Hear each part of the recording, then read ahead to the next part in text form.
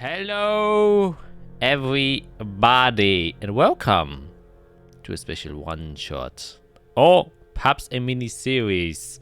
Depends how long it takes. As you notice, one of our players is absent. They have decided to take a bit of a break, so unclear how long. And so in the meantime, to keep this train rolling, we are doing a different kind of thing. Well, it's not different. We're just gazing our eyes on a other troop, a different group, traveling in different directions. So yeah, this is what this is about, which is why the layout has changed once again into the one-shot layout, as you might remember from the first time we did a one-shot. Just with a bit more professional text, which I crammed together in the last hour. Why did I out myself there? I don't know. And also apologies for the extremely late upload from last episode, because I completely forgot that I also edit and upload the videos. Yeah, and then when I realized that I wasn't at home and I wasn't able to upload it, I was like, oh fuck. So hopefully this time I don't do the same mistake. Which I shouldn't. Yeah, and for the people who did see last episode, which it was probably the worst episode I skipped, because we've been doing pretty well on views, and now it will probably plummet. However, I will still do this because last week I said that I had a special announcement for episode 50. However, I will do the special announcement now because it's way more fitting, and because last week I didn't expect this to happen, which is, and this is why this one shot or this mini-series is currently very, very special, especially for my players, because I have been working on publishing my own quote-unquote source book or adventure with all the art I created, and everything will be written out. And this mini-series is basically one mini-adventure, a prototype of what you might be able to run yourselves as a DM if you're interested. Yo! That is so cool! That is really cool. That's... Holy shit. Wow. That is awesome. That is really cool. I feel so special now. wow. There's like a little kid inside of me that's just like jumping up and down. Oh yeah. I want to flap my hands so bad right now. I'm holding myself. Yeah, I'm glad you like it, and as I'm doing this announcement, I'm realizing that the audio sync is completely off. Oh no. Oh no. Fuck!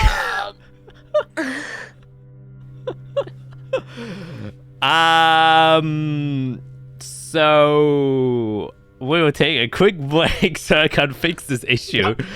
Because thanks for watching. Why is it doing this now? Yes, thanks for watching. That's this was just the announcement. Always. Okay, bye. That is so Always. And we're back. Technical difficulties fixed, and hopefully they stay fixed. I'll hate it. Yeah, my announcement truly just went down the drain there, but more details will follow once I have kind of established, and then yeah, things with that. But things you can expect, thank you very much, it's obviously the art, the old monsters that I make, so you can also just punish and TPK your D&D groups like I always do. That's always good fun. Though as a preempt, not everything inside of this one-shot now will be made by me, obviously, because I had to prep this in 1 week. But yeah, most of this stuff here is custom made by me. Anyways, enough about that. We hate announcements, we hate advertisements. We are now going to get into the shit. Are you guys ready? We will use the same intro because finally enough this intro was originally made for Tellus. but I never used it for that because I then found an alternate use, and so I think it's quite fitting to still use it. So we just listen to that one more time, like we always do. And actually, maybe even if Matt comes back, we'll have a new one. Who knows? Who knows?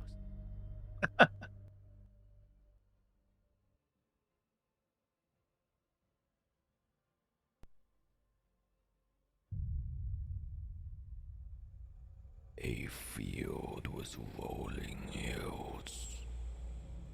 A forest with twisting trees as the wind howls a song of the night's lament.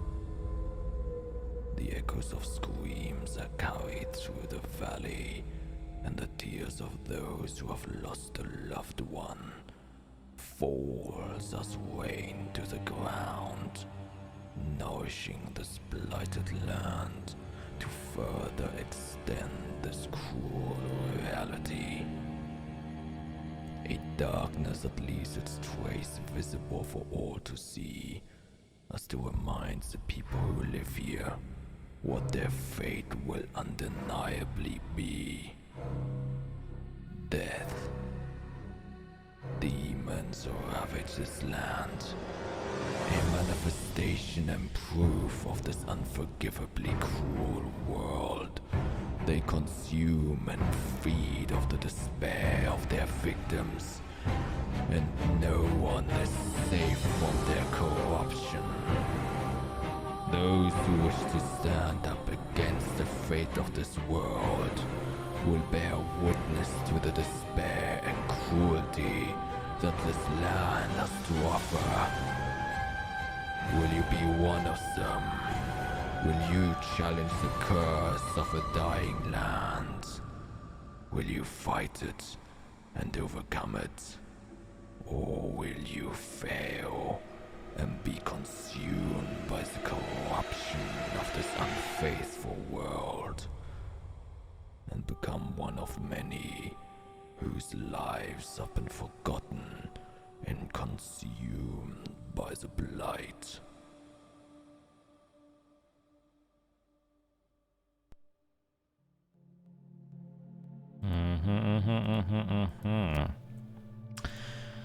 So, the question now remains, what is this all about? So, before we start anything, because there's no recap to be made, since it's the first of the one-shot, a bit of context and an introduction has to be made here. These three individuals are from originally Yeshimon, and I will take you to the world map actually, so people know what I'm actually talking about. They're like, what the fuck is Yeshimon? This, and I will change our view to the map. And hello, here is Surprise Jack from the future, who's currently editing this video. And I just wanted to quickly jump in and say, as you can clearly hear in the video feed, our audios weren't recorded. Luckily, I caught it in a few minutes. I realized that our audio wasn't being recorded, so that's going to be fixed later on. However, the entire first part I didn't realize, and I only thought that my players weren't audible, but I'm realizing I also weren't audible.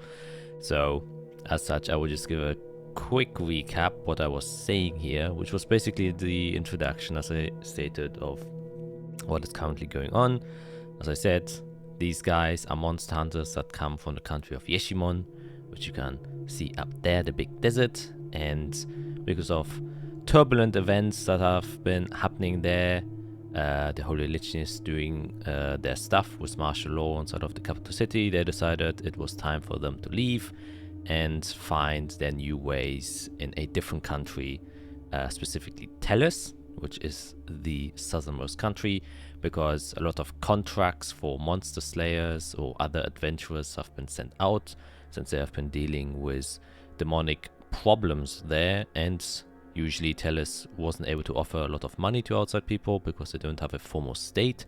However, the development in recent years have allowed them to kind of structure their society a bit. That has also allowed them to economically grow a bit.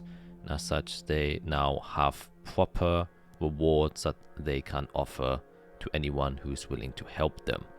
And so what is currently happening is they are on board of a ship. The Flaring Sun is what it's called, with a dwarven captain that is currently transporting some normal goods, and they have hired these 3 individuals to protect the ship while they are traversing the Yoren's Pond to arrive to Tellus.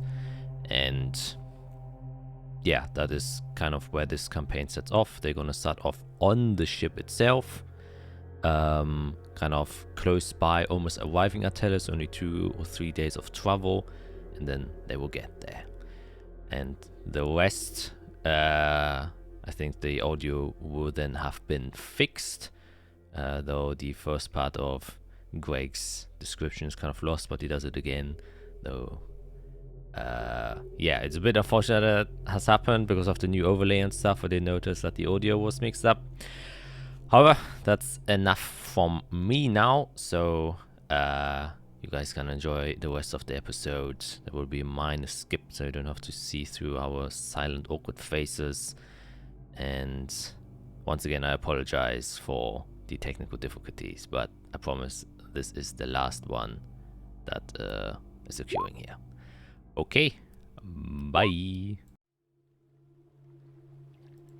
Okay, now it should work. Say something?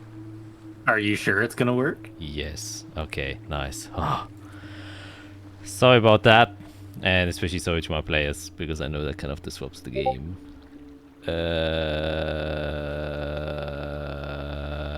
Yeah. So I apologize once again, but could you describe your character again? All right. So up in the eagle's nest of the ship, there's this Aarakocra. This is so informal now.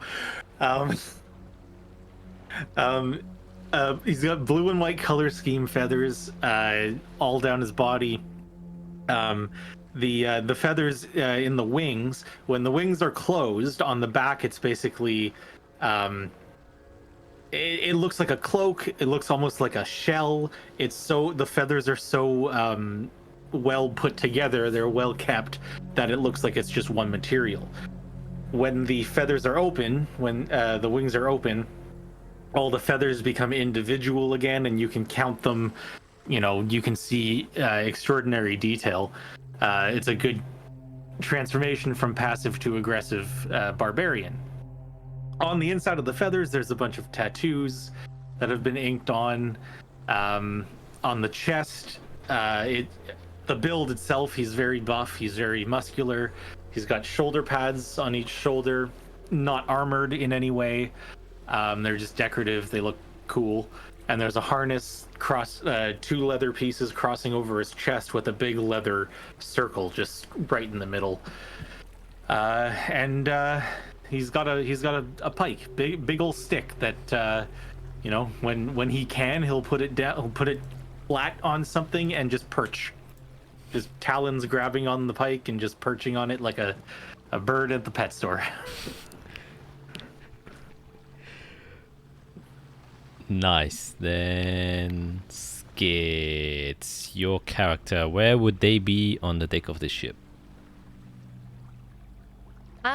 She probably would be tending to the minute sicknesses or scrapes and stuff that can happen when you tend to a ship, or like making sure that everybody is healthy and has everything done correctly. And she is most likely just making sure that everyone stays healthy and just kind of running around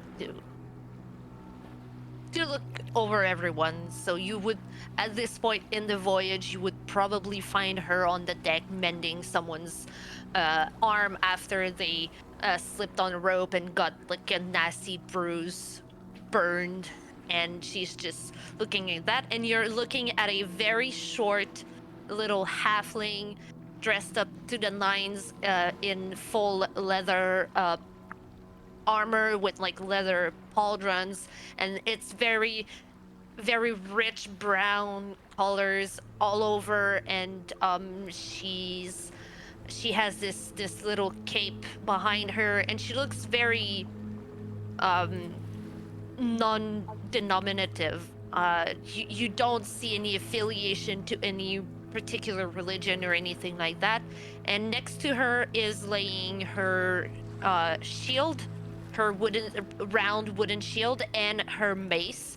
And she has this very like poofy brownish reddish hair that goes a little under her chin, and she's just kind of frazzled and making sure that everyone's looking good.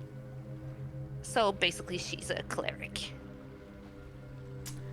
And lastly, Felicia. I would probably be at the front of the ship, just kind of like, I can't see obviously as high as the eagle nest up there, but I'd want to be trying to see like a good view of what I can. You would see this kind of average height, about 5'6", 5'7", human, very dark brown hair, just kind of like tied into like a single braid, with a very elegant bow on her back, scale mail armor, very intricately designed, and you have Willow Chase. She's a human ranger blood hunter mix. Yeah, you three have been spending some time on this ship together and would have gotten fairly well acquainted with the crew. It's not a large crew, just enough to, you know, take care of this vessel. And you can see that the captain kind of approaches, not you all, but probably approaches the oh, now I have to remember the names. Rose would approach you, Rose, since you've been so helpful. And you can see this squat dwarf, wide build, but kind of not much muscle, more fat, but he probably has muscle underneath it, and has this very ruggedy, kind of split in two, dark brown beard, only wearing like a white tank top, has a tattoo of an anchor on his right arm, and a very bald head with only hair on the sides that have been kind of growing a bit but not much, and an extremely thick bushy eyebrows that kind of perch over the side a bit, and kind of comes to you, Rose, and says, "Oh, so you very much, Rose. Your help has been greatly appreciated. I mean, the morale of the crew always grows a lot when you got someone like you on board. Truly, you are a blessing in many ways." I'm simply doing my job. I just want to make sure that we can accomplish this voyage safely, and a healthy crew is going to help. Oh, couldn't agree more there, lass. Truly. Well, it seems that most of the crew has been quite well, but we are now slowly getting into more of the dangerous territory. So I would ask you lot to maybe have a close eye out on the sea. So usually gets a bit rougher around here. Could see some of the islands out there. We have heard a few news of other passing by ships. They said there's quite a bit of trouble running around here. Some larger sea serpent has been spotted a few hours ago. Stone crabs as well. So if you could maybe take note of anything's happening in our surroundings, that'd be greatly appreciated. I'll kind of look up You heard that, Birdman?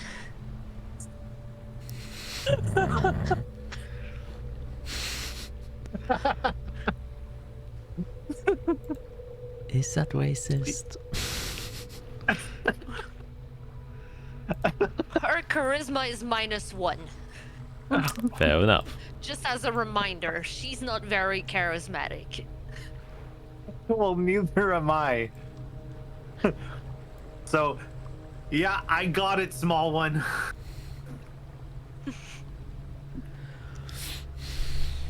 Right. Seems that you're on the open up. I think estimated time of arrival will be about I don't know 2 days depending on how the weather is. The last storm we went through was quite a pain in the fucking ass, but gauging the close, don't think we have much trouble. Plus we have like maybe a month until the next high storm comes, so the rest of the sailing should be quite smooth, I hope. Just so you're informed about the trip and all that. And launch will be in about 2 hours.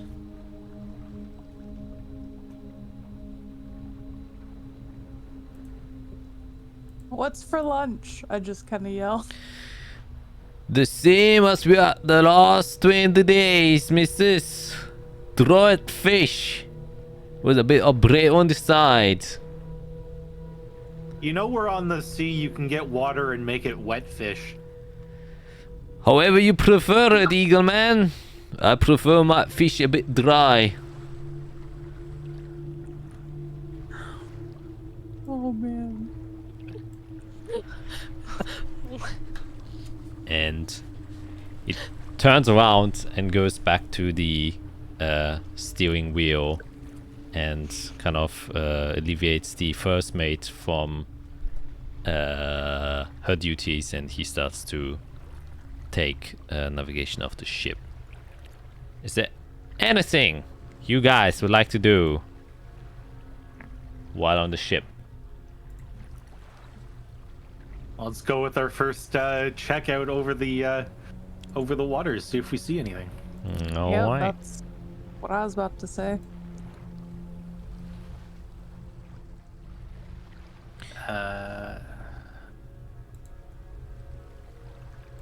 Where did my feature go?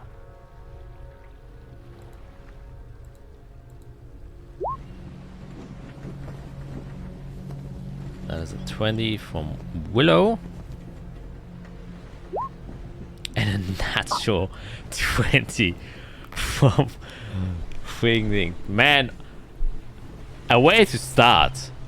A way to start this campaign. I mean, I can see up to a mile, man. Let's go. Tell me what's going on. man, you can see up to 6 miles. Wait, when does the horizon start questing over? 6 miles? Is it 6 miles? I actually don't know. Anyways, Something like that, I think. Maybe. you can see fucking far is what I'm trying to say. I mean, literally by definition, though, the eagle gets to see a mile away. a mile away you can see details a mile away, right? You can see up to 1 mile away with no difficulty, and dim light doesn't impose disadvantage on your perception checks. Very nice. Okay, so this is what happens. Willow, you have a pretty good eye, but obviously you can't see as far since you don't have the height leverage. And plus, if you're lower, because the nature of the waves and how it reflects light, there's a lot of white spots, quote unquote, from the reflection of the light. So it's always difficult to see if anything's underneath the water, which is usually what you're trying to gauge for, especially since the captain talked about sea serpents and sea crabs, and they usually tend to approach from underneath the water. But still, you have a pretty good eye on in case anything else comes from the distance, especially scanning the horizon if any shapes appear. And for the most part, everything seems to be clear. You are kind of getting closer to one of the surrounding islands that the captain has mentioned, particularly this one. Kind of are cruising by it, but it's still like distances away. You can see a few hills and it just kind of edges on the horizon, but it's like probably just like 6 to 8 miles, like I said, the distance where the horizon would start. And you're trying to focus on there in case anything, like maybe sea pirates have a bay there that could be a potential threat, and just keep an eye on it, but nothing seems to be happening. However, you do notice that after a while, as you kind of pass that area, there is a bit of a larger set of waves that approach the ship but kind of pass by just before hitting it. And just from gauging from the wind and how the other waves are behaving, it seemed a bit odd and extremely noticeable that a sudden burst of wave would come out of nowhere. And on the Eagle's Nest, as it's now, the name hasn't been changed thanks to Rulik, from your advantage point up top, since you aren't kind of on eye level with the sea, you are able to pierce through the water and can actually look what's just below the surface of it, since the reflection of the light isn't impeding your vision. And you would also notice the set of larger waves and kind of carrying through it a few meters below the surface of the sea. You can very distinctly see a large shadow moving underneath the water. It doesn't seem to be approaching you yet, but it seems to be a large creature of some sort that just kind of quickly went up, caused the waves to kind of splash over, but then sank back down and then kind of disappeared in the depths of the ocean again. So there's like a large creature that was in close proximity to a ship, about maybe 500 meters away, which is like a bit less than half a mile. And you definitely take note of that, because you have a natural 20. You can see that it dips down, and then like a few minutes later you can see that it kind of dips back up again. It's a bit further now from the ship, but you can very distinctly tell that this thing is kind of trailing the shadow of your boat.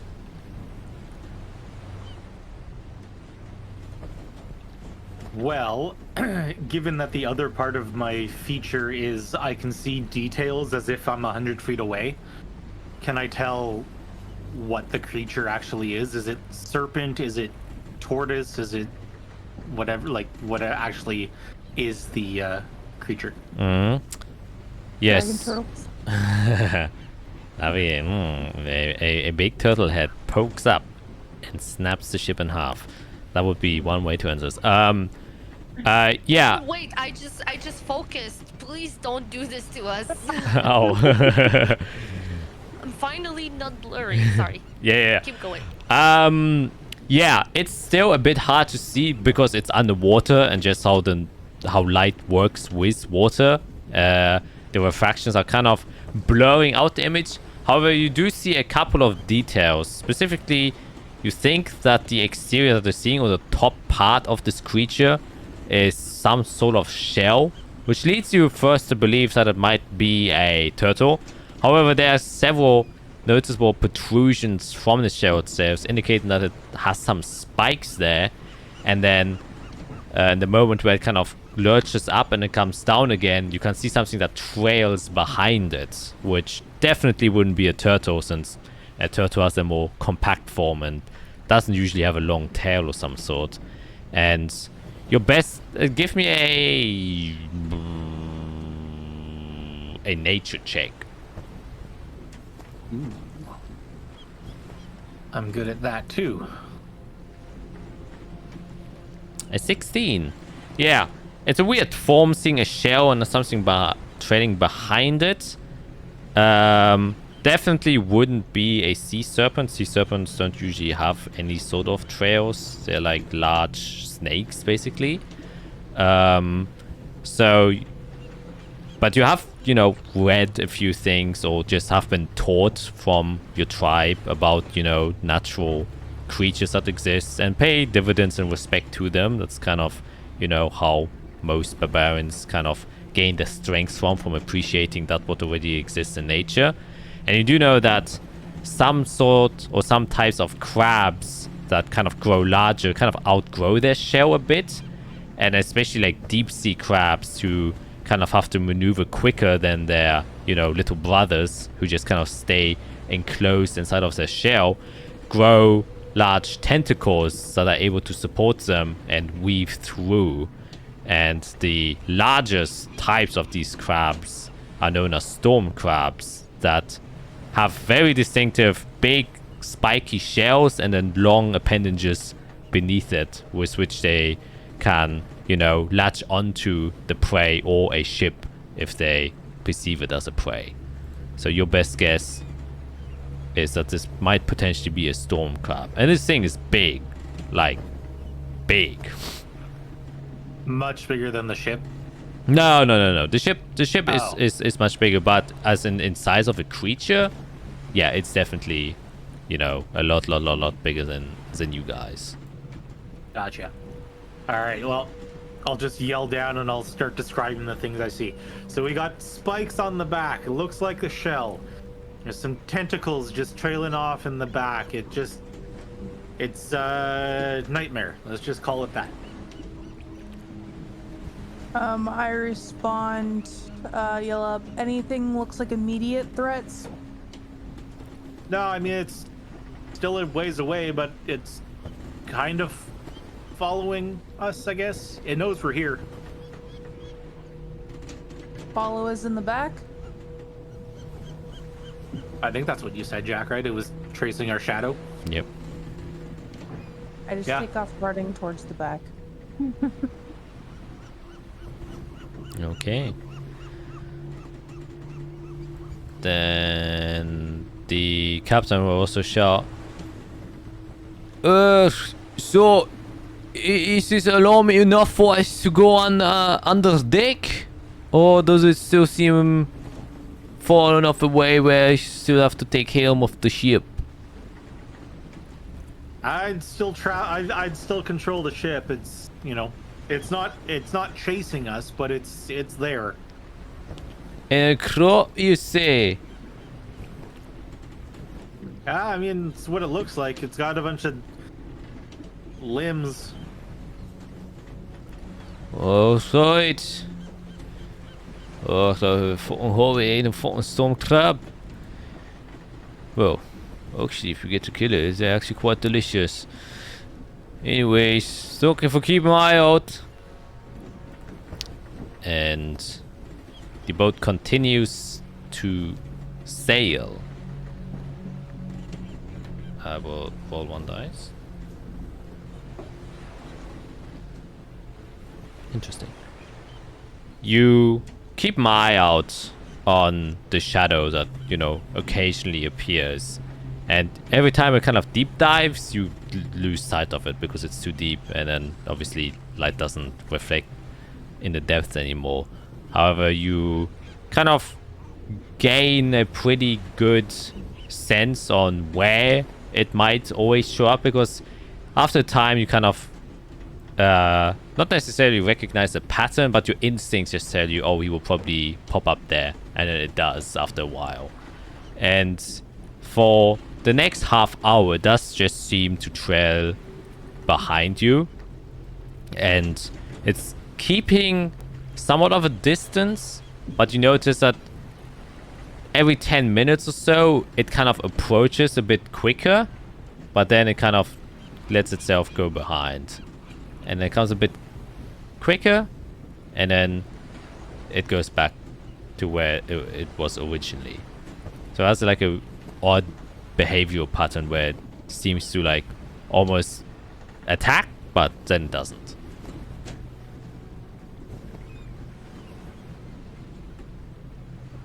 I mean, there's not much we can really do. It's just there. It's not doing anything.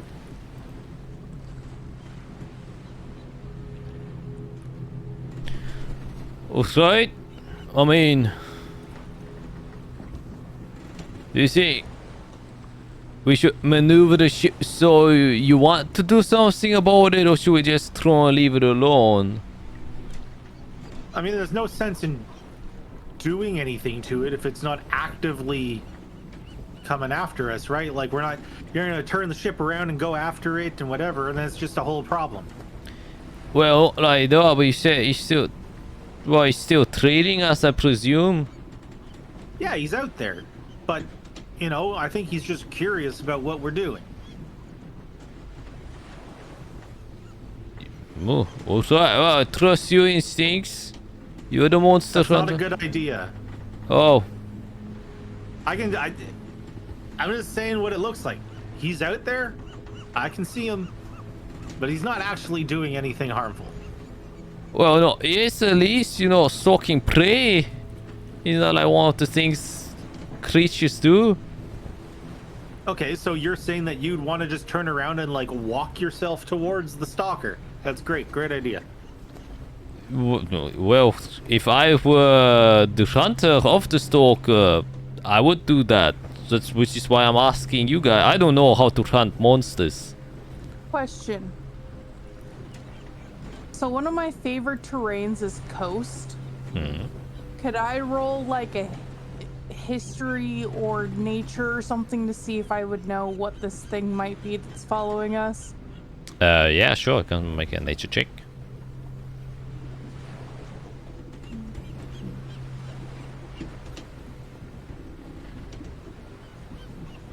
So I have advantage on nature checks.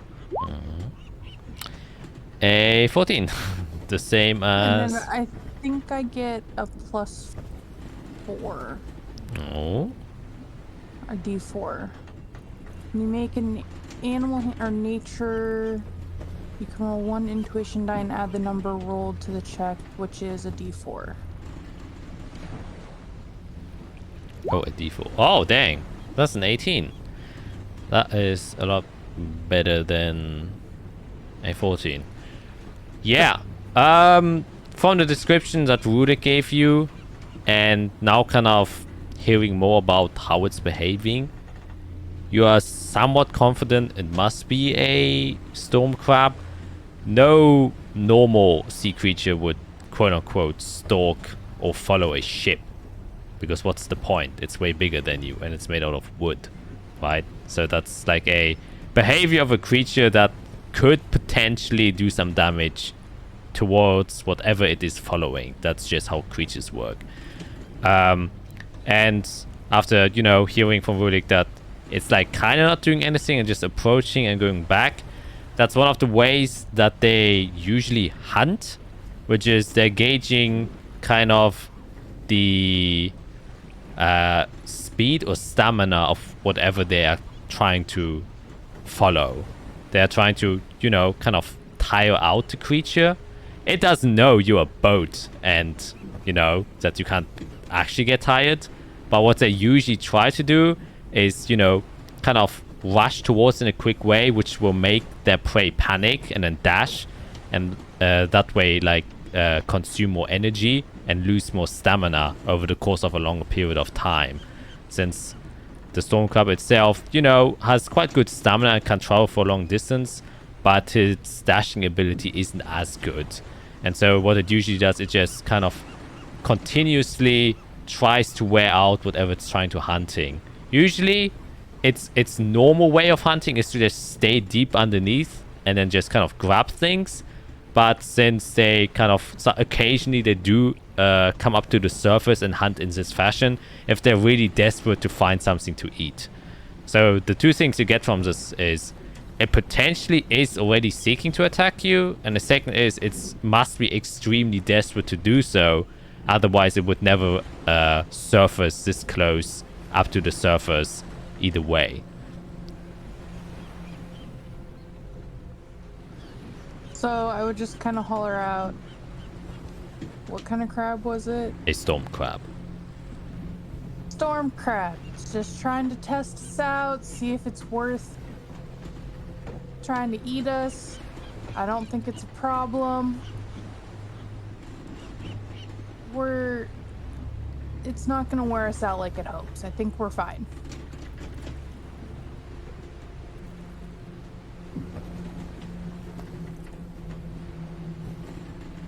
Again, there's nothing much we can do. I can go fly, but it seems kind of pointless when neither of you are going to be around. This thing's not gonna pose much of a threat. I think we're okay. We're monster hunters. We should have been the ones hunting it. So let's just let it wear itself out.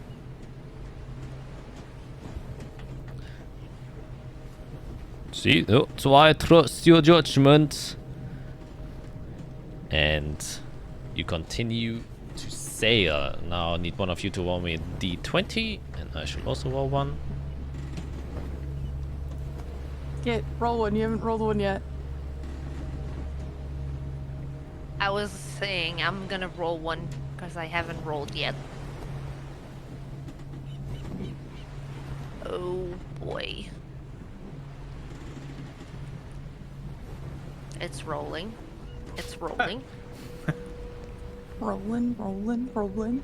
I was thinking Of course. the exact same thing. It's coming, but yeah. Oh my Holy god. shit. Oh god, that could be bad.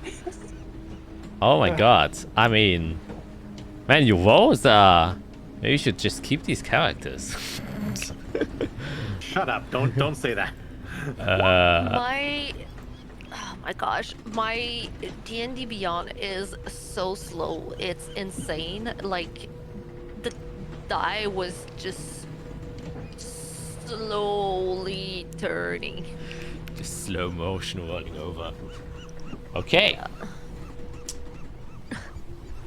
The next hour, Rulik, you just see the same behavior. It keeps rushing forward, then taking a break, rushing forward, then taking a break.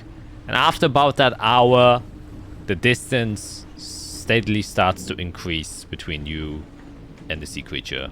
Slowly but surely, slowly but surely, slowly but surely, until it completely leaves your sight and doesn't appear anymore. And you're pretty confident as another hour passes by where you lost sight of it, that it doesn't seem to be eager enough to follow you anymore, or it got tired, or it found some different prey or something else, but it isn't following your six any longer. And your journey kind of continues, and fish is brought up to your eagle's nest that you can then enjoy. And it has been made wet as per your request. It's easier to swallow. Yeah, because I pick it up in my beak, throw it up, And they're like, just one shot down. oh, I don't care how much I see this, I will never get fucking used to it. And then he just chucks an ale in one go and does the exact same thing, but just with liquid. Yep. Yep. It's wet. Helps. It is indeed. The journey continues rather smoothly, with you really keeping an eye out and everything, and nothing else seems to approach the ship. No underwater things. You do see like a lot of school of fish kind of just swimming around, and some of them kind of come close to the ship, and you can see a wide variety of different fish. Like one of them specifically kind of gathers your interest, which is a fish you haven't seen before, which is a kind of like a manta ray that flies up into the air, and on one you notice that kind of flips over on the side, that then catches another fish mid-air. Has the only way I can describe it is it seems like a human face on the underside, where the mouth kind of opens up and then catches the fish, and then it dives back down and then continues to fly on. At first you're like, holy shit, I'm hallucinating, maybe only this one fish had it. But the more you kind of look at these kind of weird manta ray things, every single one of them has like a human-esque face on the underside.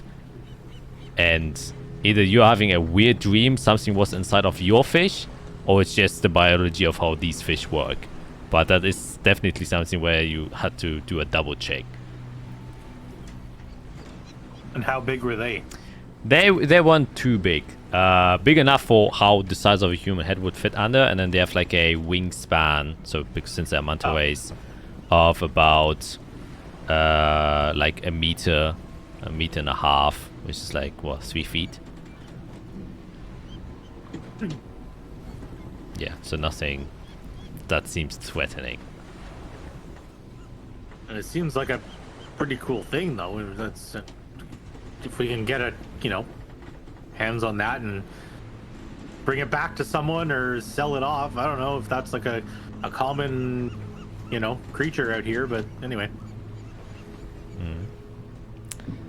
And time goes on until the horizon starts to glow as the sun starts to fade underneath it, and the astral vestige makes its appearance once again, kind of signalizing that it's time to take a break. And you can also see the captain then also prepares the ship to kind of stay rested during the evening, though he will take first watch outside, since they still want to continue sailing through the evening, especially using the starlight as a guide.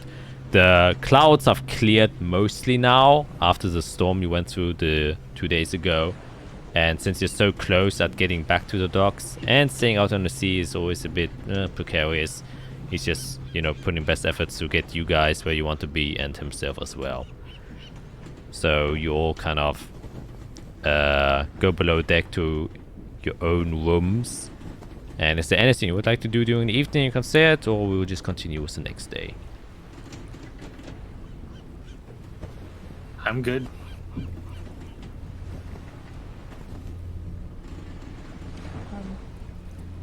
I'm good. Yeah. Very well.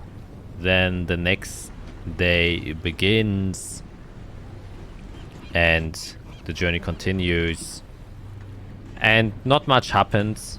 You occasionally see larger fish, but then you notice, oh, it's a whale, and there's nothing to be afraid of there.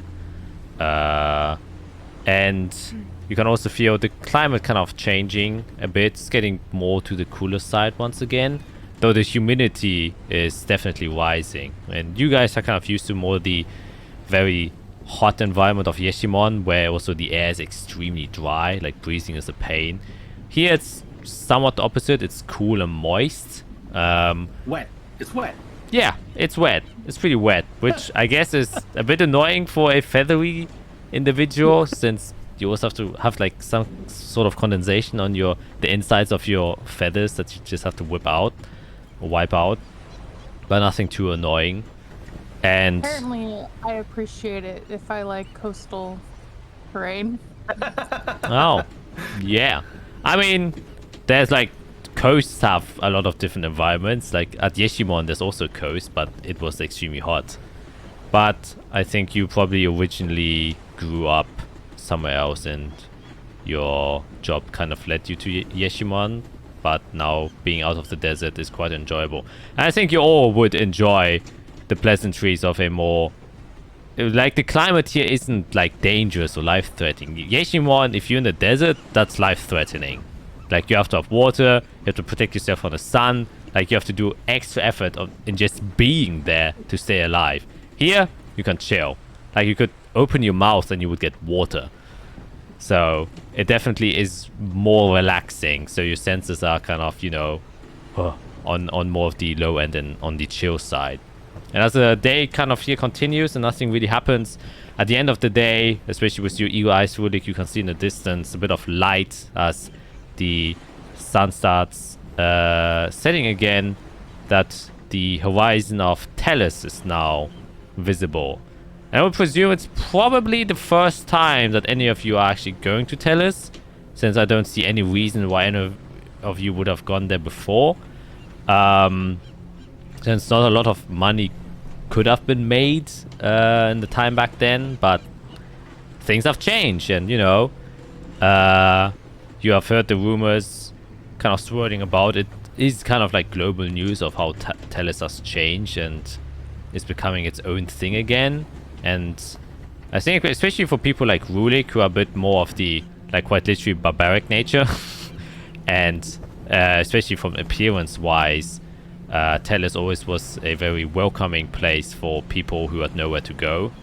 And this included obviously tieflings, genasi, and anyone who looked distinctively different than human, which any animal hybrid like loxodons, turtles, and or tabaxian stuff really appreciated, and so they kind of migrated there. And so in the morning of the third day, you would then start to approach the shores of Tellus. And here you can see that the landscape that kind of appears is like this very dark greenish grass that kind of lays over most of the upper side of the cliffs that you are now approaching. The rocks themselves have this very dark brown coloration to it that are continuously being kept wet by the crushing waves of the sea. The cliffs themselves are also quite high themselves, about like 5 to 10 meters, and the edges that kind of crest into the water have, you know, multiple stone formations and protrusions that make it seem very difficult to pass through with the ship, since it could potentially pierce any wood that would come close to it. And you can see as you look at the captain that he's, you know, focusing now a lot more than he did on the open ocean to, you know, not get caught by a current and accidentally crash into some of the reefs that sit here. And he's, you know, making the best efforts to kind of keep his ship and obviously the people on board of it safe. And as you're getting closer, on one area you can see some light, not only from the now rising sun, but also of what seems to be a small village that sits in between two of the cliff sides that kind of sink down a bit and that meets the ocean itself. It's a kind of like a small bowl that has formed that was either kind of dug out by the people there, or the village specifically was built there because this natural formation just allowed easy access to the seas here. And as you get close, you can see the things you have heard of Tellus. Simple houses, truly simple in the most literal sense. We all know day one Minecraft houses that made out of dirt, that is what they look like. These are squares and no windows whatsoever. And the largest house that you can see is maybe 3 meters high and a bit wider than the rest. The docks have been made out of stone, not wood, because that definitely wouldn't survive the high storm. And it seems like here the kind of natural rock that has formed here was just hand kind of mined by the people here to create the semblance of what could be a dock. And you can see smaller vessels, but simple vessels, out on the sea already for the morning glory to try and catch some fish. And some of them that kind of see your boat approach just kind of have a kind wave. And there you can already see the mixture of blood that exists in Tellus. As one of the ships passes by, you can see a man with very deep blue hue skin tones and a very flowy blue hair that kind of crests down beside his face. He definitely doesn't seem human and more elementally attuned, probably a water genasi of some sort. And behind him is like a small kid with a similar hued skin color, and they're kind of throwing a net out as your boat passes them. And shortly after, your boat then kind of docks on to one of two docks that are here. And like I said, there's these long roadways of stone that have been cut out of the cliffside that your ship manages to park next to. And here will take us back to the actual Tellus map, which I will also bring back here where you guys are. And as the name suggests, Pilmore, you are at the very southern tip of the mainland of Tellus. Northern? Oh, northern. What did I say? South. Yeah. That's where you are. The captain, you know, does all of the docking procedures, taking care of stuff there. And you can also see the first mate taking care of things.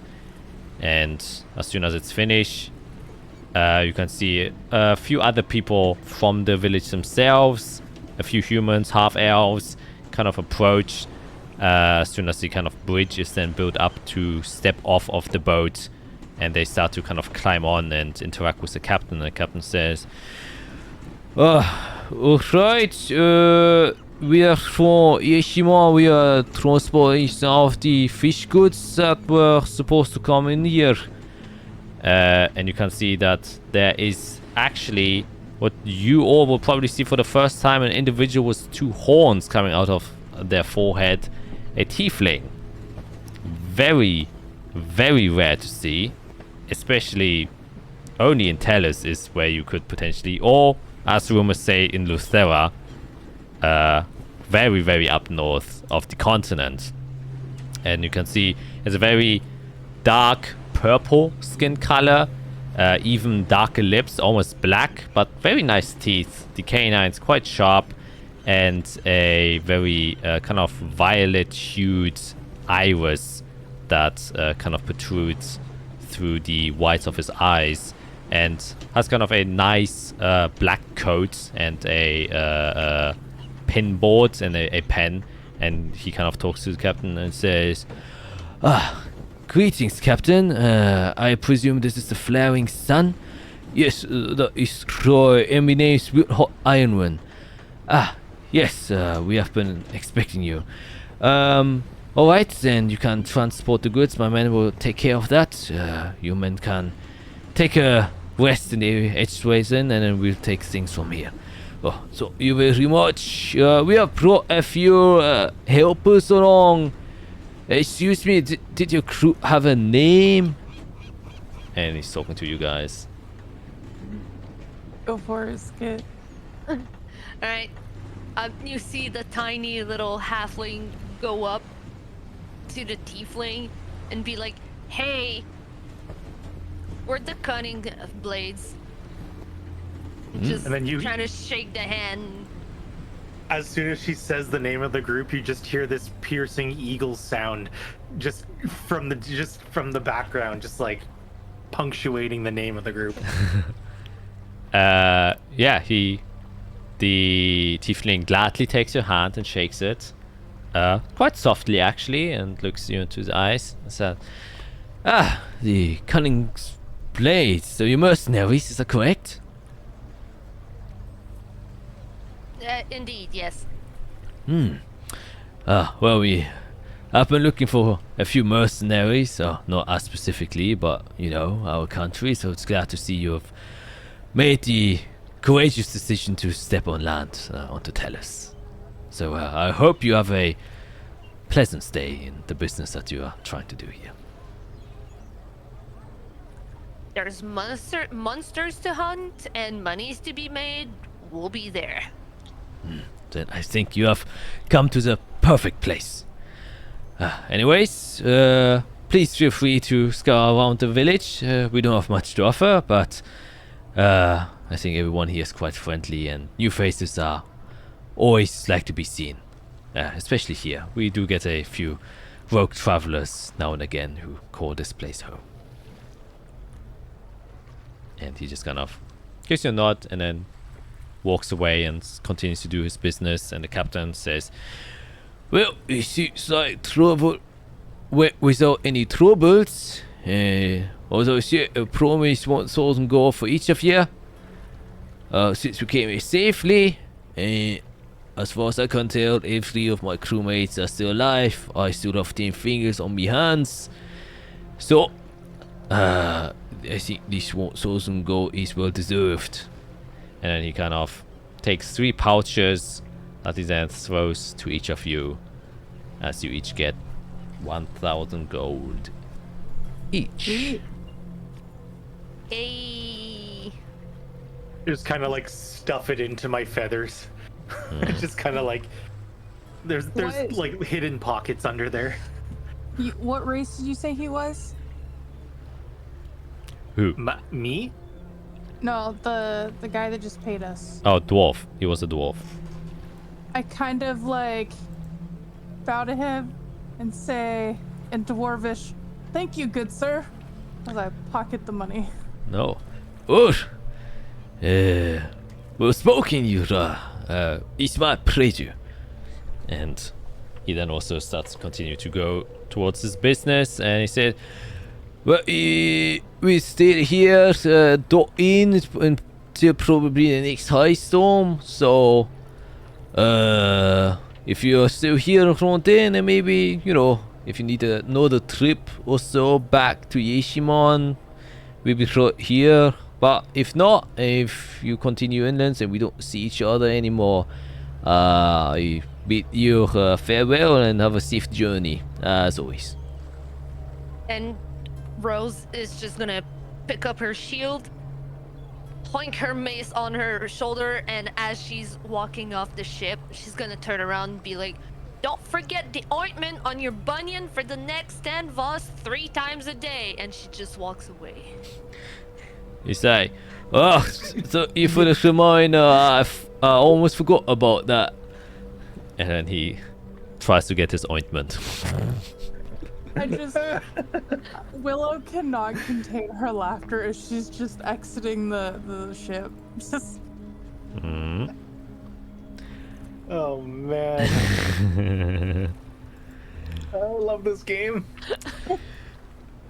Okay, ointment. Yeah. So I was just gonna say, just for our own sake, when was the last high storm, and how long do we think until the next one? Yeah, the last one was maybe like 5 days ago, and so roughly 10 is the estimate you would have. so roughly 10 more days till the next one. Yeah, is Yeah. what you would guess.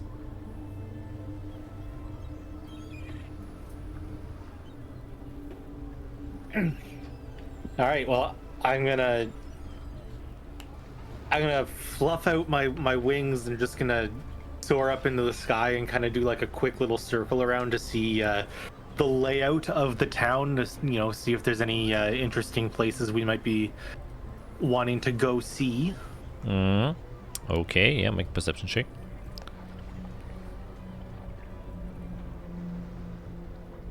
(19).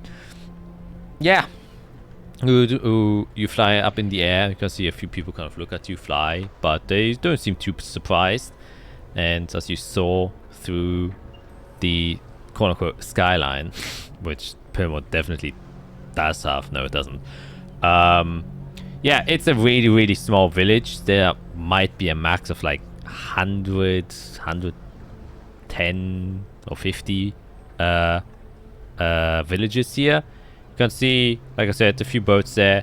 There's 2 other quote-unquote larger boats that are also docked here, who have their sails kind of not set, but in a resting position, which I forgot the term.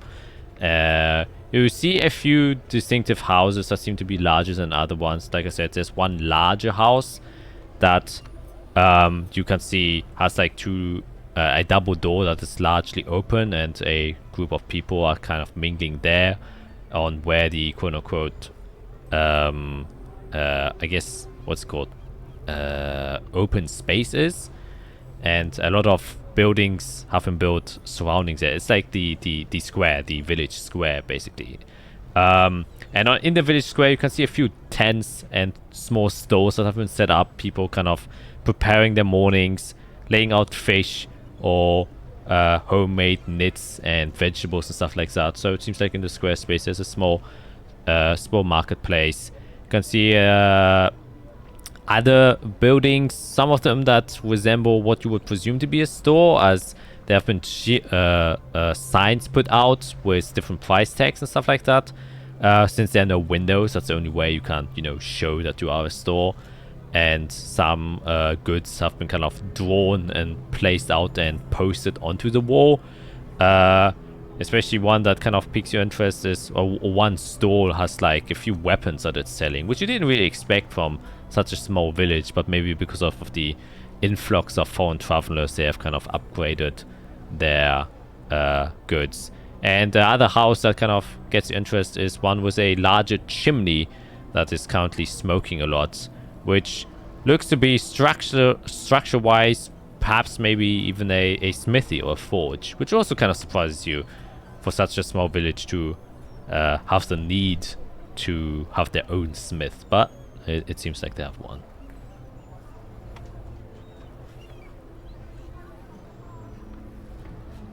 I'll come back down to the group and just say, well, pretty standard. Nothing looking, like interesting. It's nothing we haven't seen before.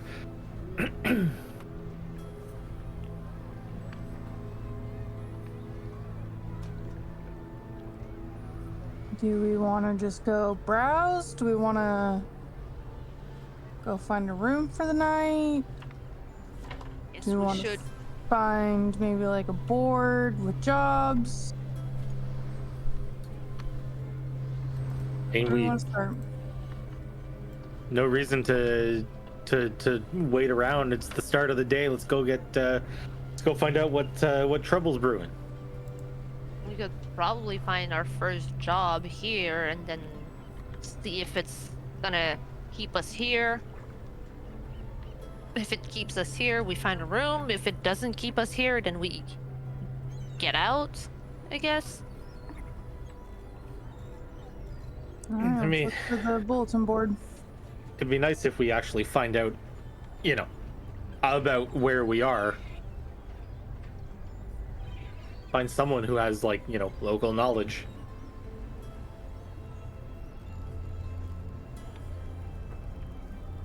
I'm sure there's gonna be people around as we walk. We can probably find out more, and if not, I mean, there's bound to be a tavern somewhere with locals that can tell us more.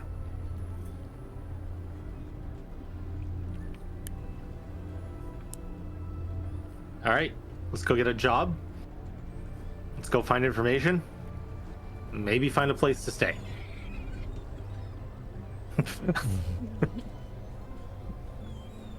All right, off to go find a bulletin board somewhere.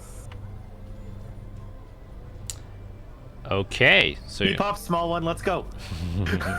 I got tiny legs. It's unfair. yeah, you can. Well, how do you wish to look around? Just using your eyes? Are you asking people around? There are many ways to do it. We should look at making a harness for Rulik's back. Hey, she's made it this far.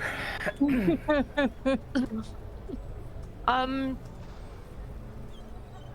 I would probably in my very wonderful and very charismatic not face, grab the first person I see and be like, is there a job board somewhere? A half-elven man who seems to be a bit older turns around and says, "Oh, yeah, a job board? Oh no, we are usually small enough that just talking around usually gets information across. So if you need a job or anything like that, you can just go to the town master. He's got all the info about what's going around in the local area." Oh, And- perfect. Kill two birds with one stone. No offense, though. Whoa, hey. All right. And where would that town master be? Oh, he's in the town hall at the square place, the largest building here. A big door is always open in the day. You can just walk inside and have a talk with them. Thanks, man. And I just start walking off. Yeah, you just. Well, it's my pleasure to help. And. Yeah, easy enough to find. Like I said, small village, and since Rulik, you have already seen the building, kind of make your way there. Get into the square. You get a few eyes here and there, since you are very well equipped.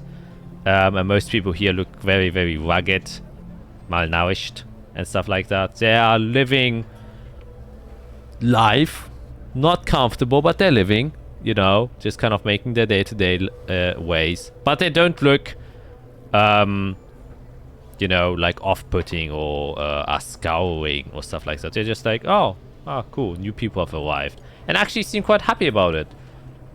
It's almost like they have appreciated your arrival with almost the assumption that they know why you're here, as probably most people who come here come with a certain intention of, you know, taking care of the threats here.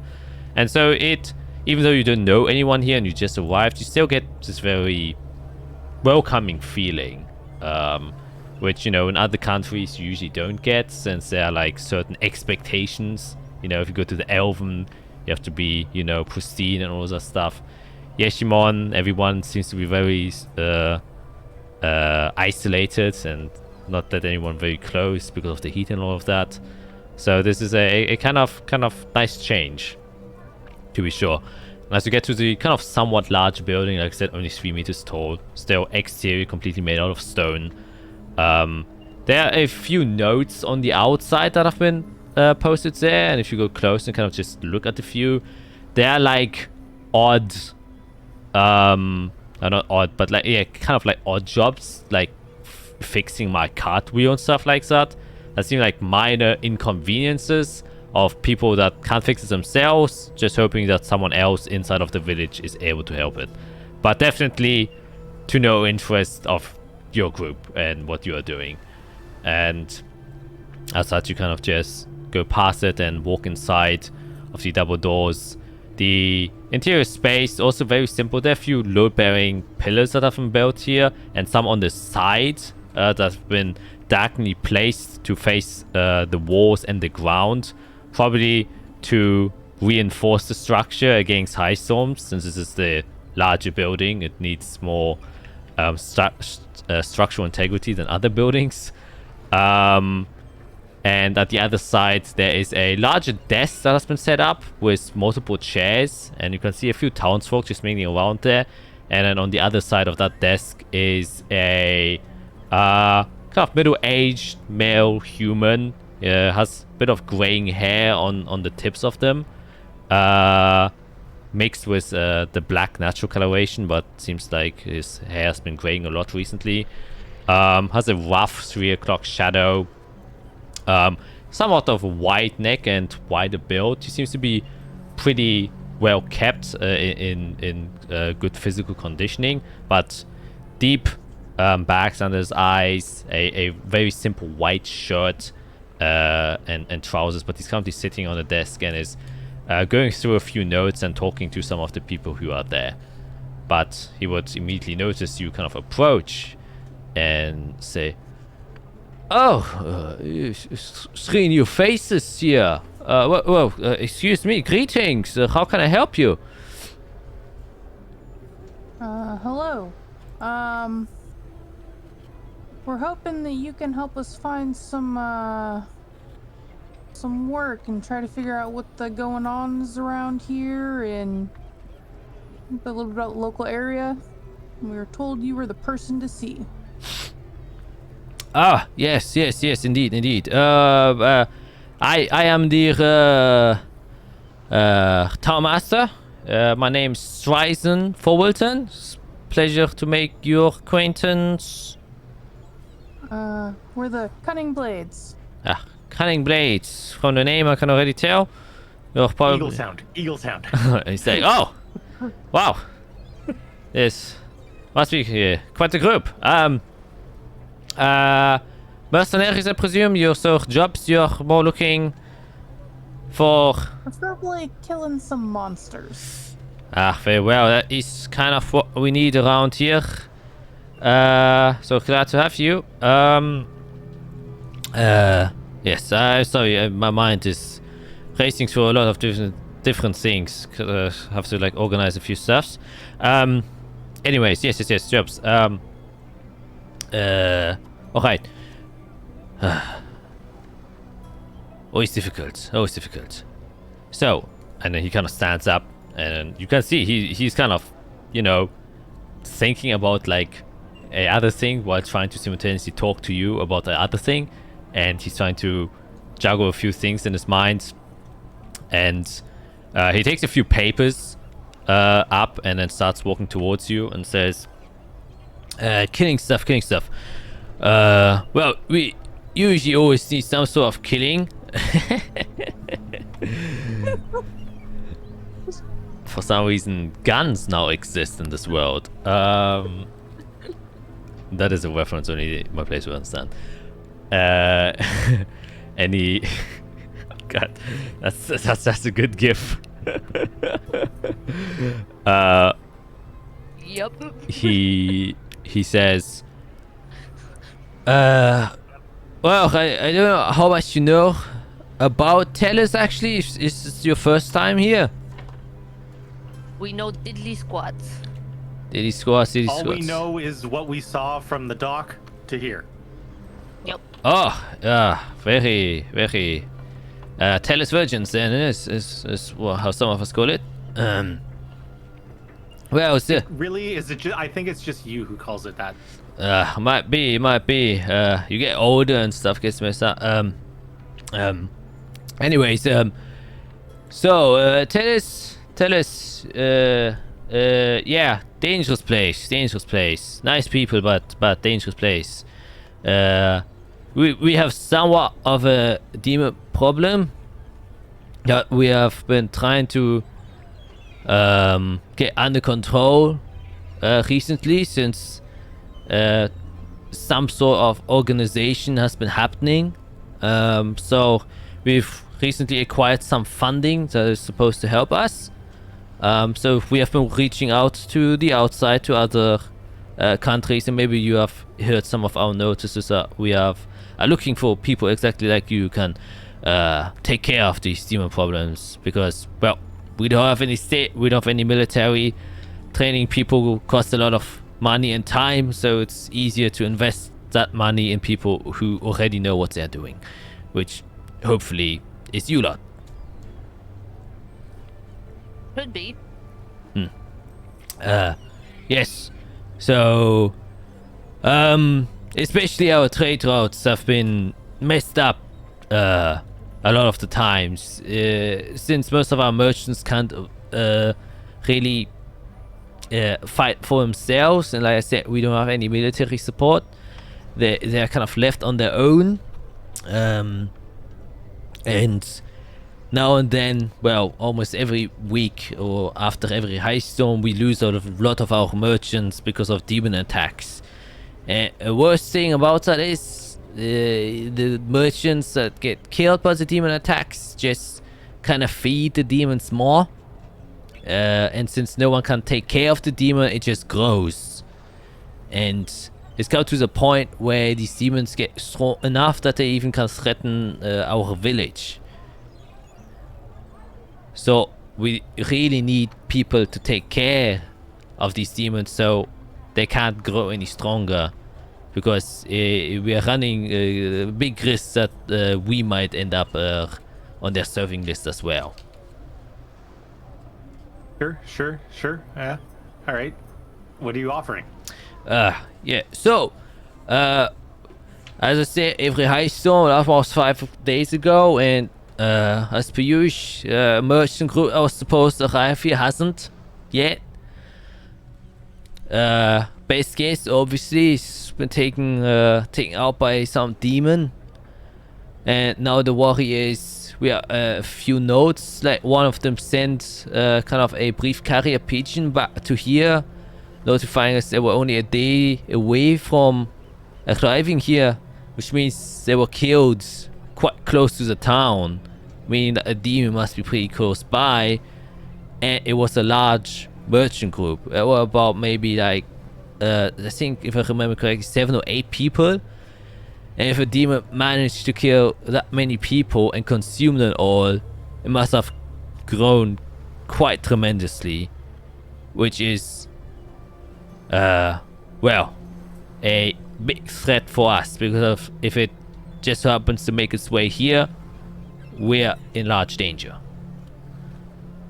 So, simple ask: if you could find this thing, if it exists, obviously, it can take care of it, easy, 5,000 gold would be yours. Great. Sounds good. That sounds like a deal. Yes.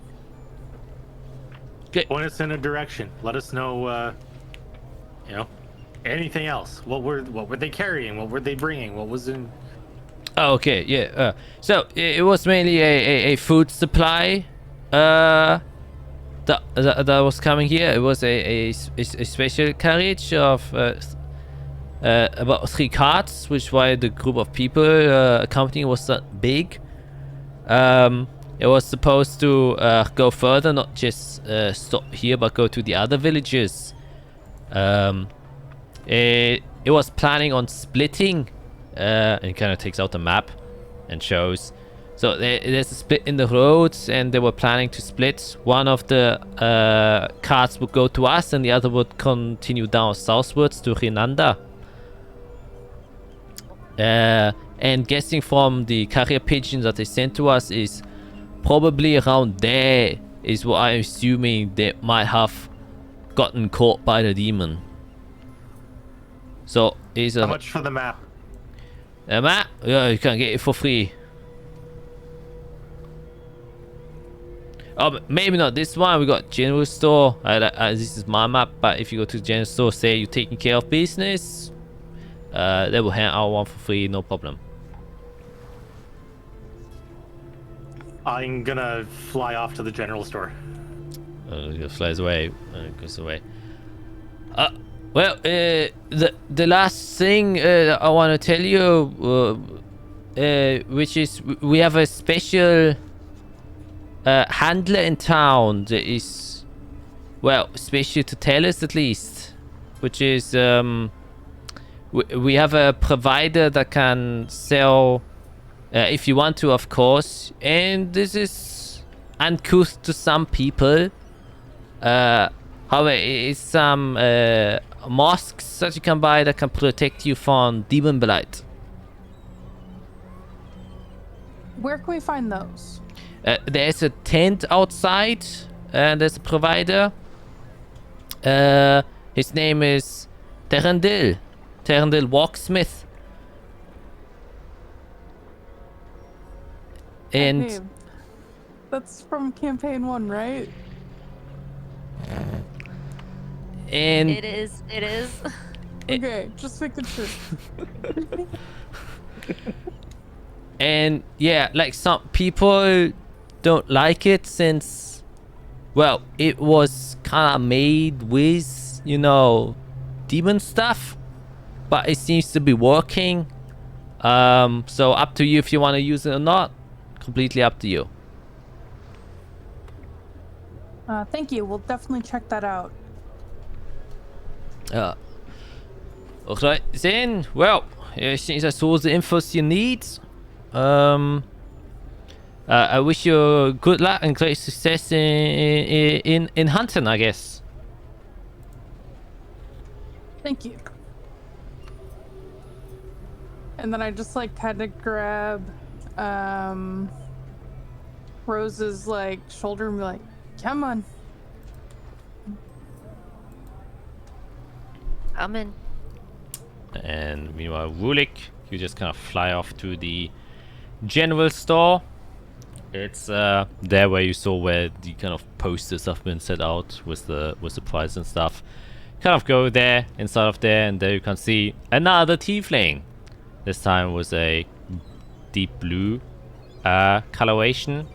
He's kind of just sitting there smoking a pipe, kind of leaned back on a chair.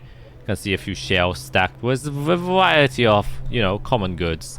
Compasses, parchment, glasses, vials, backpacks, bottles, flasks, and all the stuff. So, and you just go inside and ask for a map. Yeah, I just walk in and walk right up to the counter and just go, my group is here and we're taking care of business. I guess make a... What would that be? Oh my gosh. Would that be... Persuasion? Intimidation? Yeah, I was thinking it's intimidation, persuasion. Yeah,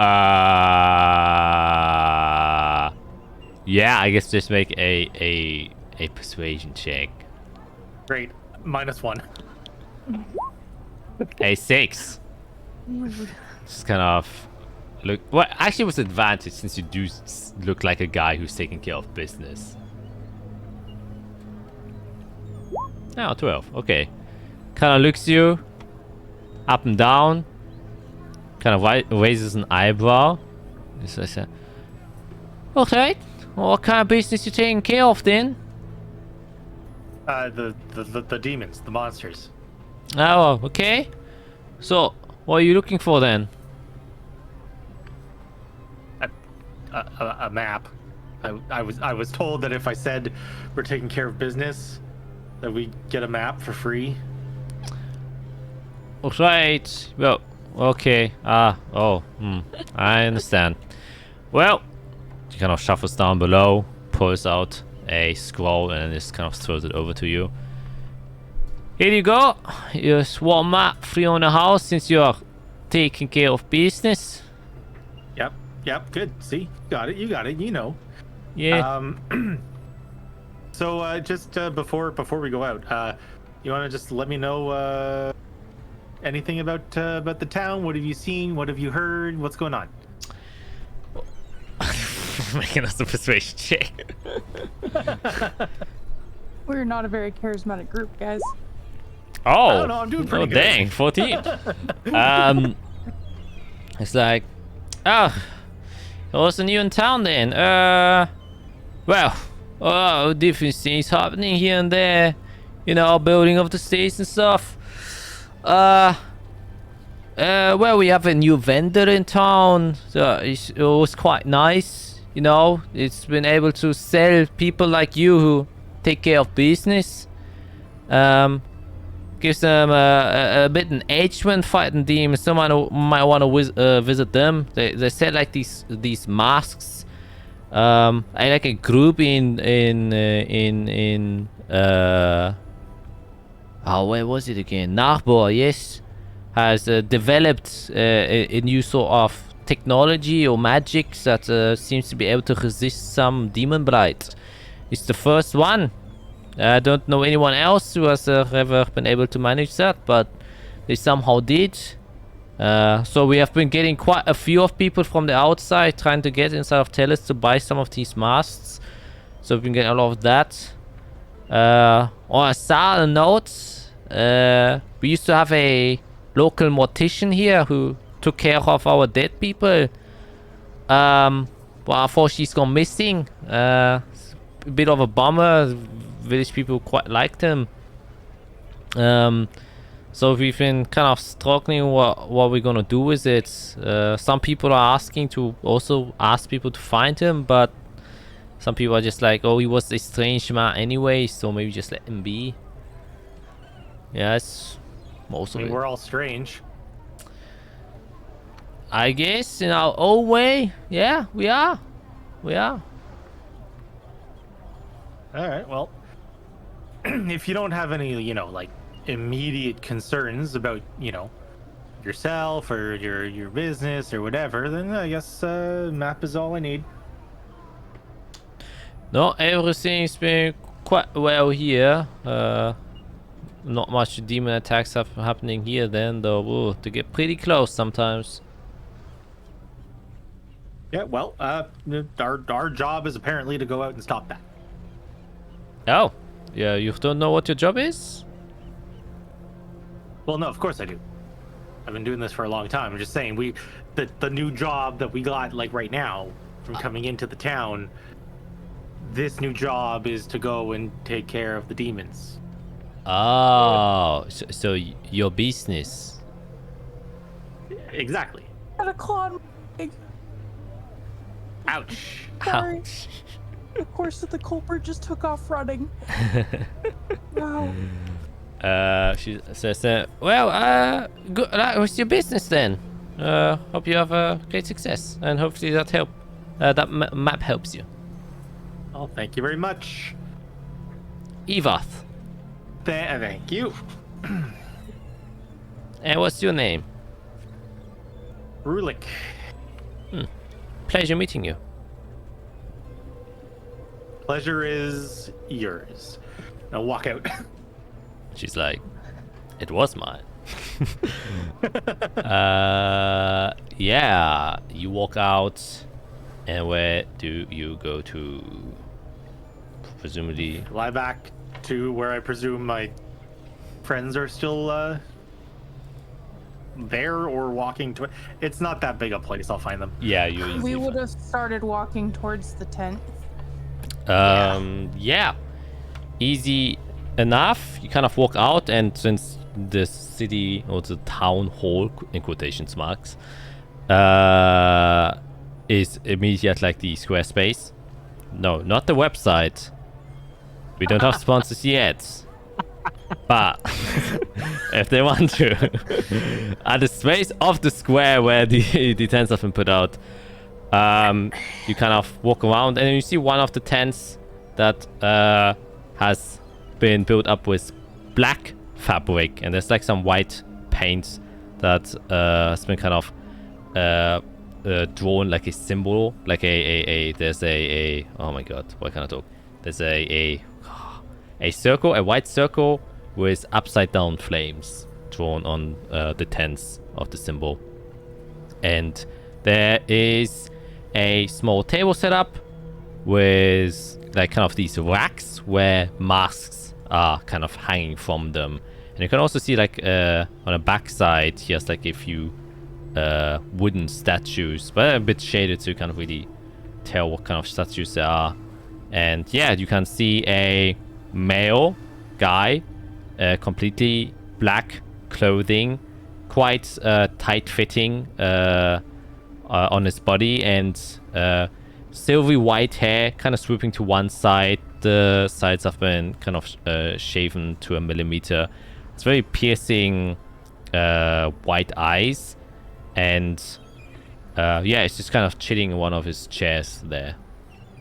When you say male guy, were you trying to say male human?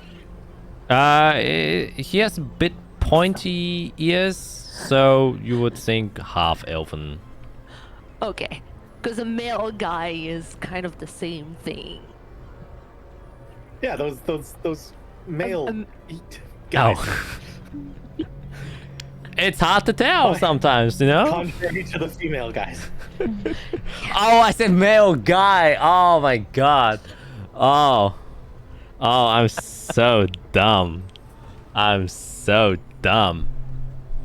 He's a male boy. Yeah, he's a... That's me making a terrible joke. I'm very sorry. And It it delivers the mail. yeah. Yeah. It went. Yeah, it went completely over my head. I was like, yeah, male guy. Male guy. Yeah, a male guy who... Yeah. Okay. A half-elven male or a half-elven guy. That is the correct way, is what I wanted to say. Okay. Whew. That makes more sense in my head. My brain just stopped functioning, and I was like, Oh no, I think it was my brain that stopped functioning there. Either way, Rulik, you would kind of swiftly swoop back to your group. Rose and Willow, you can kind of see Rulik swoop in, and you kind of all convene at the square, and you can very clearly see the stall that has a mask set up with the male guy sitting there. does he have like masks laid out or anything? Yeah, like he has a small table set up, and he has like these two racks that have these masks on them, but they always all seem to be the same mask. So I would just approach up and be like, how much for one of those? Apparently they can protect us from blight. Oh, hello there. One of them would Oh yes, hello. cost them 200 gold. What exactly do they do?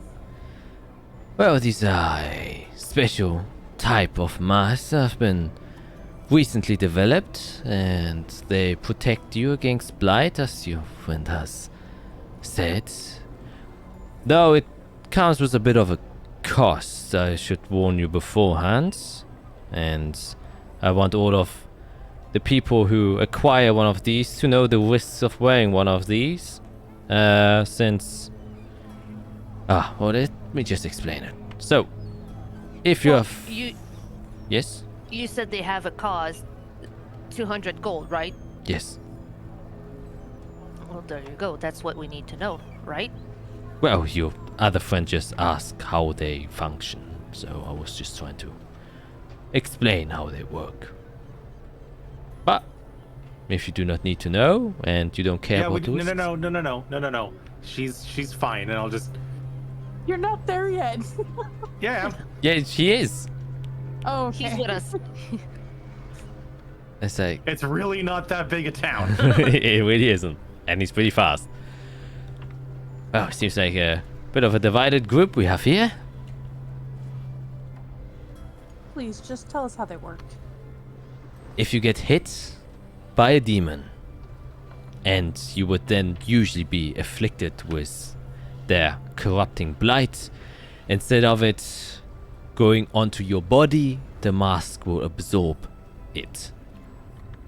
However, while adorning the mask, it has some negative effects on your mind. So, while wearing the mask, you will feel a bit of dizziness and a bit of physical fatigue. So I actually do not recommend wearing it all the time, and only if you are actually encountering a demon. If you're already affected and then you put the mask on, will it take it away from you and into the mask? Unfortunately not. It cannot take the blight out of your system, only the one that would otherwise enter your system, it will consume that.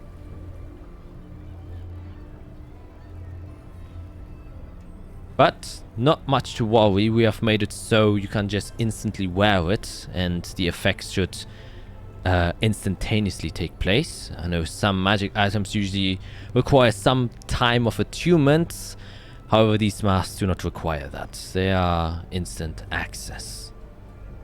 Is there like a time limit on these? Will it fill up with blight and stop working? Like, how does what's the? Exactly. It does have a limit to how much it can consume before it might become dangerous wearing the mask. Like I said, you will have some effects on your mind and your body while wearing it, and the more blight it consumes, the more severe these effects can become. So usually we say about 10 strikes it can take quite well. Any more than that is probably gapping the limit. However, we have also things that can help you with that if you want to extend your time a bit. And that is where he kind of takes one of the statues that's behind him and then kind of places them in front. And you can see this wooden carved statue that is made out of 3 heads, where the back of the heads are attached to each other. And you can see out of each of the heads a hand sprouts, which are clasping each of each other. And there where the necks are, kind of these roots kind of sprout out and then form like little table legs with which you can just place it and allows the thing to stand. Seeing that, I would kind of nudge at the bird and be like, look, a totem, you like them.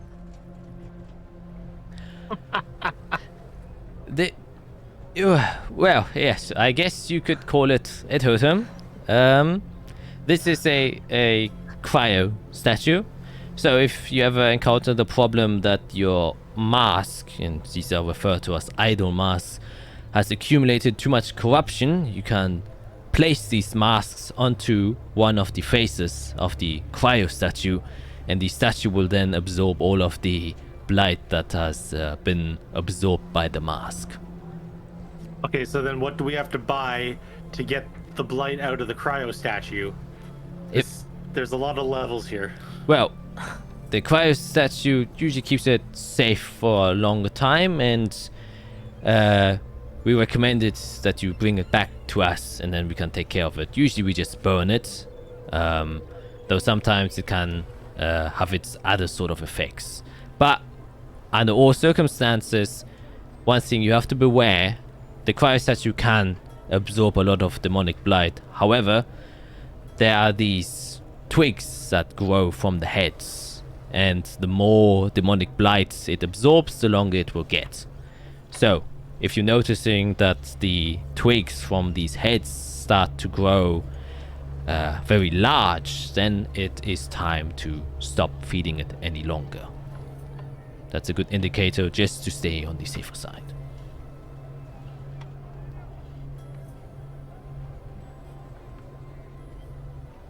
And is that just like a free add-on?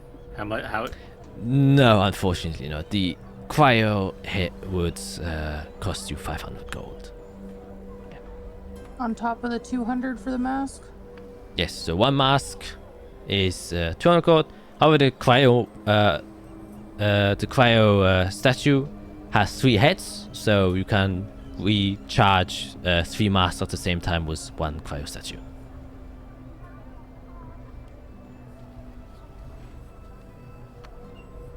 That's 900, 246, 1100. Yes, that would be a total of 1100. And then...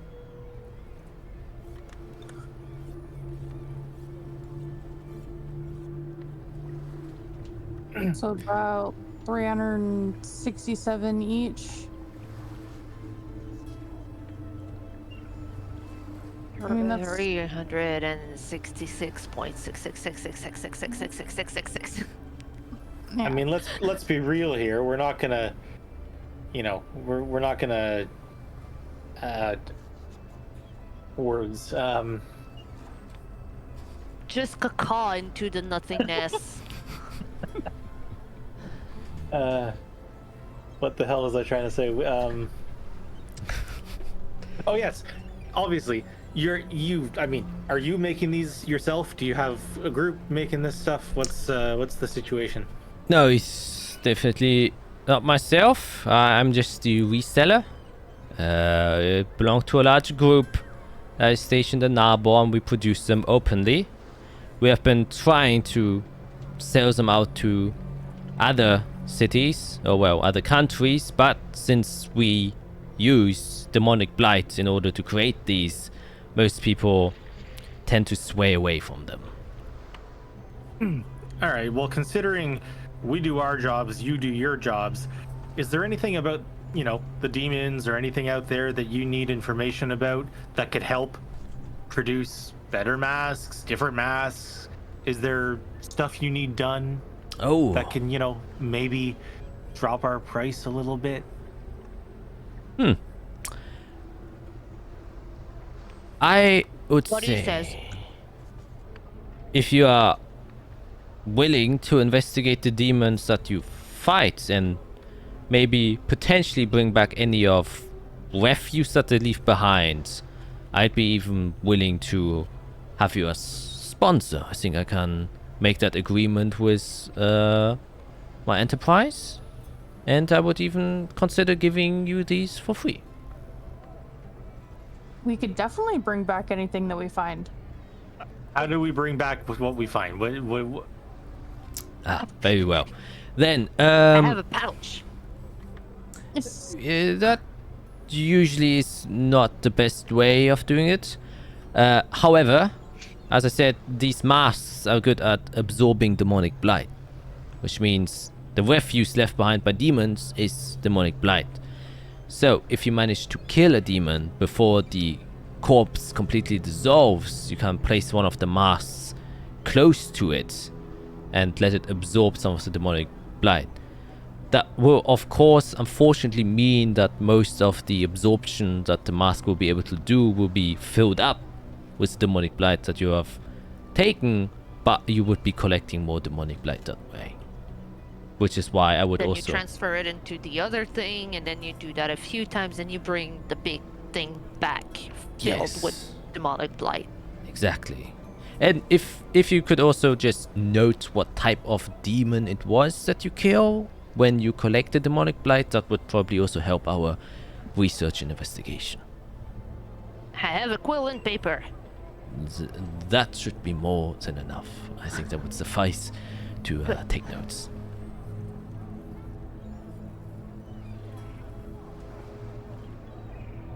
Well then. Alright, yeah, are you up for this task? I mean, we're gonna be out there anyway, so I figure might as well. Oh, Yeah. well, then I think I owe you 3 masks and 1 cryo statue. Sweet.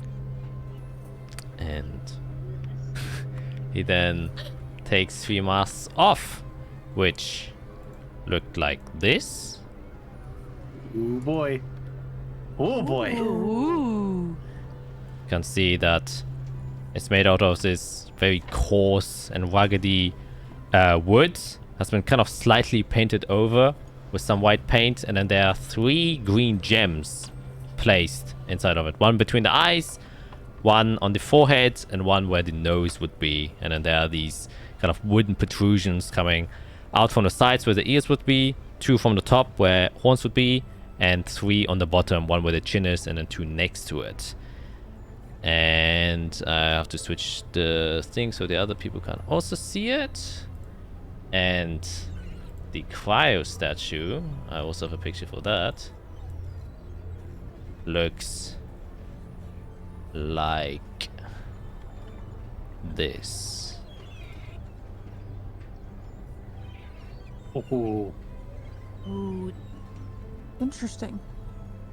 that Like a is man- not what I was imagining. It's like a mandrake from Harry Potter. That's actually Yep. what I was thinking. Funny enough. Oh Just with man. multiple heads and Yeah. holding hands. So I just look at Rulik. So do you want to hang on to this statue? I suppose I can. How big is it? Like, It's not huge. Like one of the heads are as big as human heads, so the mask can fit on it. still pretty big. Yeah, it is decently sized.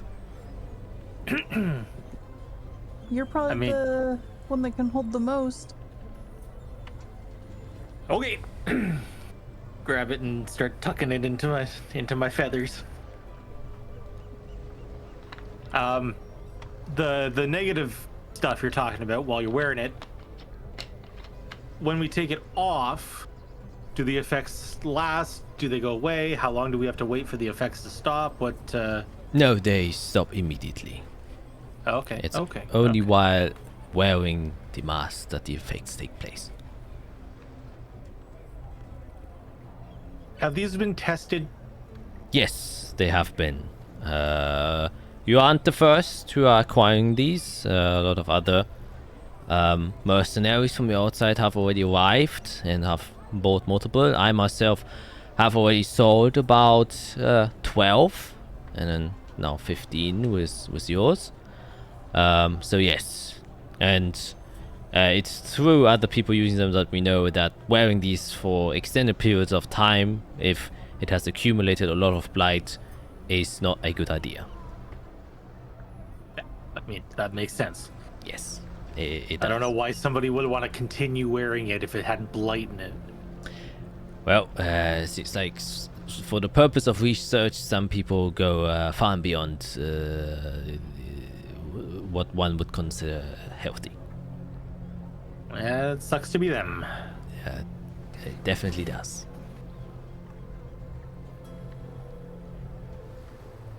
Well, I guess you have business to attend to, and I hope these help you in your endeavors, and I'm already looking forward to whatever you bring back.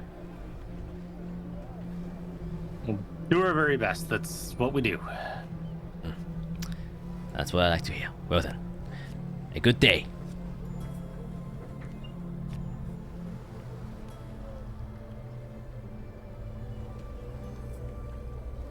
Alright, I have added an idle mask to my inventory.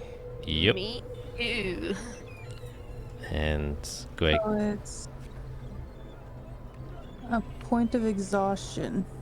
yep, while wearing it. So you just have to tell me when or if you are wearing the item mask. And then I know Yeah. get a point of exhaustion.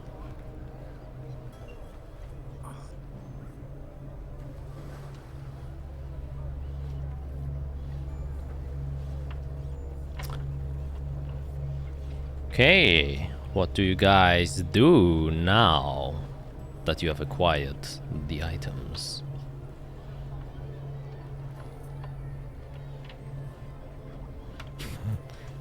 Just looking at the items. I see. Oh shit.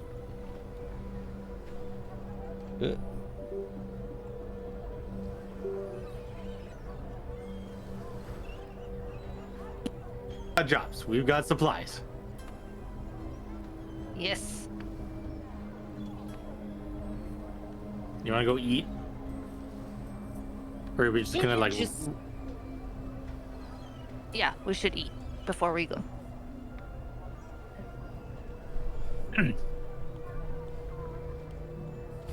Just let me know where you guys are going to go eat, and I'll meet you there. I just need to make sure I have plenty of arrows. I only have 20 right now, and you never know what we're going to encounter. Oh, good call. Yeah, good call. Good call. I mean, we'll probably go eat like there, and I just like point like 2 buildings down. Yep. Okay, I'm gonna go get some arrows, and then I'll meet you there. I'll actually come with you, because 20 crossbow bolts is probably not gonna cut it.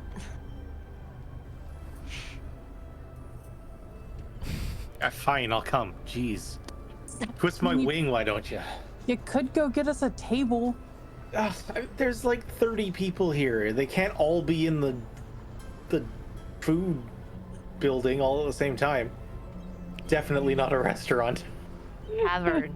Tavern. That's a good Looking word. for the word tavern. That's a very good word. The food building. The food building. I mean, it is. It's Look, not listen, wrong. I'm maxing out my +1 intelligence score doing all this talking. Look, I have a +0 intelligence, so my brain is frying right now. Okay. Let's just go get your stuff. Let's go. Let's go. All right. I'll put them both like in my wings and just like usher them forward. Mm-hmm. And I'm like, slow down, slow down. Relax. Oh man. Oh my god. Yeah. You go there. You meet. You go to the small kind of weapon store that is there, which once again, bit weird that this small of a village would have a weapon store. And as you kind of get there, coming out of the store, as you kind of arrive there, is actually the captain of your ship. Kind of comes out, and he says, "Oh, you guys still in town then? I was just dropping by a quick visit. If you've already been on, found anything you like to do?" We've got some jobs we're getting ready to do. We're just gonna make sure we're stocked up on supplies, and then we're gonna go eat, and then we're gonna start off. Sounds quite good. Let's not let me distract you. Be on my way. And he just kind of walks past you. And like I said, small. Yep. Just don't forget the bunion.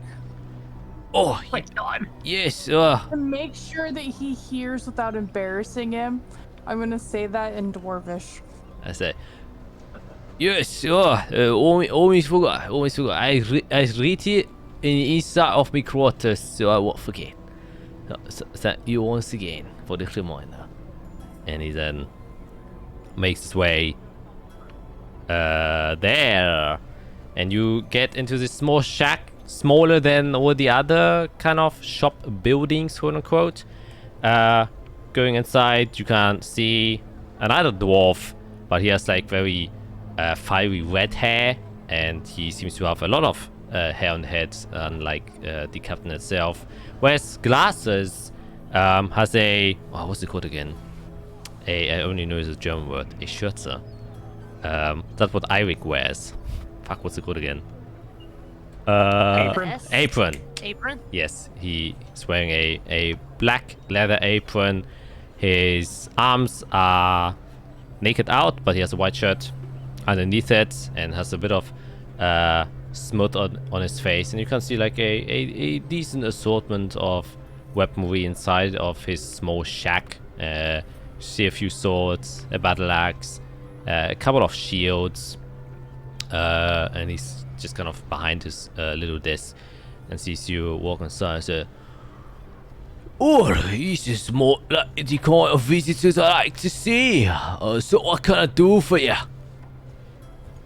Hey, we need some arrows and some bolts. So arrows and some boys. Alright then. How many do you need? A bunch. A bunch. What? Like enough to survive a few days in the wilderness. Alright. Well, I have currently in stock arrows about 35. So how many of those would you like to purchase? You said you have 35 arrows? Yeah, arrows 35.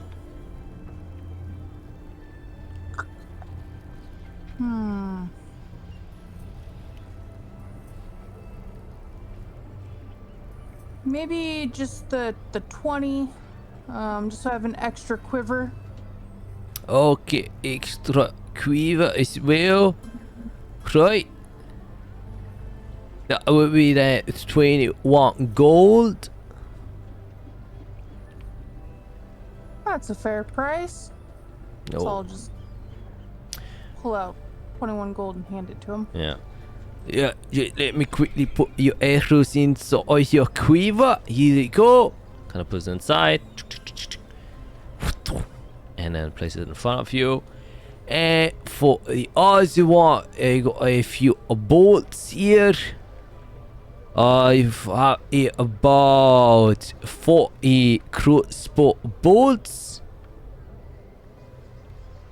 How many do you need? I'd probably get another 20 as well, yeah. No, 20 also plus another quiver, perhaps?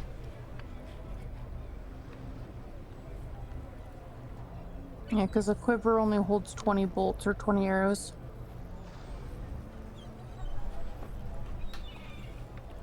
I don't think my my starting equipment doesn't even have a quiver. Yeah, definitely a quiver. Yes. Oh, right. Then we'll also run you another 21 gold then. How about 15 and my best smile? Make a persuasion check.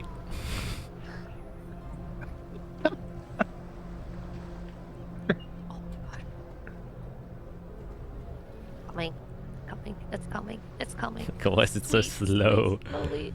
Oh my gosh.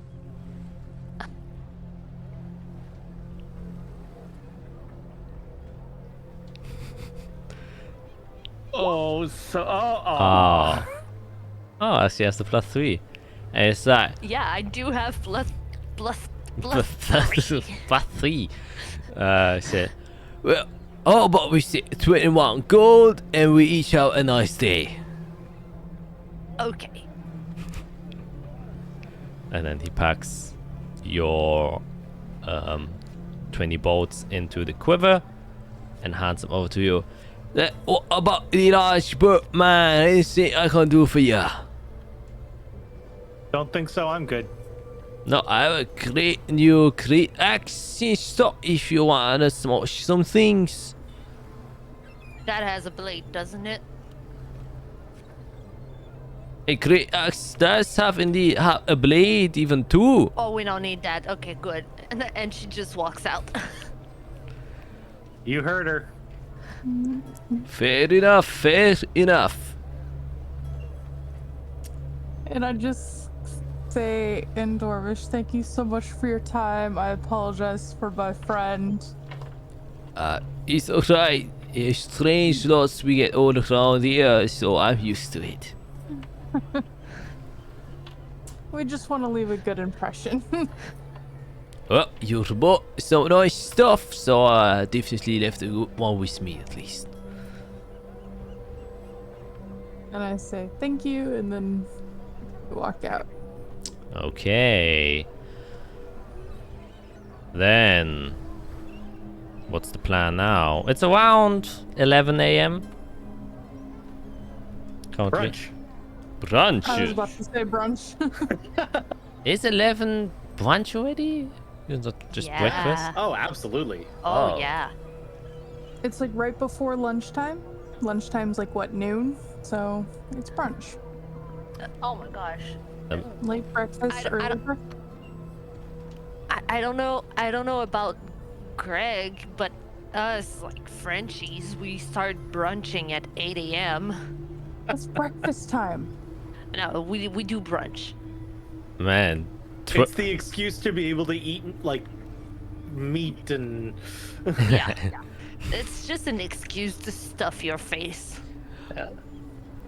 And drink mimosas and not feel bad. Oh my god. Okay. Yeah, you make your way to the inn.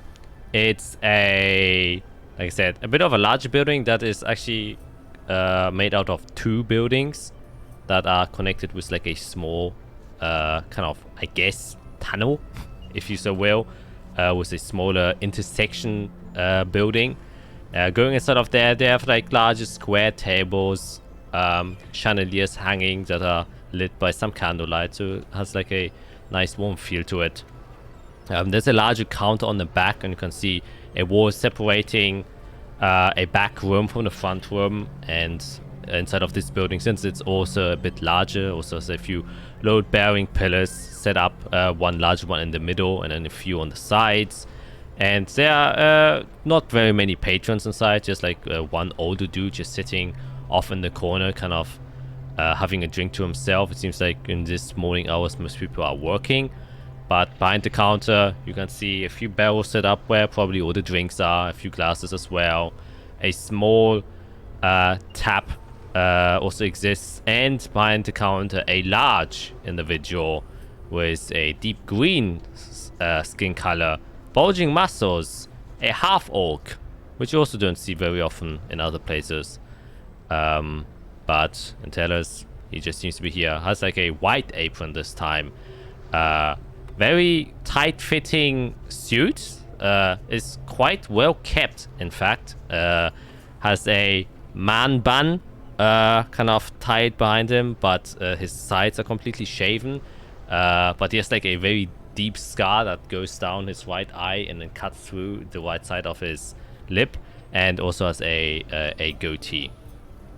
And you can see on his forearms he has like these tribal tattoos that go up to his fingers.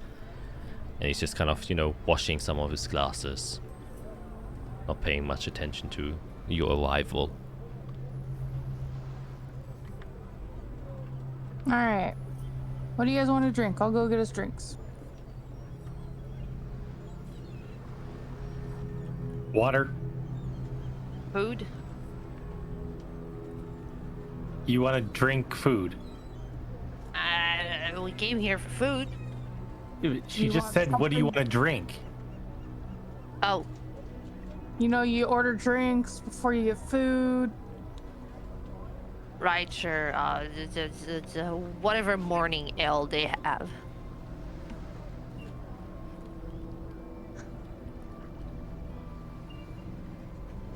I just kind of shake my head and just go up to the bar and I kind of slave it down. Hey! Oh, hello there. How can I help you, missus? My friends and I would like to order some food and some drinks. If you've got a moment. Oh, of course. Currently, not much business going on, so what do you need then? I'm gonna get a nice morning ale for my short friend over there. Morning ale, understood? I just want something hot. Hot as in temperature-wise, or you know, Yeah, spices. something a little spicy to, you know, keep me up and keep me on my toes, like a little burn. Or like a tequila.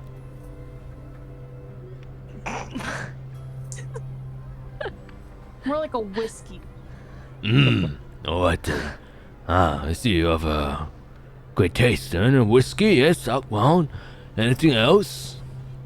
And my bird friend wants some water. Some water that can be fetched easily enough, and food. You said you also wanted some food. I can offer the morning platter.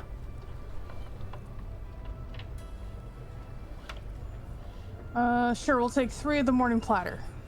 Alright then. That will cost you around 7 gold and 5 silver. 7-5, got it. And I just start taking coins out of my pouch. Takes it. What will be served up as fast as possible? You can sit down wherever you want, and I'll be with you in a minute. Thank you. And then he kind of, you know, starts making drinks. After a minute or so, he kind of walks over to your table and says, "A cup of water. Got some white water ale and some brown casket whiskey. Freshly brewed in chestnut wood. Should be have a fine, nice flavor and give you the burn that you're seeking for. Food will be here in just a minute, alright?" Thank you. And then he turns back and starts going to the back room, and you can hear the cooking sounds as he starts to whip up your dish. And that is also where we're gonna take a quick break. We're already at the 2-hour mark, and since you're kind of just chilling there, we can also chill a bit. Yeah, so we will be back in a quick sec to see how the morning platter tastes. I really couldn't eat a morning platter right now. I'm so hungry. And it is actually morning. So, yeah, see you guys in a bit. Bye. Bye. And we are back. Oh, I really have to restrain the urge to burp. I just ate, and you guys get served your morning platter, which consists out of a variety of different fish, a bit of sardine, a bit of salmon, a bit of good tuna. It's high quality fish actually, with scrambled eggs and some potatoes. That is your morning platter that is served to each and every single one of you, since you ordered 3. And yeah, you're not sitting inside of the inn. There's just one other old dude sitting there, and the barkeep who has returned behind the counter once again, starting to clean up his counter and counting a few of his glasses. What do you guys do? I raise my glass to new adventures and learning new things. Clink. It sounds weirdly formal and cryptic, but all right. Hey, it's another country to add on to our adventuring. Sure. Right.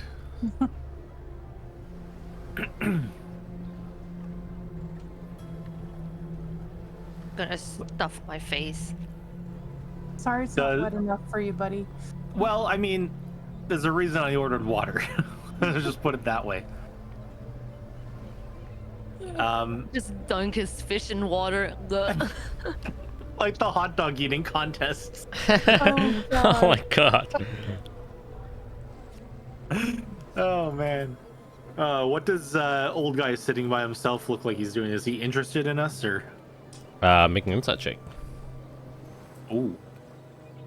Oh, I'm proficient in that. Yes. You don't even see him. It's like, that's an old dude that is there. He's just completely minding his own business. He's staring at his glass, is what you're gauging. Yeah, he's cool. He's cool.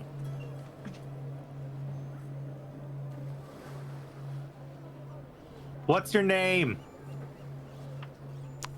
He doesn't react. That's rude. I'm gonna kind of check him out, but more of a he did not react to a bird yelling at him. Is he alive? I can make a medicine check. I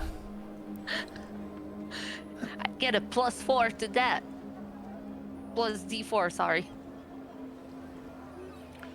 If it rolls. Oh my god.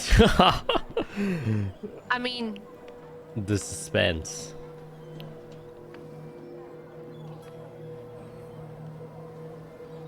All I have is the Jeopardy thing. Holy Hey. shit. 30 fucking 1. that Man. is the maximum I can roll. My God. That's insane. for the most useless check. Yeah, bro. Yes. The guy is drunk out of his mind is instantly what you get.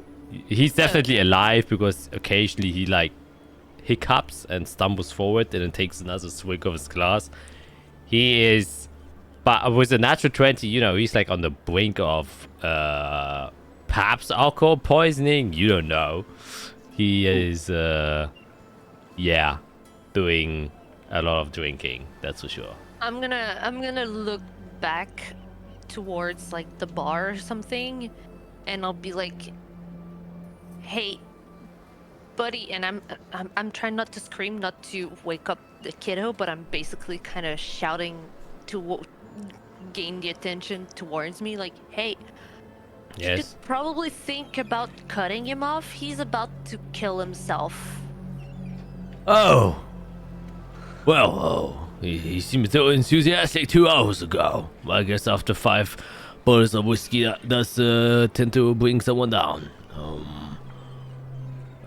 Keep an eye out. I won't give him any bottles anymore. Yeah, maybe switch it to water or something. Water, alright. Water. Well, you say in Dwarven, water also means whiskey. So,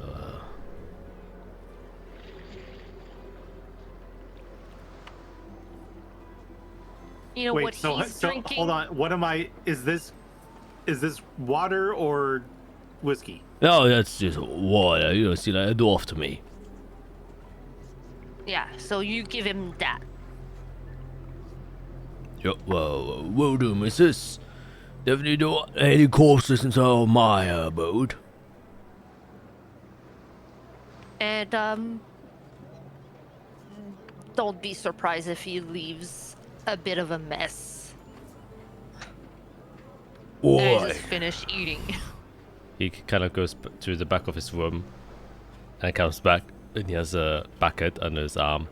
Goes to the old guy and just places it underneath his face. Oh shit, problem solved there. And then goes back by the counter.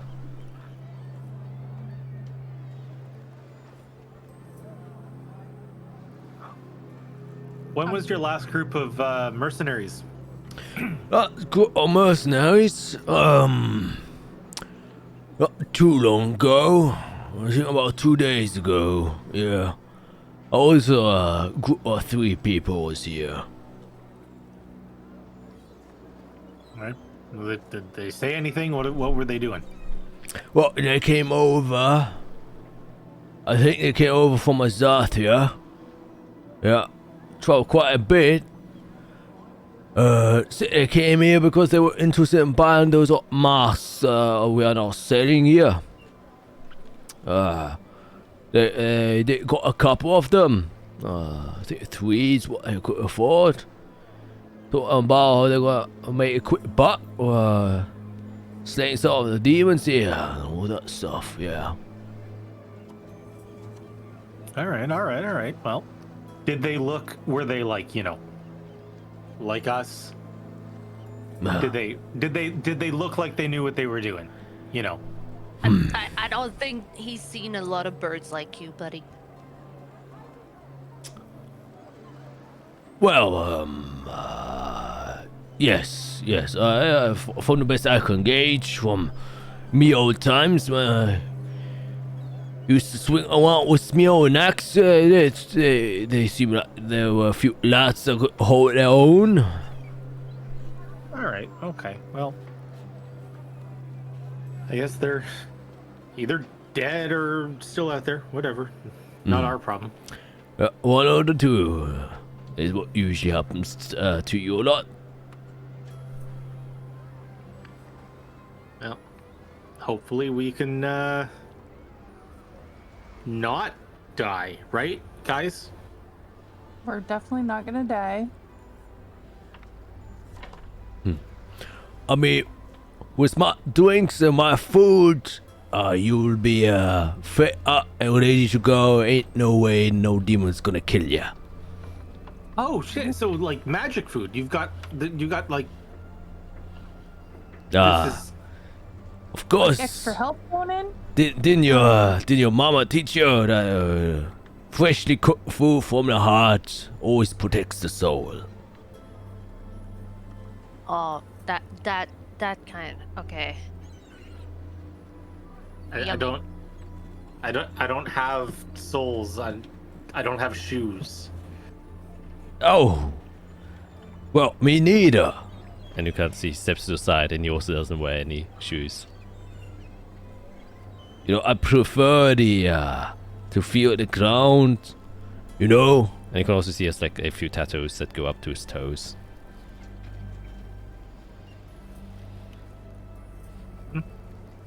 Yeah, I mean, keep yourself grounded, I suppose. Funny hearing that from a bird, actually. That's the joke.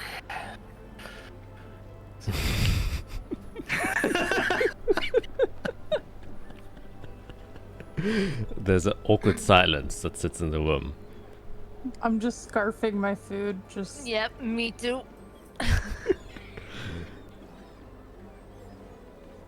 Okay. Yeah, okay, fine. I'll scarf my food too. as you're dipping it in your water. Yeah.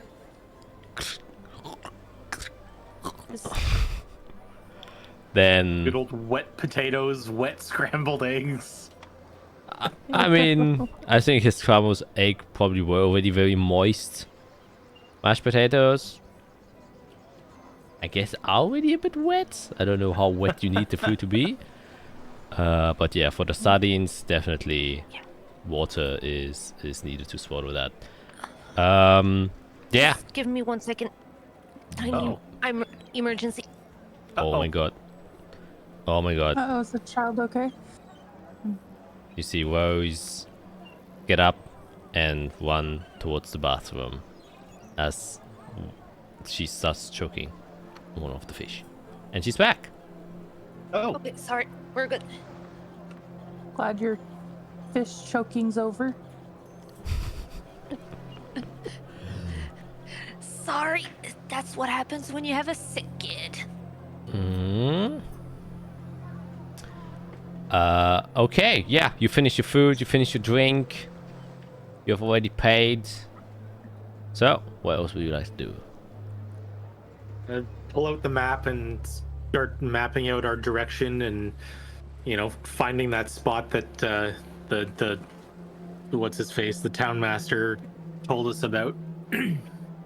Hmm.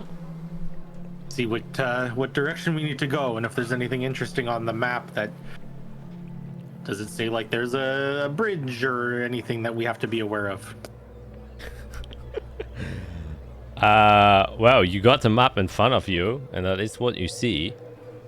No.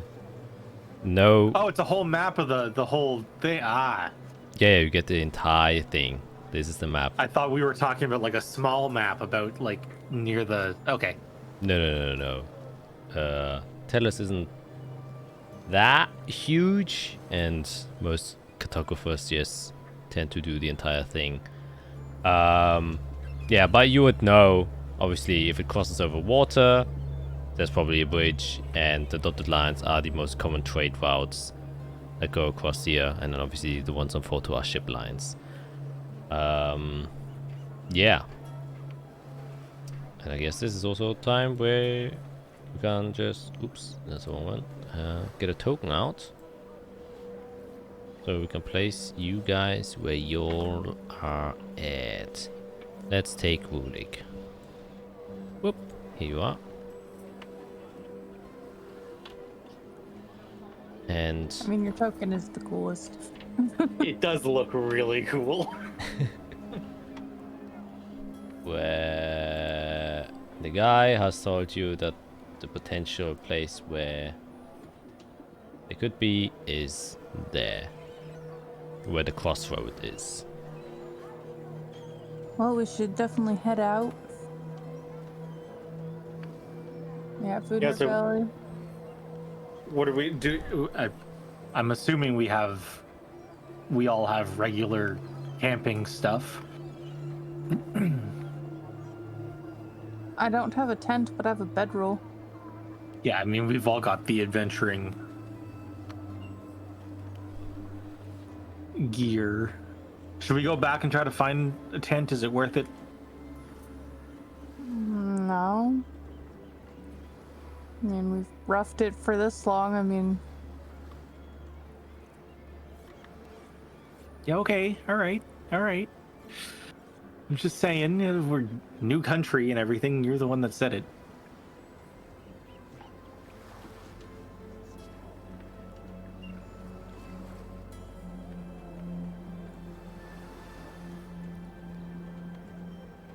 I mean, it's not terrible here.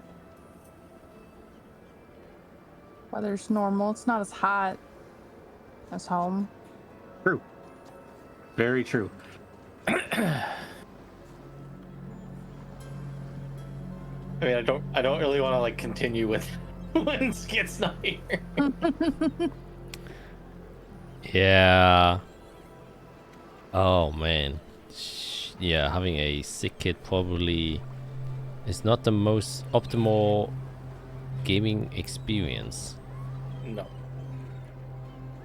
Guess we will just take it. Quick, let's go. Wash away. And they dash. Guess we yeah, just for the viewers, I will just quickly pause this. Yeah, sorry. Yep, no worries. Start again. Yeah. All right. Let's finish our meal. Let's just go. We've got nothing else to do. I mean, there's probably stuff to do. Probably go into like other buildings, talk to other people. Let's go kill demons. Okay. Okay, it's about 11:30, close to 12 now, as you exit the establishment, and you make way for the exit, which is at the southern part of the village. I forgot to mention there's a small wall that surrounds this village, so you know all cities and villages inside of this continent are surrounded by some sort of protective structure, because demons exist everywhere, and what little defense you can build is usually built. Yeah, so you set off heading to the road. So, and as you know, since you have a pretty obvious goal, this will be a skill challenge to try and kind of find and locate the, well, I presume demon is what you're trying to find. Yeah. Then you can tell me, or take 3 successes for you to accomplish this, and you just tell me what you do to accomplish this goal to try and find this demon. Well, my first and probably very frequently used skill is going to be perception. I'm going to pop up into the air and start making circles and see if I can see anything within a mile of us that's moving or attacking anything. A perceptive bird, definitely. Then what a perception check.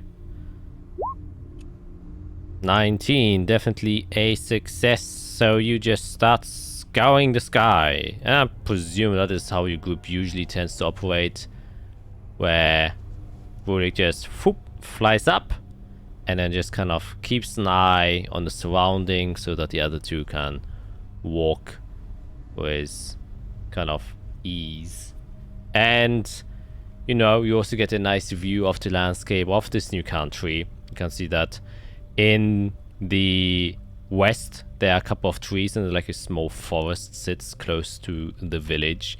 You can also see like a small lumber yard that is set there, but there currently aren't any individuals who are partaking their work there. And the street kind of continues further and further down. The landscape here is mostly flat. So it's a bit of a different terrain than Yeshimon, because Yeshimon has a lot of high dunes that kind of create a lot of waves, so the terrain is very uneven. Here it is like literally almost completely flat plains with the occasional hills that roll here and there. But from your high vantage points, you can see across over every single hill and you can just look at the horizon. And there don't seem to be any suspicious things on your course of going there, and you don't see any indicating trails of a demon being close by to the village or the proximity that you are currently at. And so the first step of your journey kind of goes without problems, but also you don't see many more clues, and you presume you just have to get a bit closer to the area of events to try and find anything. But it's still a success nonetheless. Who else wants to get a go? I want to go with survival. See if there's any signs of like demon activity nearby, like any scuff marks where like there could have been an altercation of any kind, stuff like that. Yes. And then are demons considered undead? Usually they're actually under the category of fiend, but I actually would count undead too. Yes. Okay. Well, fiends work too, because I have advantage to track Fae. Fiends are undead. Oh. And in a way, I'm kind of tracking them, so. Oh yes. Oh yes. You're a blood hunter. Namira. Yeah. Namira used to do that. 22. Definitely. You are very well acquainted with hunting demons. Well, you all are. It's literally your job. So you kind of start to sharpen your senses. Specifically, the most easiest way to kind of get note of demonic blight is actually the smell. Demonic blight usually leaves behind a very strong odor that is very quickly recognizable when you get it, and especially if you like train your nose to smell it, you can smell it from a pretty long distance away. And obviously you still, you know, focusing your eyes and stuff, but you know, relying on your nose and having it trained very well can actually be very beneficial, since oftentimes demonic blight can be on like areas and spots that you can't usually see with your eyes, but you would be able to notice it if you can smell it.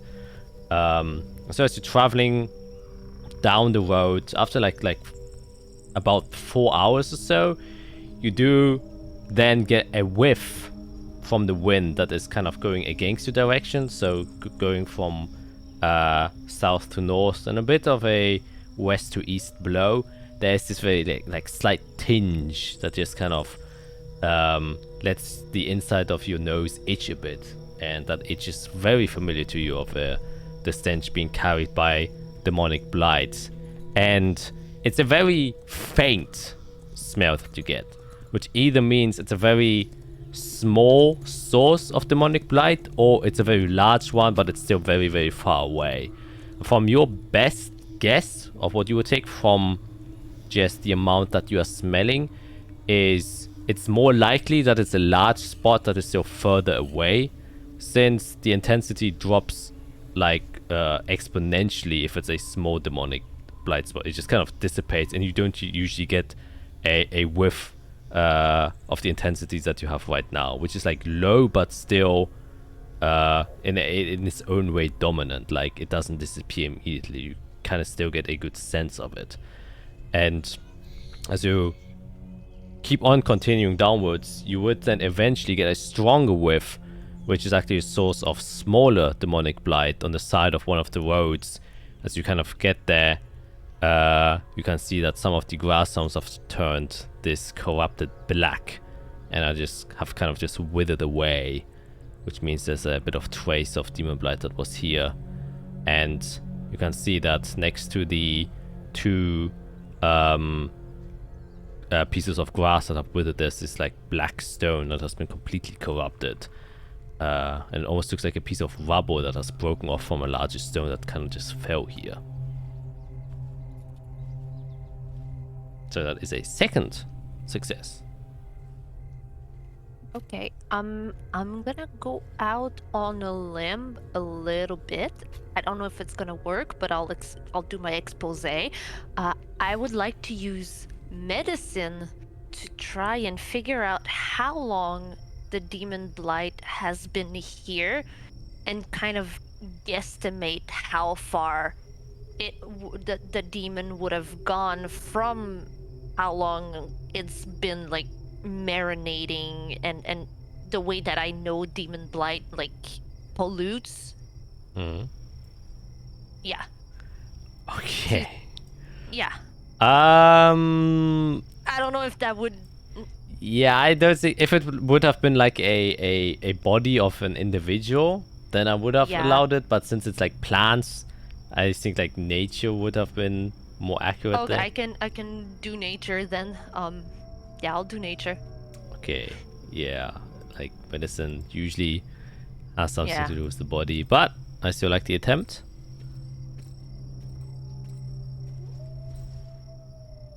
Am I gonna? Yeah, I'm gonna be. I'm gonna feel lucky right there.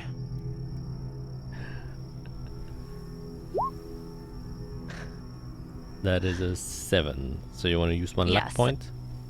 I'm gonna use one of my luck points. Okay.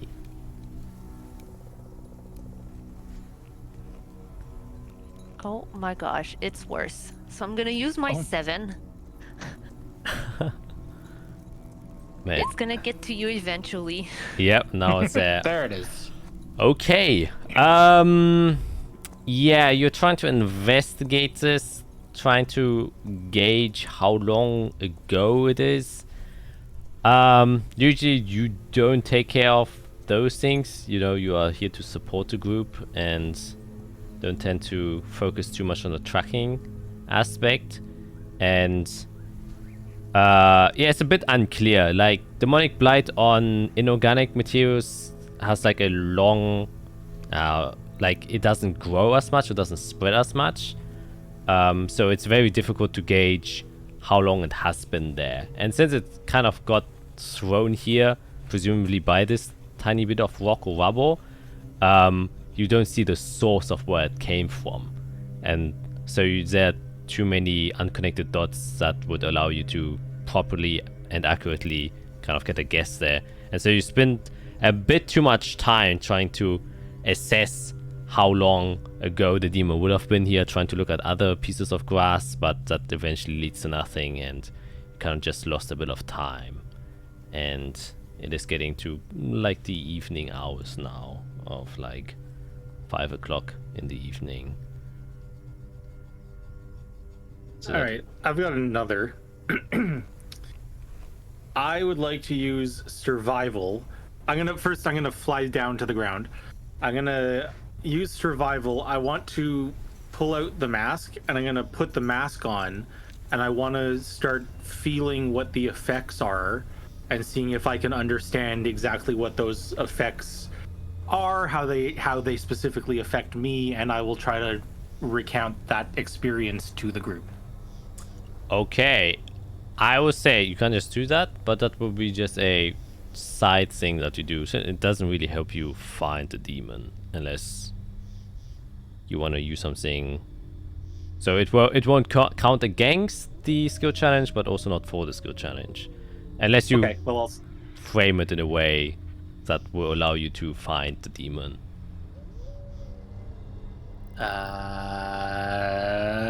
I can't think of anything, so I'll just do it. Okay. That is fine.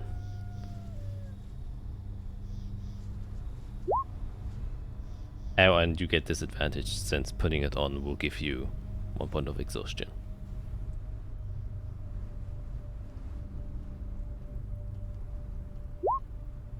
So a 15. Yeah, as soon as you put it on, you can immediately feel the effects gripping your mind and your body. Your knees get a bit weak, which is especially strange for you since you're usually very strong. And there is this constant sense of paranoia that instantly hits you, where you have the urge to constantly look behind you, as there's a certain sense of fear, just a very primitive instinct that any living being has, just is afflicting your mind. And you just having to focus on ignoring this fear is distracting you a lot. And it feels like there's like literally nothing you can do about it. And it almost feels like it has always been this way. But as soon as you take the mask off, this kind of crippling paranoia instantly just disappears and fades away. And it seems like very strange, even though while you were wearing the mask, it felt as if it was the most natural thing that your body should be doing at this moment in time. But as soon as you take it off, this feeling also disappears and you're back at your natural self. So it is definitely doing something with your mind, but kind of affecting your body on a similar level where, you know, you get clammy hands, your knees shake a bit, and there's just this unsettling fear that is gripping your physique. Is it enough to know specifically if it's the actual, like, frightened condition? It's not the frightened condition, no, since there is nothing to be frightened about. Like, you can still move anywhere you want, but it's enough that it just kind of, messes with your mind and distracts you. Gotcha. All right, well, it's not fun, guys. It's, I don't like that.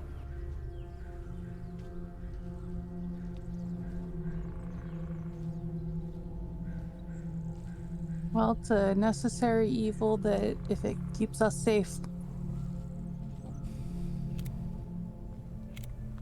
That's gonna be annoying.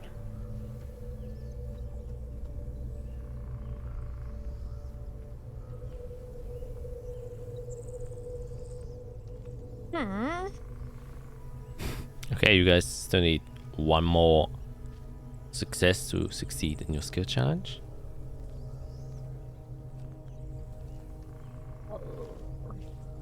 I am kind of useless right now. Let's see.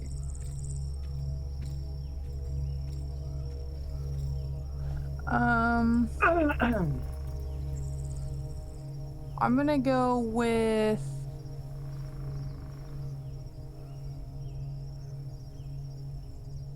either history or nature to see if I can recall any information about the demons and how they move.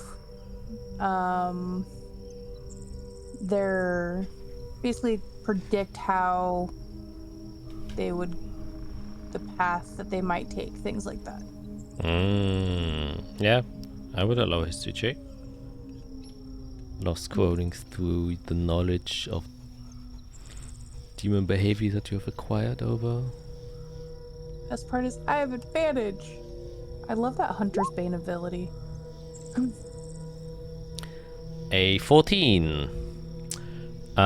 Yes, you have, hunted a lot of demons, and so you kind of have a vague idea on what could potentially have happened to this demon. Demons are different from case to case. They're pure chaotic things that float in existence, so they don't really have a pattern per se, but nature has a pattern, and so do demons in a sort of sense, which is they kill and then they spread, and that is enough pattern for you to kind of assess a certain plan or estimation on where it could predictably be going, or perhaps even stayed. And having heard that tiny bit of information from the Town Master, which is that there was a large group of people that was supposed to come here, meaning the demon had the potential to feed off of a lot of people. Which also means, which you would know, that it probably has grown a lot if it has succeeded in killing every one of them and consuming all of them. So whatever you're searching for, you know, is probably going to be big, on the bigger end. And usually, not always the case, but it does tend that the larger demons are slower, and especially if a large group of people have been collected, it tends to stay in the area as much as you know. It's almost like a instinct that it got that, oh, it consumed a lot of things in this one place, and that's why it just kind of roams around here. But like I said, demon aquatic things, there's not really a pattern. There are large demons that then just go off miles away without staying there. But a rule of thumb is the bigger it is, the more likely it is to stay at one spot. And that is usually what you have also experienced when hunting demons yourself. So as you then get to the area, you then know, okay, it is best to look in the surrounding and not, you know, kind of trail off too far. Otherwise, you might just risk losing it entirely if you just miss one spot, not having checked. So eventually, at dawn around, you would arrive at the cross section. You can see there is a sign that says one showing back up north with the words Pillmore, and then one that kind of goes down that says Hinanda, and one that would continue down the road off to the west that says Nabor. And you kind of just tell your people to kind of scout the surrounding, and as soon as you kind of walk down, especially you kind of walk down the eastern road, not the eastern, the western road a bit more, you see a broken wheel of a cart just lying there. And you now have one bit of evidence where you know, okay, something took place here. And whatever you're trying to find, most likely this is a result of it. And you kind of get your friends back together as you have found this, and you can already see in the distance another bit of broken wood kind of perching out behind some of the grass that looks to be a broken cart of some sorts. What would you like to do? I'm gonna whisper to them, just kind of like what I do know, that it is going to be right here somewhere. It wouldn't have moved. Yeah, so just be on your guard. Just a quick little pep talk. We know what we're doing. We got this.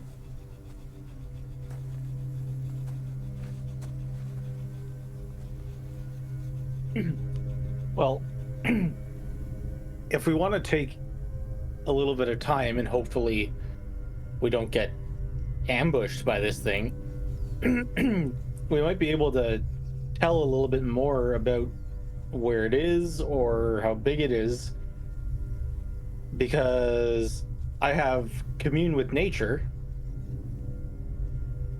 and as a ritual I can cast commune with nature, and I can learn within 3 miles of us. I can learn information about powerful celestials, fae, fiends, elementals, or undead. So if we want to risk taking the extra, like the 10 minutes for me to make the ritual, we might learn a little bit of extra information. That's better than what I can do. I can just tell you if they're within 1 mile.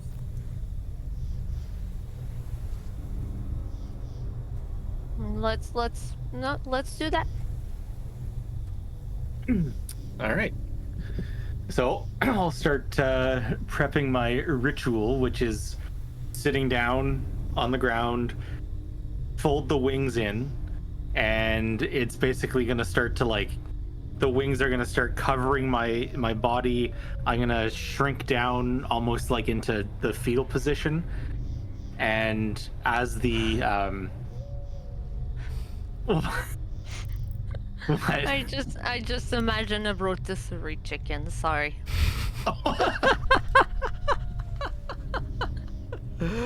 Oh my god. I might be slightly hungry. Oh my Oh, goodness. that's Making me hungry. amazing. Holy shit. Yes, yes. Wulik turns into a rotisserie chicken. Oh my goodness. Anyways, please continue. Yeah. So as my wings start to cover me, I go down into the fetal position for the 10 minutes, and as those 10 minutes start to elapse, you start to see me come out of it a little bit.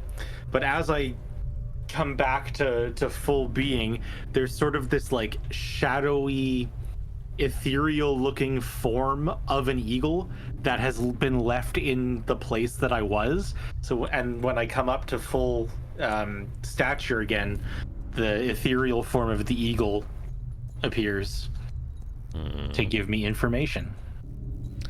Caca! Yes, it does.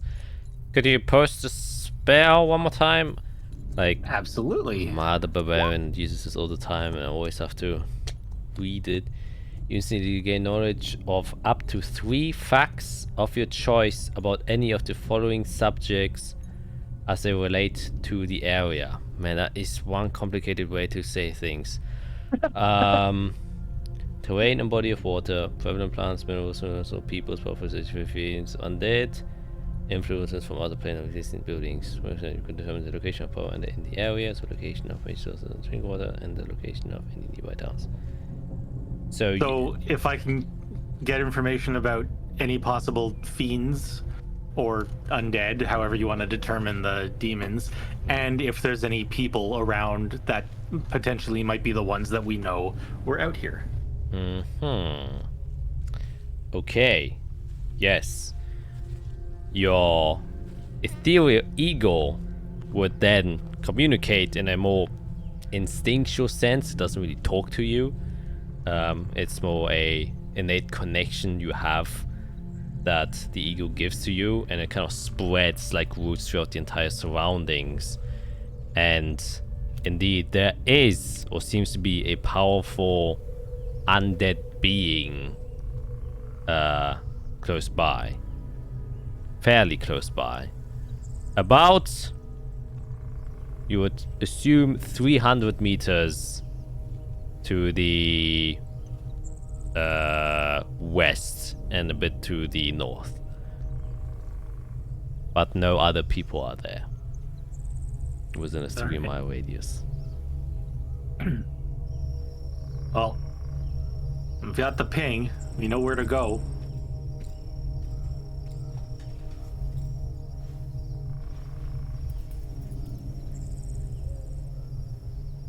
All right. Should we do this then?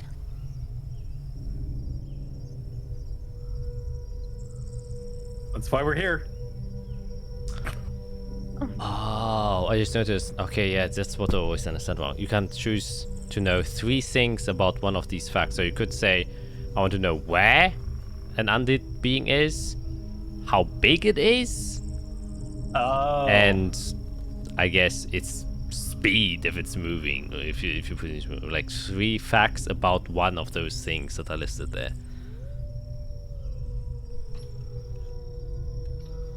Oh, yeah. That really is a terrible worded. You 3 facts of your choice about any of the following subjects that relate. Okay, well, people aren't there, so it doesn't matter anyway. Yeah. I guess location I already gave you. Yeah, we got location. Let's go. I mean, size and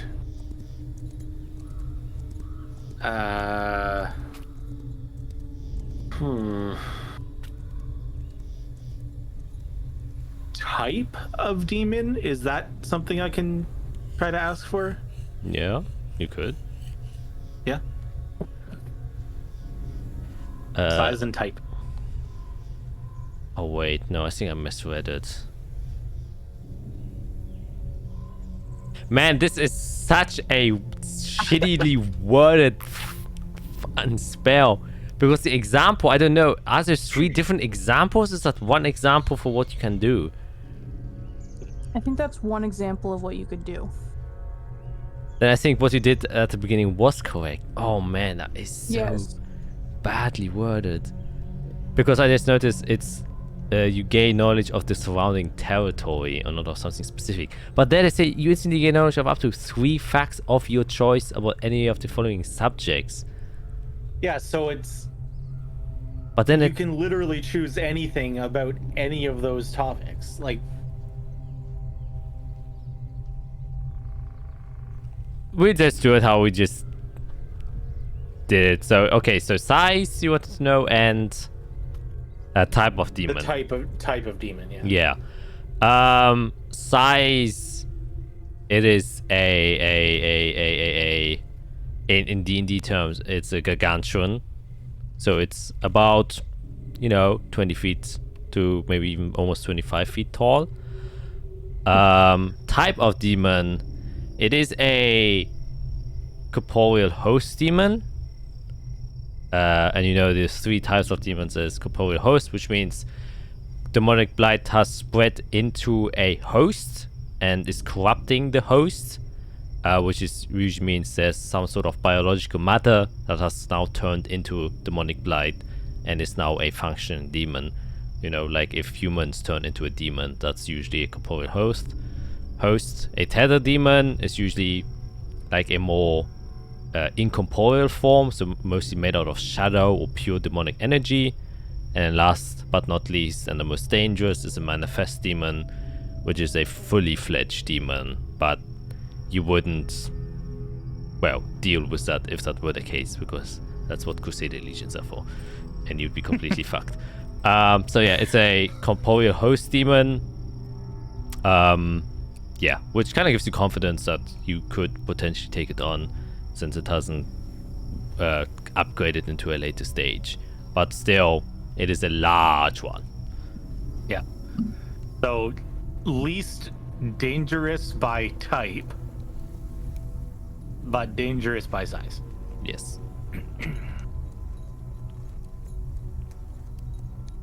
Okay, well, we've made it this far already.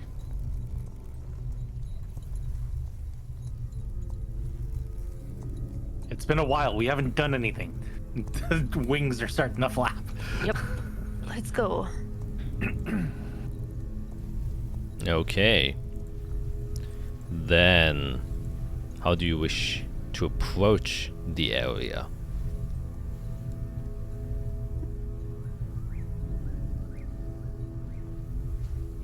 I mean, I'm gonna fly. I'm gonna get up there and see if I can get an early glance at it, so we know what we're walking in towards.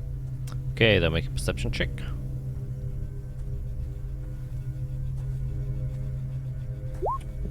That's a 17. Yeah, with your eagle's eyes, and since it's like 300 meters away, and you can see up to a mile, which is almost 4 times the distance, you kind of scour up, and you can see, like in front, that what Willow has kind of scoured out before is indeed a broken cart. There are a few kind of thrown off crates on the sides that are stumbled out. The cart itself is completely destroyed. The wheels are fallen off, and one of them has rolled to the distance where Willow has found it. And then next to it, there's a small pond that has kind of accumulated some of the high storm rainwater that has stayed there. And you can very clearly see like kind of rocks protruding from the water, and kind of merged in between those rocks you can see, like flailing a bit but struggling, is the upper torso of what seems to be a armored individual. And you can hear like wailing coming from him, almost as if his lower body has been crushed between 2 stones. You can just occasionally hear like a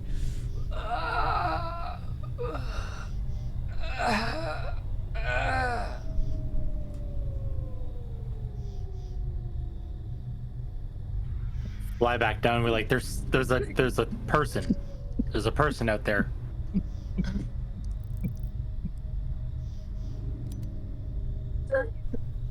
You okay? Sorry, popcorn went down the wrong tube. Oh boy. You Yeah, I'm good. Yep. All right. So yeah, out in the pond, there's a person flailing around. Can't quite tell if it's being like actively eaten by a demon. Maybe, probably not. Probably, I don't know. Well, let's go then. It looks like we have someone to save. Anyway, I could just fly in and try to grab him, see what happens. There's probably an ambushed demon around, so I'm. Yeah, but you guys can't get into the. I mean, you can get in the water, obviously, but like, what are you gonna do? You like swim? Is there No a more. tree that I can climb that's close to where the thing's at, to where I would be able to be within 600 feet? A tree. Unfortunately, where you are, there are only rocks, boulders, and bushes. Not much of trees around the plains areas here, unfortunately. And you're still like 300 meters away. You would have to kind of approach closer if you want to see the area, anyways. But from what you can gauge, there aren't a lot of trees here.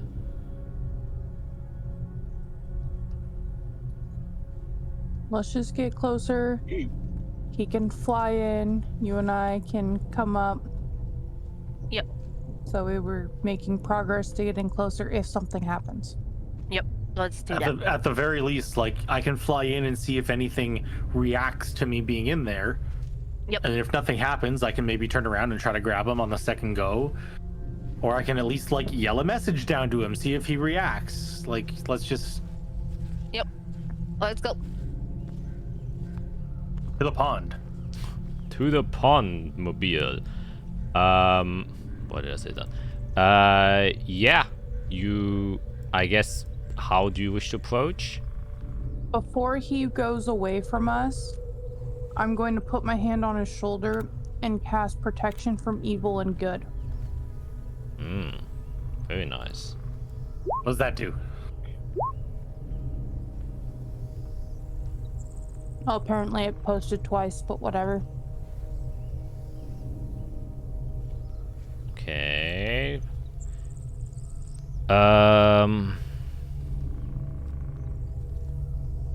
And beans are on there. Yes. So those creatures would have disadvantage on attack rolls against you. You also can't be charmed, frightened, or possessed by them.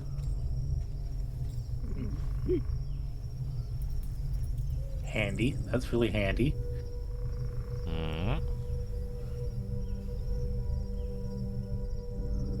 Okay, so you approach. How do you approach? Are you just walking up to the pond? Slowly but surely, yeah. Okay. Not like sneaky, but not just running in, guns blazing. Okay.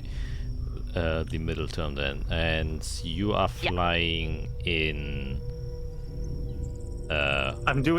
I'm kind of flying in like not direct, but also not like fully around, kind of like doing these little like side angles, almost flanking the pond, coming in, swooping sideways, just trying to get like, you know, different perspectives on what's happening. Yeah. Well, you see this weird humanoid who's seemingly been crushed or almost like molded into the two boulders. You can make another perception check as you're kind of looking a bit more closely now. Holy fuck. Man, this group is on fire. Yeah. As you kind of go above it, you get a more clearer view of the scenario. And since this is a pond, luckily the water doesn't go too deep. However, the first thing you notice is the body you're seeing isn't the only body. A bit under the water, you can see occasionally a other hand kind of come out of the water, grasping for something, and going back down as you realize that this large set of boulders that is set inside of this pond has multiple appendages coming out from it. Multiple arms and legs, though by most of them you don't see any corresponding bodies that it would belong to. But instead, it's almost like these arms have grown out of this piece of rock and are just kind of flailing around trying to grab something. That is also where you realize that this dude that is wailing, whatever happened to this old folk, he definitely isn't alive anymore. And it seems to have already been fully corrupted to some sort and has, like, half of his body has already merged with it. And that's when you realize that this entire set of boulders, this kind of form molded out of flesh and stone, is actually the demon itself. And anyone that would come a bit too close will probably be stomped by it. And you can see it is a large thing. It's like sitting inside of this pond, and you can see the back of it, what you think is its back. Can't really tell, there's not much form to it. It's protruding out of the water with the flailing man just kind of screaming there. It's almost like it's trying to bait, even though, you know, demons don't usually use tactic. Smart. Very smart. Okay, well, I'll relay that information. Definitely going to be an ambush kind of situation.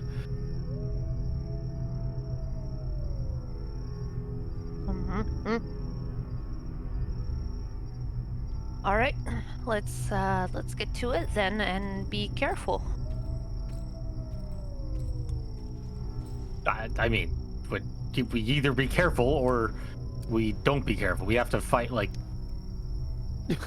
There's no living creatures in there. I'll put it that way. Like, we don't have to go in and try to save anything. So everything we do is focused on killing the demon. What I meant by be careful is let's try not to get killed ourselves. Oh, well, obviously.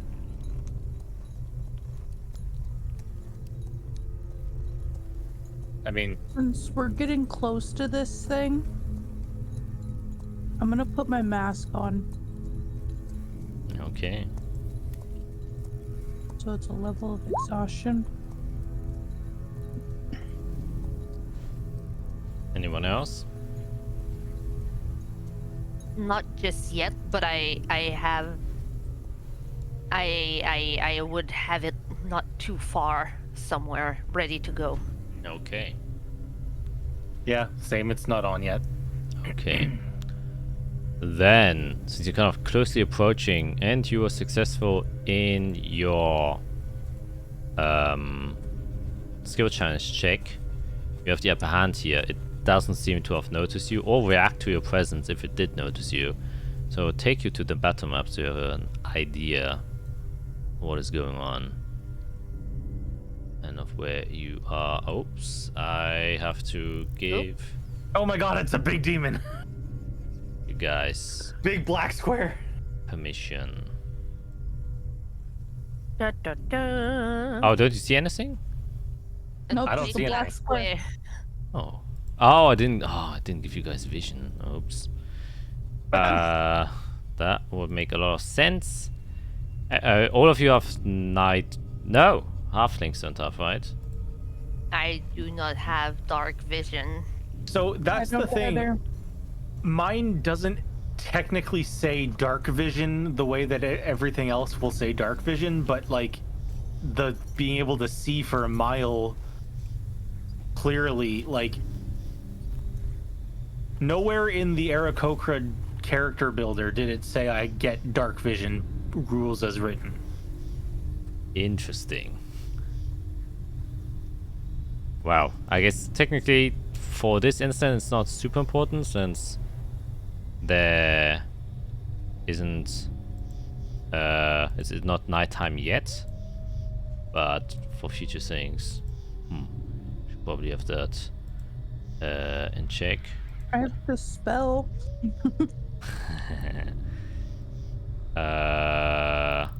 Okay, now we have vision also for my viewers. Yeah, but do all of you see now? Yep. Yes. Okay, great. Yes. Then that is what's happening. We have a big guy side of the lake. So you can plan as you wish.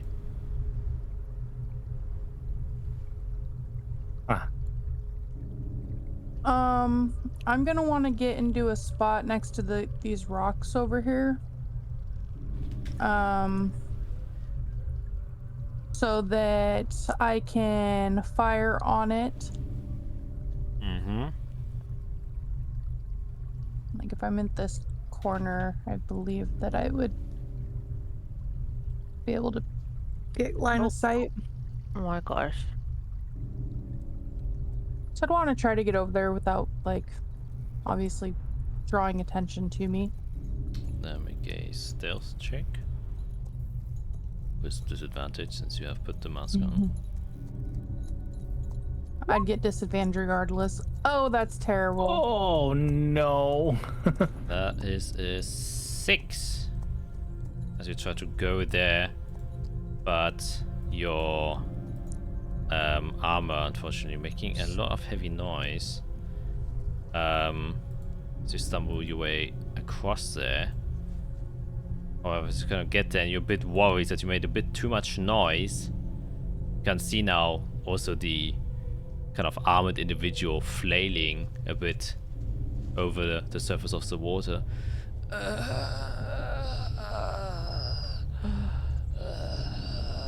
And you're a bit worried that he, like, for a moment looks towards you, but nothing happens.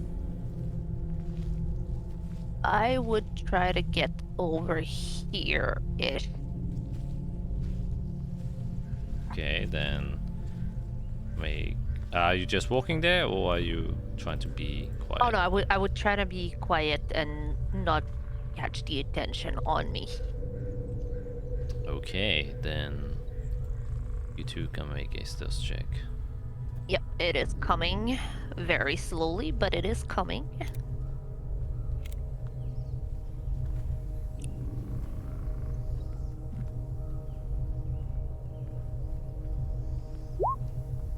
That's a 21.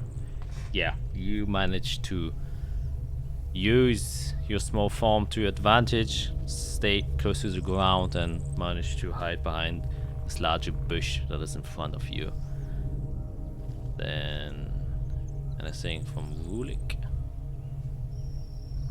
Yeah, I'm gonna head right over top of him, and I'm just gonna start circling over, like centered over him specifically. Let's say 30 feet above him. Okay. As you kind of get to 30 feet, you immediately get this extremely strong stench inside of your nose. And it's, you know, you are used to kind of like demonic blight and the smell that it usually makes, but this one seems to be a lot more potent, and you kind of lose track of where you are, and it kind of just paralyzes, not really paralyzes, but inserts itself almost like a poison inside of your stomach, and you almost start to vomit. You have to make a Constitution saving throw. Oh boy. Oh boy. So you get close to this thing. That's an 18, which barely makes it. So you only take half of this damage. Actually, I didn't want to post that. But Wouldn't he have advantage because of the protection from your own good? Oh yeah, he would, right?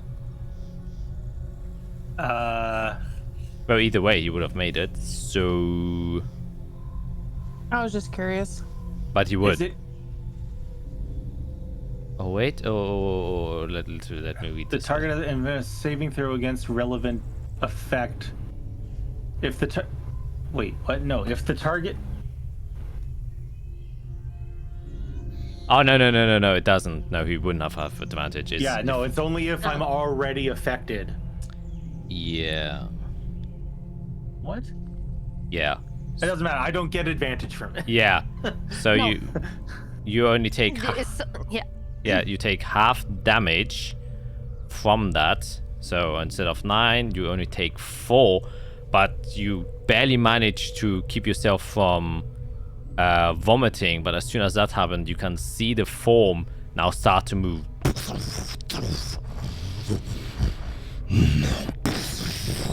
And you can see this large figure now burst out of the water and start to lift up out of the ground.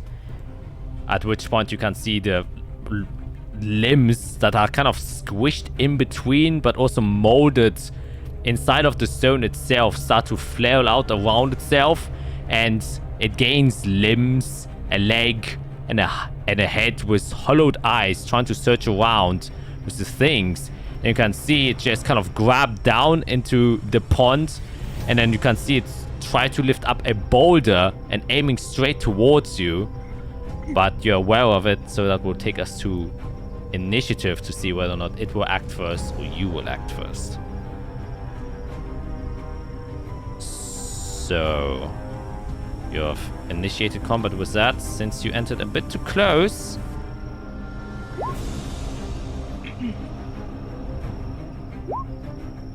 What the heck kind of name is that? Why does it say Aubrey What underneath the my thing? fuck? what? I think it's because... Oh, for some reason it's not for... Leaf walker. That is a misspelling error of mine. Oh, didn't I change the names? Yeah, I did. Why isn't it? Oh, it's probably because your token names are different.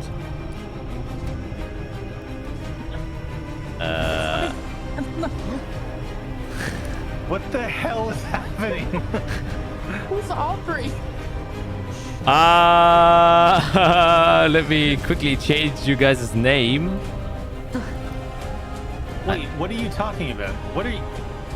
In the In turn the- order, it says Aubrey Ogreslio But why? underneath my token picture. Oh, I don't see that. But my name is Agrilep Vugremu.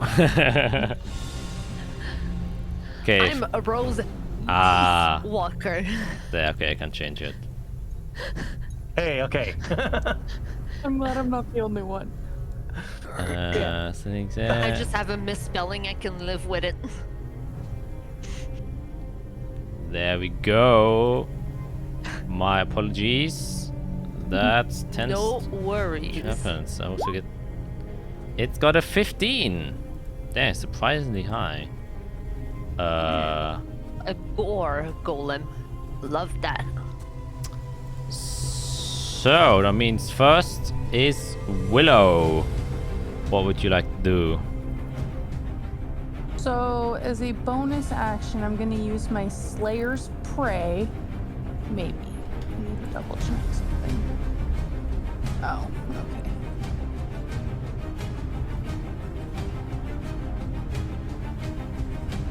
Okay. Need to go back one more.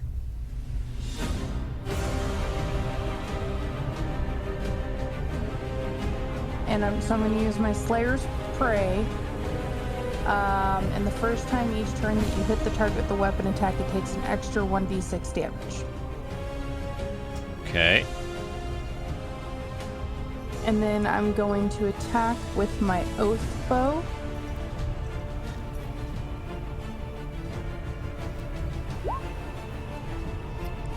An 18 hits as if managed to find a spot in between all the rocks and one of his fleshy parts and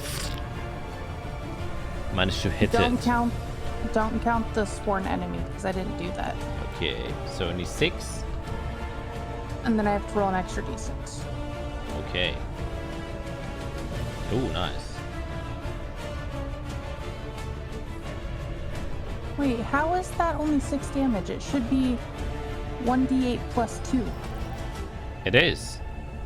Yep. Oh, yeah. I just rolled really low. Yep.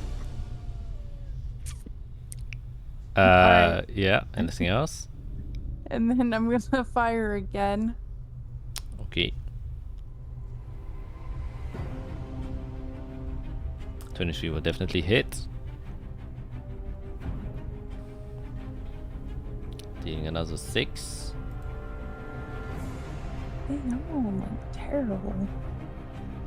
I mean, it's like average. It's like 4 plus 2. So it's not completely terrible. Anything else? And then I'm going to go. I'm gonna try to hide behind this rock. Okay. I can't actually use the hide action because, well, I already attacked, but. It will then, as its target is the flying creature above him, and you saw him grab something from underneath the pond. You can see it just take out this large boulder that just grabbed from underneath the earth and just swing it full force towards you, Rulik. And you can just see this large boulder come at you at an incredible speed. It was a 29, I believe. Disadvantage. It has disadvantage on attack. Oh rolls yeah. against him. Well, a That's 19. true. A 19 Still hits. still hits. It's better than a 29. And It doesn't matter. you take 43 bludgeoning damage as this rock just Yikers. blasts you mid-air. And the stone just kind of shatters as it kind of hits your form. Any normal human would be dead by this boulder. But you have strong built muscles that kind of crumple away by these boulders. However, as soon as you kind of recover from the first one, you can see a second arm throw a second one at you with disadvantage.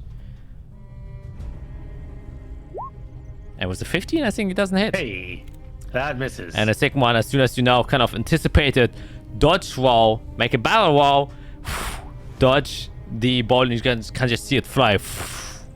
And it just goes off in the distance. And then lands somewhere extremely far away. And it will now actually move. Let me just check its speed.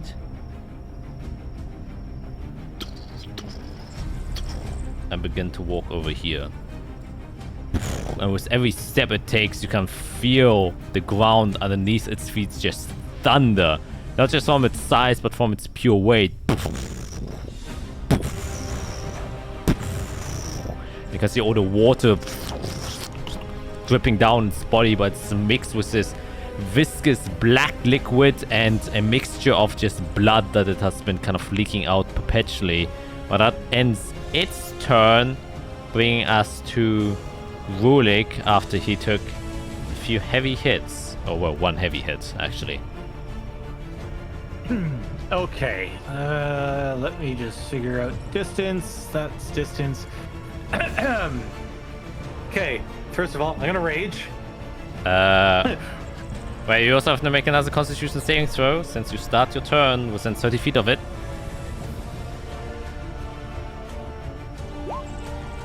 Alright, so you only take, once again, half of 2d10. Which is only 2. 1, 2. Alright. Now I'm gonna rage. Yes. Then as part of... Where did it go? Okay, there's a lot of things here. As part of my bonus action to enter the rage, I can move up to half my speed. So I'm still up in the air, so I'm gonna fly 30 feet as part of that bonus action, and I will land on him. Okay.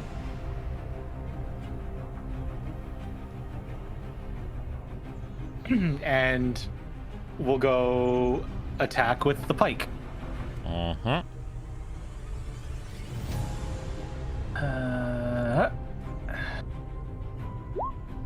21 will definitely hit. Okay, we'll go damage. Plus, hang on, there's a plus because of rage. That's like 4. Plus 3. Oh.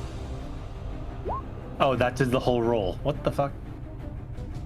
Wait, what? Oh, yeah, because No. you pressed plus 3, that's why. Yeah, so it's a 9 plus 3. 12. That's the first attack. And second attack, same thing with the other side of the pike. Come back at him. Scroll. I hate scrolling. A 19 will hit. Right, and I'll do it again. Plus another 3. Which is a 10.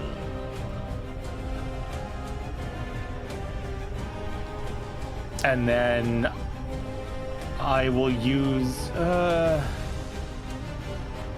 I'm gonna stay on him, see what happens. Okay, you're balancing on this thing. However, one thing you notice is that each time you strike with your pike, since it's not a magical weapon, it unfortunately doesn't pierce its flesh as much as you would like it to. You're still dealing damage, however, not as much if it was a normal creature. Just so you're aware of that. Then that will take us to Rose's turn.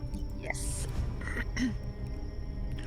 So first thing first, with my bonus action, I am going to scream the word "Suas," and my shield is going to lift up in front of me.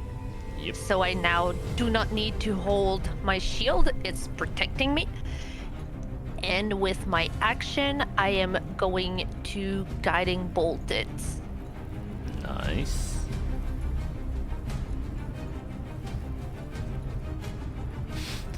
The suspense, as usual.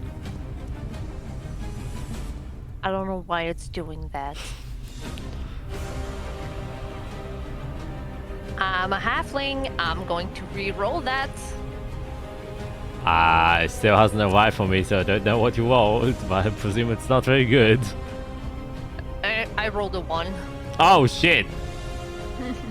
It's Yikes. coming. It is It never coming. showed up. It's okay.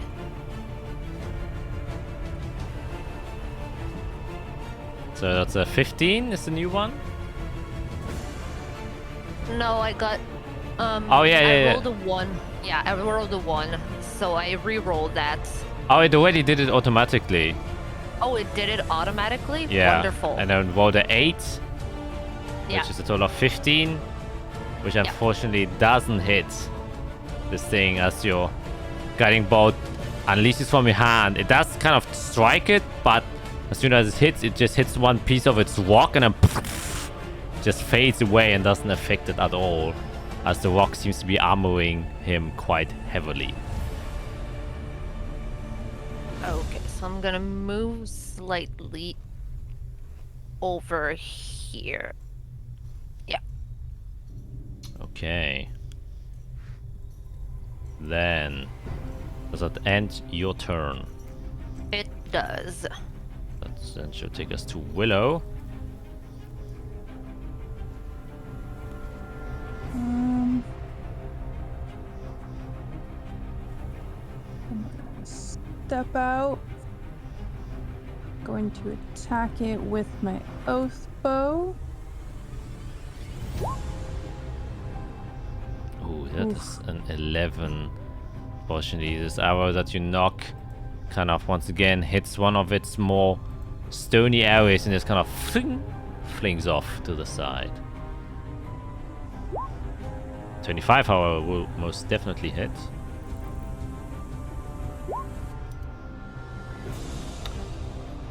6. And then I'm rolling my d6 currently. We'll make it a total of 10. And then...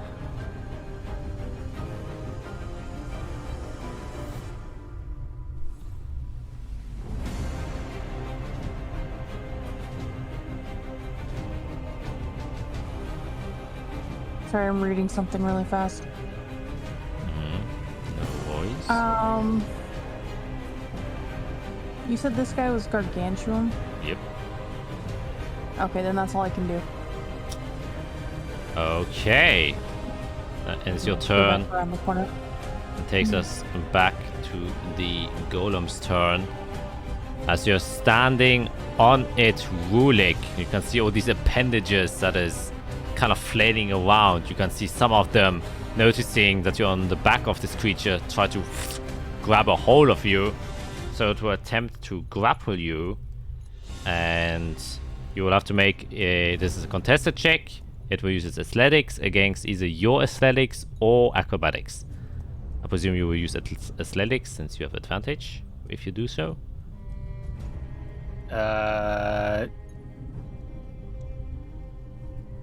Athletics, why advantage? Because while you rage, you have advantage on those strength-based checks. Oh, right.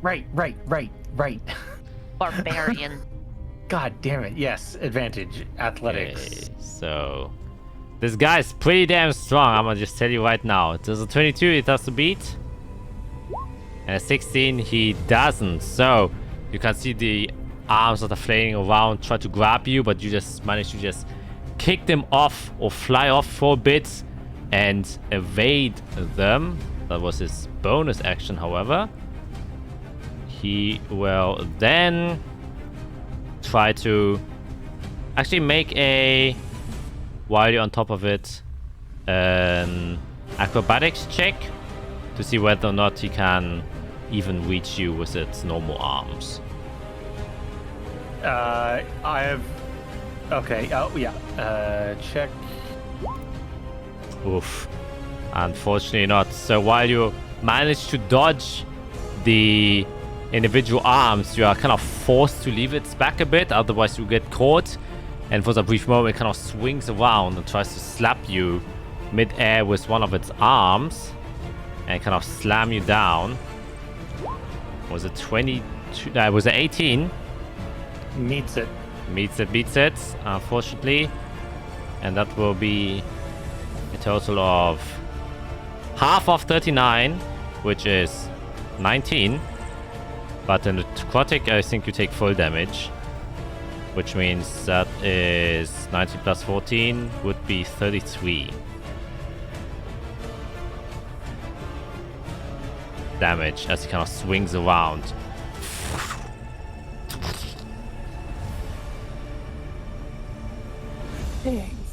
And for his next attack, he will reach down with his other arm and once again pick up one boulder, and then seeing that he's being constantly shot by an arrow, dislike that and aim towards you, Willow. You are, however, behind these rocks. I will give you half cover, which gives you +2 to AC, if I remember correctly. I don't remember.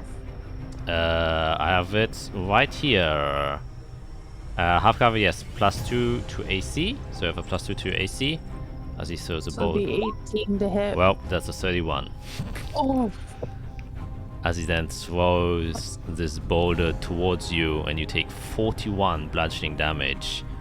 So casual. Well, that's a 31. And then I have to do a concentration save. Yeah, and you have to roll at least a 20 to stay concentrated, since it's half of the total damage taken here. Nice. That is a 9, so you unfortunately lose concentration as this enormous boulder just comes flying your way,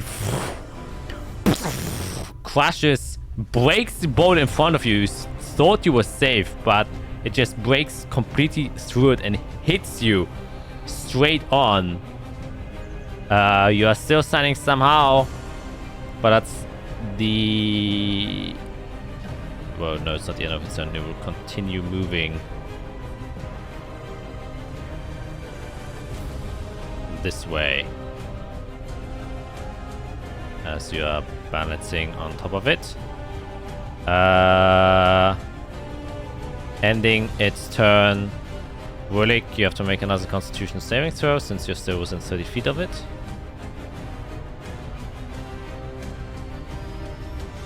Oof, that is a failure.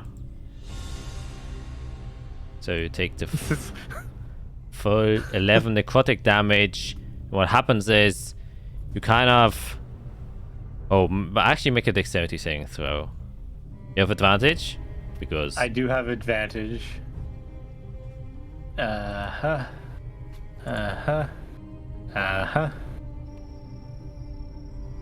is a 17. I will say that's good enough as once again the stench still permeating, and since you're now on top of the body and it's moving, it's kind of letting out even more. You can't hold yourself physically anymore and just start vomiting and are risking to fall off, and you do fall off and you fall prone onto the ground, but you don't take any further damage since you managed to kind of in the last moment flap your wings. So you're currently prone next to it. So if you could put your token next to it anywhere you want. Yep. Well, but it's the start of your turn, so what would you like to do? Is there any part of it that I can see that isn't stone? Like, is there any, like, fleshy area that I can target specifically? Yeah, there are a lot of fleshy areas around it, but it's like constantly moving with its stone and reforming and reshaping. And so, yeah, there are a few bits that you can. If you want to fully check him out, that would take an action to kind of investigate its body. Yeah, I know, it's fine. I'm just gonna swing and hope to go for the fleshy bits. Okay. So, Pike, first roll. It's a 16. Unfortunately, it doesn't hit as you scrape off one of the stone parts as you try to aim for one of the fleshy bits. Second roll. For the love of fuck. That unfortunately definitely doesn't hit either. And then bonus action, Polearm Master one more time. 23. There it is. Oh my god. Oh my god. +3. How is that? Okay. What? Yeah, I'm reading the roll 20 roll and it says 1 + 4, 4 + 0. Why is it 4 + 0? Anyways, that doesn't really matter. He takes +3, so 7 reduced to 3 since it's resistant against non-magical weapons. Anything else you would like to do? You're still prone. Or did you get up? I would have gotten up. Yeah, okay. Half my speed, which would have been... My walking speed is 35, so half that is... Do we round down for half speed? Yeah, I guess so. The rule is always to round down. 15. So Yep. 15 feet. That was attack, bonus action, half the speed. I mean, I run. He's still gonna hit me. Stay there. He's still gonna hit me.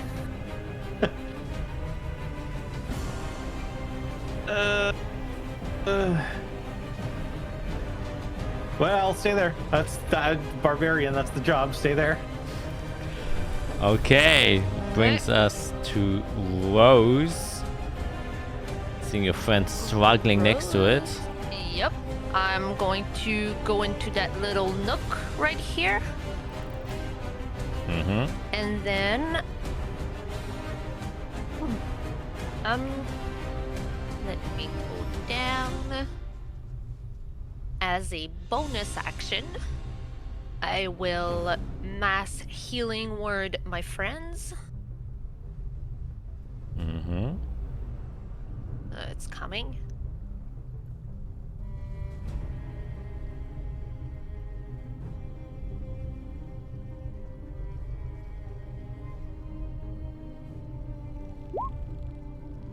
So you both gain 14 healing points. Oh, that's handy.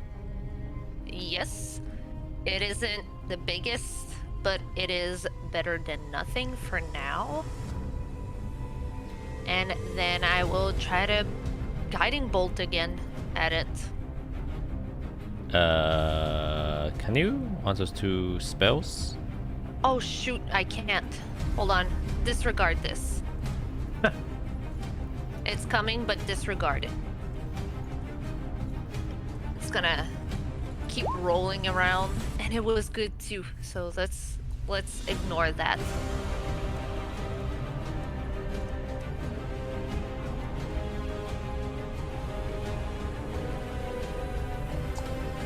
Okay. That's not what I wanted to do. I'm going to actually cantrip it. Okay. Because I can do that, right? Yes. Yes, okay.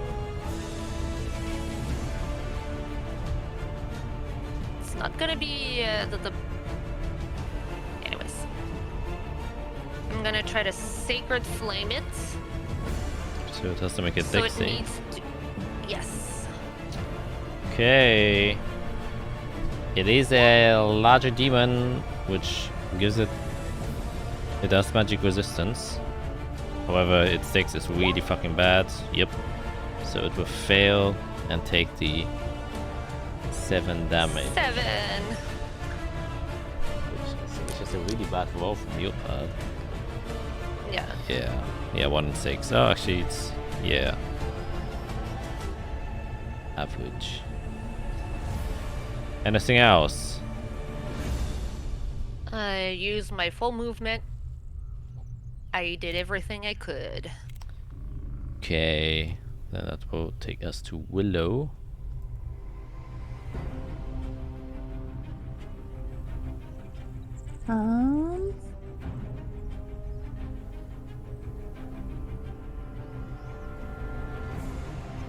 I'm going to, as a bonus action, I'm going to cast Hail of Thorns as a 2nd level. Uh-huh.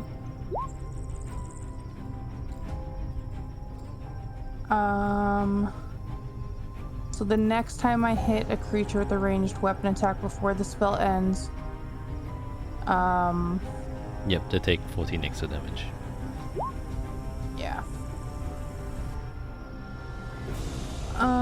So I'm going to aim with my oath bow. Mm-hmm.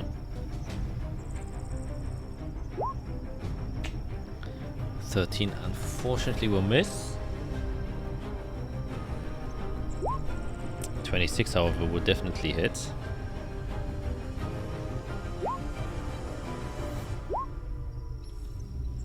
That is 7 plus the 13, which would make it a clean 20. But I think there was something about a dex save in there. Oh, in addition to normal effect of the attack, the target of the attack and each creature within 5 feet must make a dexterity saving throw. So you have to do a dex save before you take the 14 piercing. Oh, okay. Well, And you only take half as much if you succeed. 6 is really bad. 17. That's gonna pass, so you only take half of that. Okay, so he gets 6. 7. Oh yeah, technically 7. Oh. Yep. Okay. Anything else?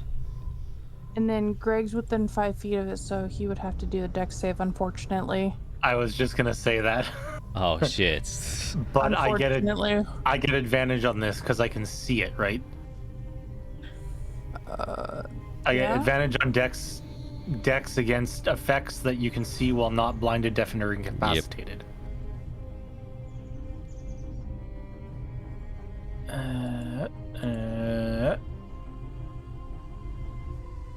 Fuck off. Oh my god. What Barely in the missed. It world was a is going 14 on? that you needed. Sorry, buddy. Yeah. Fucking. So you take 6 since it's piercing damage. You only take half. Is that the end of your turn, Willow? I'm gonna move. I'm not moving very far, but I'm gonna move down to the spot. I'm going to crouch so that I am completely behind this thing, and I'm like trying to not get hit. Okay. Trying to hide behind the stone, I see.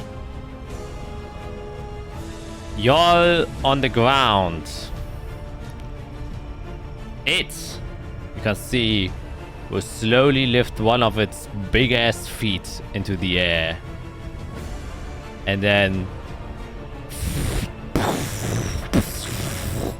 just completely crash into the ground, after which you all just feel an earthquake erupt underneath its feet. Everyone within 30 feet of him has to make a strength saving throw, as the entire earth just starts to erupt and catapulted into the air. And if you don't succeed, that's a 26, a 15, and we'll wait.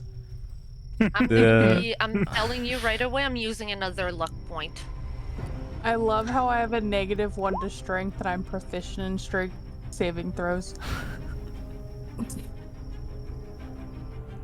Okay, the luck point. Hopefully that comes in good. Oh yeah, much better. Maybe. Oh no, never mind. Oh, what? Oh no! No, what is it? I mean, it's one more. Oh, what's one more? Much better. Much better. It was a 19 and then it went. Oh man, Ah. that's rude. So Willow and Rose take the full damage and are knocked prone. It's 21 bludgeoning damage there. 29 bludgeoning? Yep, 29. And as a bonus action, you take half of that and another times half Rulik, which would be 14, which would be 7. You would only take 7 damage of that. And aren't knocked prone, however, it will attempt to grapple you again. Mm-hmm. So once again, athletics versus your athletics, you with advantage. It rolled a 31. Yeah. Okay. Okay. All right now. Oh, that's an 11. Yeah. So all the appendages, after it quakes the earth beneath you, manages to just grab a hold of you, and you are now stuck to its body. However, that is the end of its turn. Bring us to Rulik. Have to make another Constitution saving throw. You're still within 30 feet of this guy. Yeah. No kidding. Constitution saving throw. Easy. Whoa, stop it. Easy enough. You only take 5 necrotic damage and don't continue puking and aren't knocked prone again. Oh boy, guys. Oh boy. I have something. I have something. So if I'm grappled, I can't grapple. Speed comes 0. That's it. Only your speed is 0. Oh, so I can still do everything. Yeah, you can still do everything. Wicked. Okay. Pish, Oh, pash, great. push. Attack number 1. Oh, you bitch. Oh, 17 barely misses. Oh, it was a 12. And you hit rock once again. That's better. That's a 26. That will definitely hit. +3. Which is 11. Unfortunately, reduced to half 5. Bonus action. Hit him again. Let's go. Bullshit. Bullshit. Maybe not. And once again, your blade catches one of the harder parts. That was Rick's turn. Rose, you have to make a Constitution saving throw since you are now also within 30 feet of it.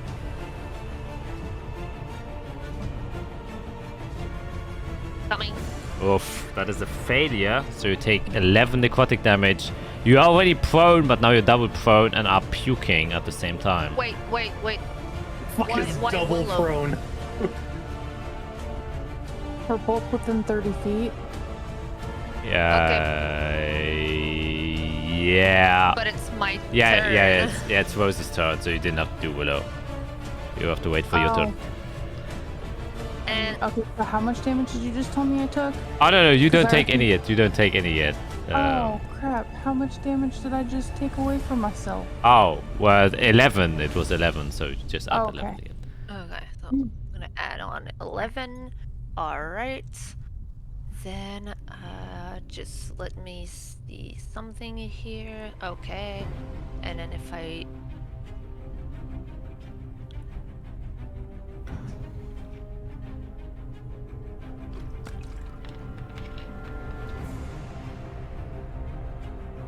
am I going to be? Yeah. Okay. Cool. So I'm going to run over there. Okay. Whoa. You're too far. Too far. Right here.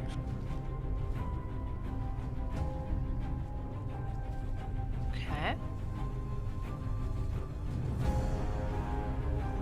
Okay, you're just good.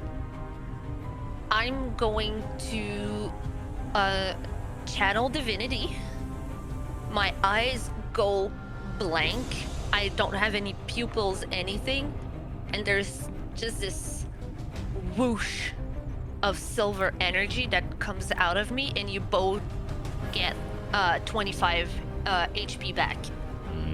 Ooh. That's helpful. Yep. Very Yep. Nice. This energy beams up. So I so I preserve life, basically. I have 50 HP that I can divide within any creature's 30 feet of me. So I did half and half, just to make sure. I'm sure Eric appreciates it. Irene? Who's Iric? Who are you talking about? Who are you talking about? Really? Who?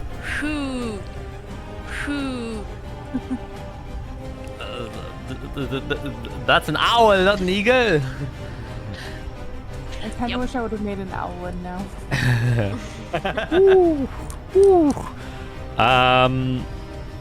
Okay, anything else? Yes, I still have my bonus action.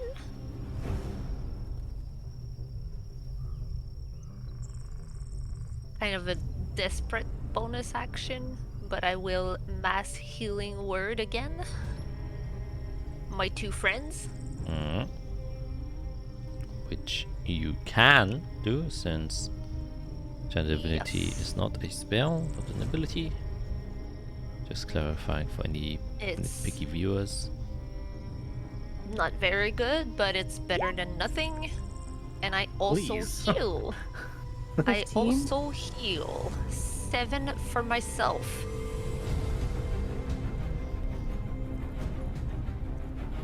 Nice. So y'all both get another 15 back, which is a total healing of 40. And a combined 80 in one round, which is quite impressive. Oh, technically 87 since you also healed yourself. Okay, that ends your turn and brings us back to Willow. You also have to make a Constitution saving throw, or otherwise... Oh, it was almost a 19. So you take 6 necrotic damage and also start to puke as the overwhelming stench and grotesque nature of this golem is unsettling for your body. Actually, wait, you have advantage since you're wearing the mask. I completely forgot. Oh, Hey! I forgot I was wearing it too. Well, didn't help as much. Well.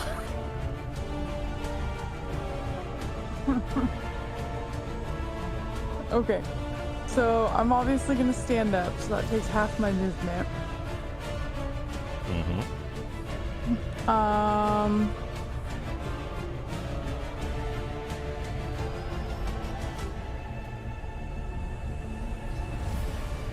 So I'm gonna go right over here as a bonus action. Oh wait, actually, you wouldn't even take any damage because you're wearing the mask. Oh, so that was 6 damage that I get back? Yeah, because it's demonic blight, and the mask would absorb that. Oh, so I could have. Oh man, I should have. Okay. Well, it's only the first time that you're taking it. The other ones Yeah. taking the damage. Okay.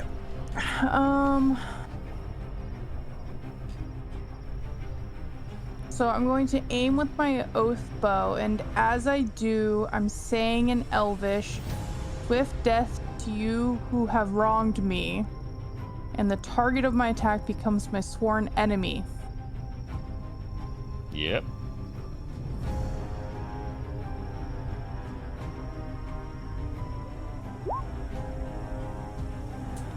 The 22, that will definitely hit. Dealing 17 damage now. Nice.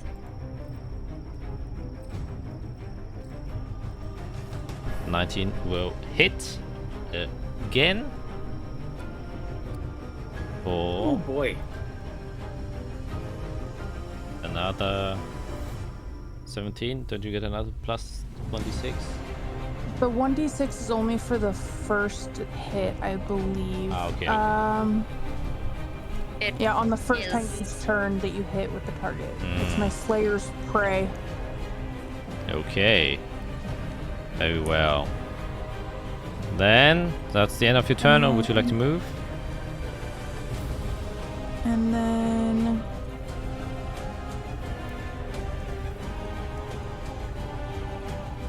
I'm just gonna crouch down again. Okay. Hiding from the beast. Very well, it's its turn. It will now kind of place Rurik in front of itself, since you can't run away anyways. And just start to slam with you. Or slam at you. Its first fist. Just 17. Misses. Misses. So just barely hits next to you. And even though you're grappled, you can dodge nimbly away. And then with a second fist, he will try and hit you again. It was an 18. I think that meets it. Yeah.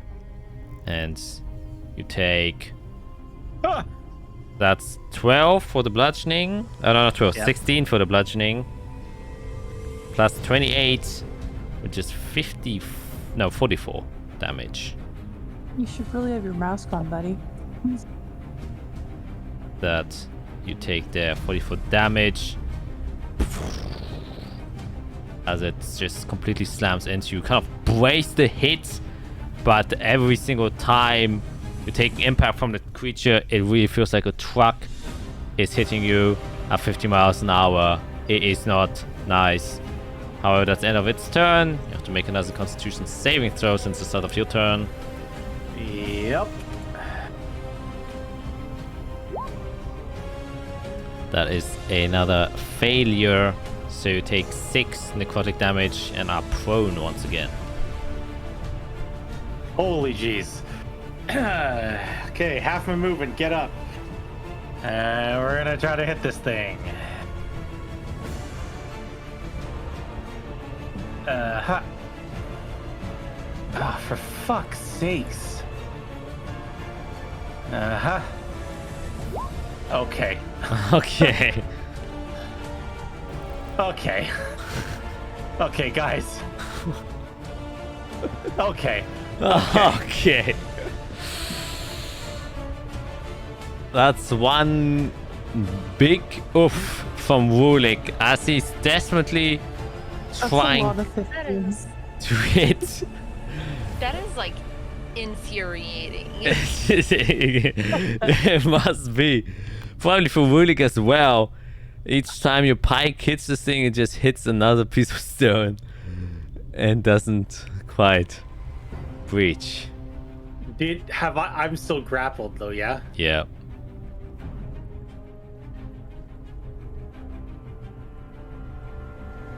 I can't do anything. Can you put his mask on? That would be a bonus action.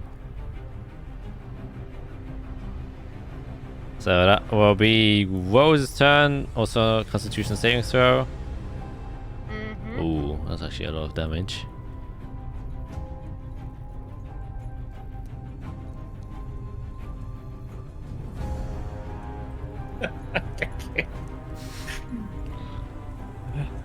It's crazy because all 4 of your rolls were 7s. Plus 7s, and then Well, you except got 3 15s and a 16.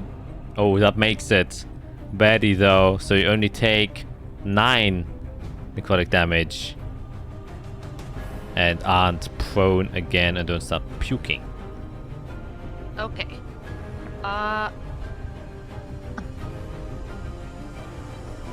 I'm going to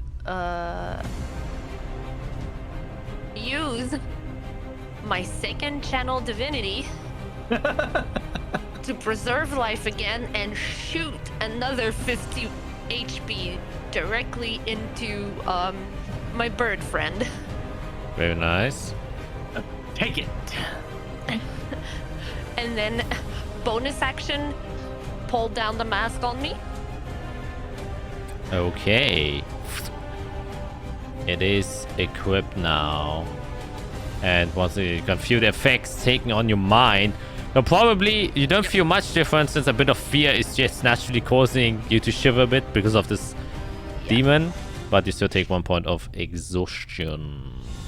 Yes, I will put it right there.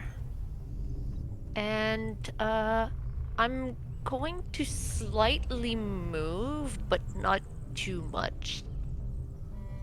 I'm gonna try to stay about halfway between my friends, and that's it. Okay. That will then take us to Willow. What would you like to do? Oh wait, first. Oh no. You don't have to do Constitution saving throw since you're wearing the mask. And so you aren't affected as, however, the mask starts to seep in the demonic blight that is oozing out of this demon. And it's slowly filling up.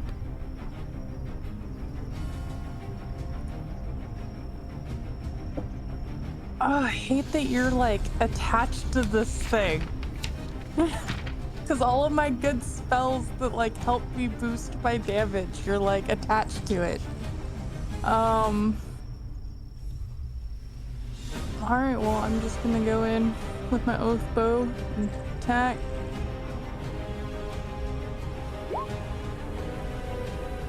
I think that's gonna miss. I'm basically fueling all of the healing into the barbarian just to make sure that it survives Okay, and that's takes the beating. upsetting. Great, this is awesome. Unfortunately, both miss. Anything else you want to do with your bonus action, maybe?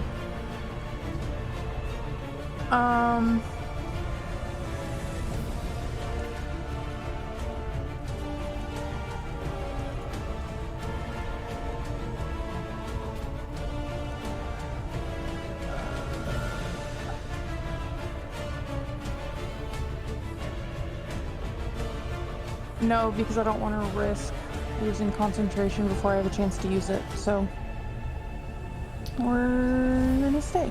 I am going to try to hide behind this thing. Okay. Then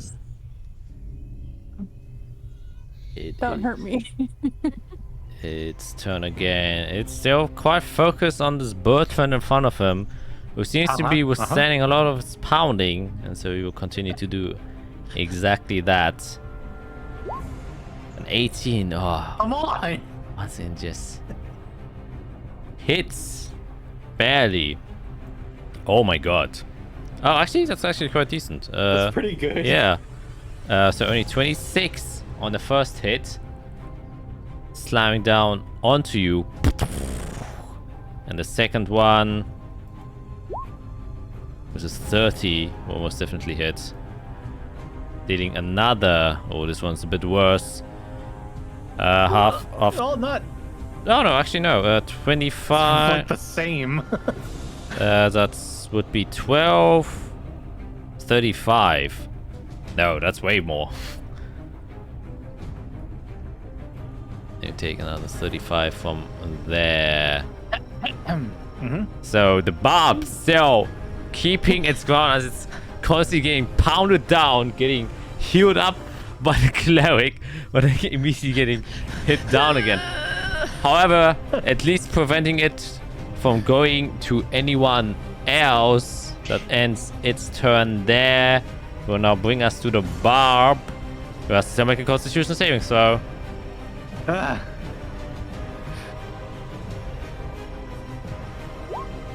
Which it makes easily. No more vomiting, and you take 6 necrotic damage. Are you in single digits? Yep. Okay. Oh my god. I'm just gonna keep hitting. I don't care about the mask at this point. You're a bird raging. Yeah. This mask could have saved you so much damage. Oh my god. Nice. Oh my god. Oh. Ow. Oh. Ah, there we go. Yeah, it's the one with the least amount of Damage. +3. Let's go. That's an 8. Wow, a 4. Slowly chipping away at this last thing. Okay,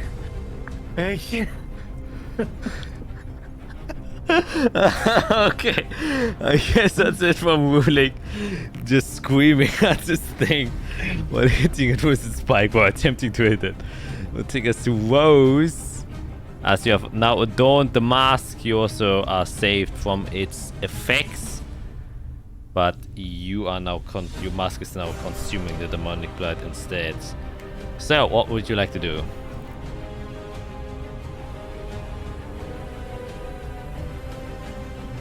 Oh no. Yes? Everybody just froze. Uh-oh. Oh. You're No. good. You're still here. Yeah, Oh, I'm yeah, you're here. back. Oh. Oh. Like, all I saw was Greg move his head, and like it like stopped, and I saw like the head moving as it was freezing. Okay. Well, Rose, it's your turn. Yes. What would you like to do?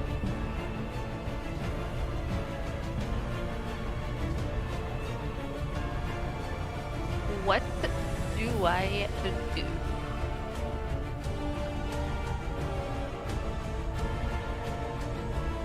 Save yourselves.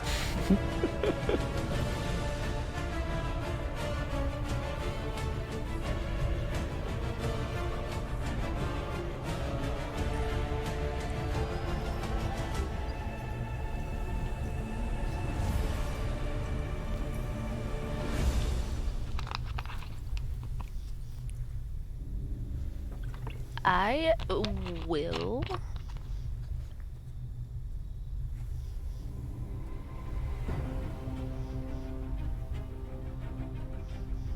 Yeah, okay. You will see.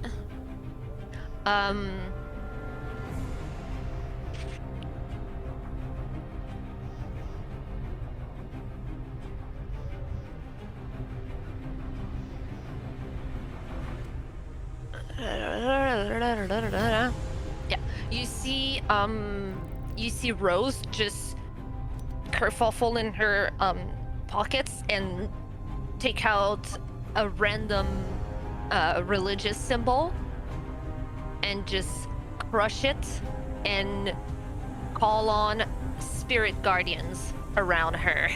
Oh, okay. Yes. So I will designate my bird friend as unaffected. I will designate my human friend as unaffected, and I am going to run straight at this thing. How big is the radius again? 20 feet? It is 15 feet. Okay. 15 feet. Yes. Like this. This is the radius of it. Yes. And I will cast it. And I will, make it radiant damage.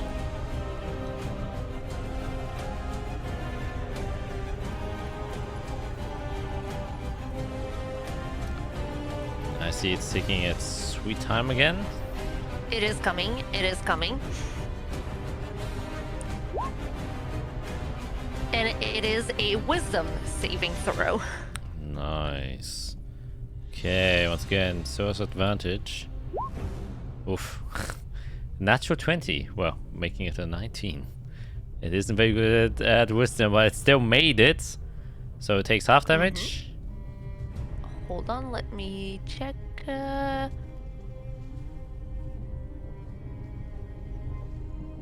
Yes, half. Okay. And is it every time it enters the area and stays within it, right?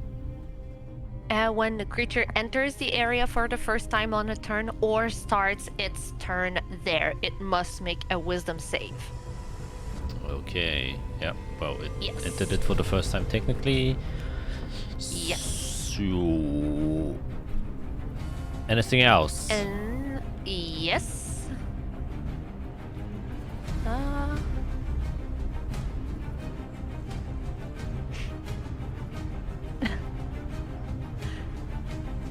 So that was a... hold on. My spirit guardian was an action. Do I have anything bonus action that I can do?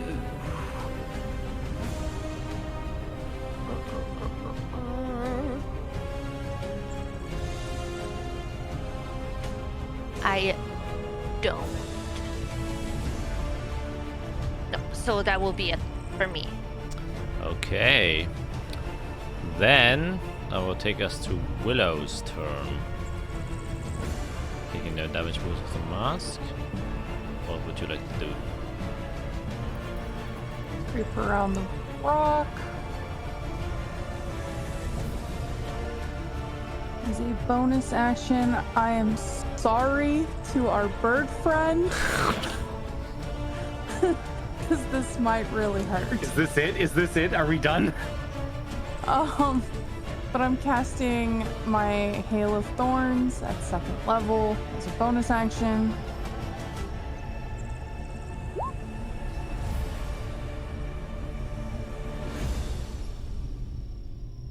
And I'm casting it as a 2nd level. And then I'm gonna try to attack with my oath bow. Mm-hmm.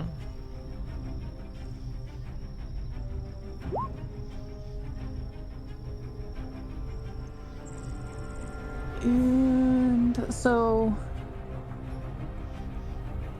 you have to do you both have to do dexterity saving throws.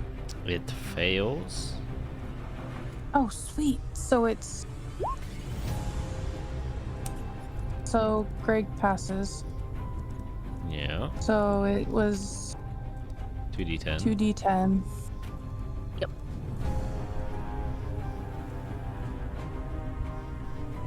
And then I'm going to attack again with my oath bow. There's 29 damage. Pretty damn good. And then I'm assuming a 23 hits for my second attack. Yes. Wait, so how much damage am I taking? 6.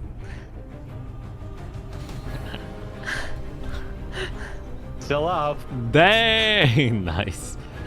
And there's a 17 damage coming again. As you are blasting this thing with your arrows and with your spells.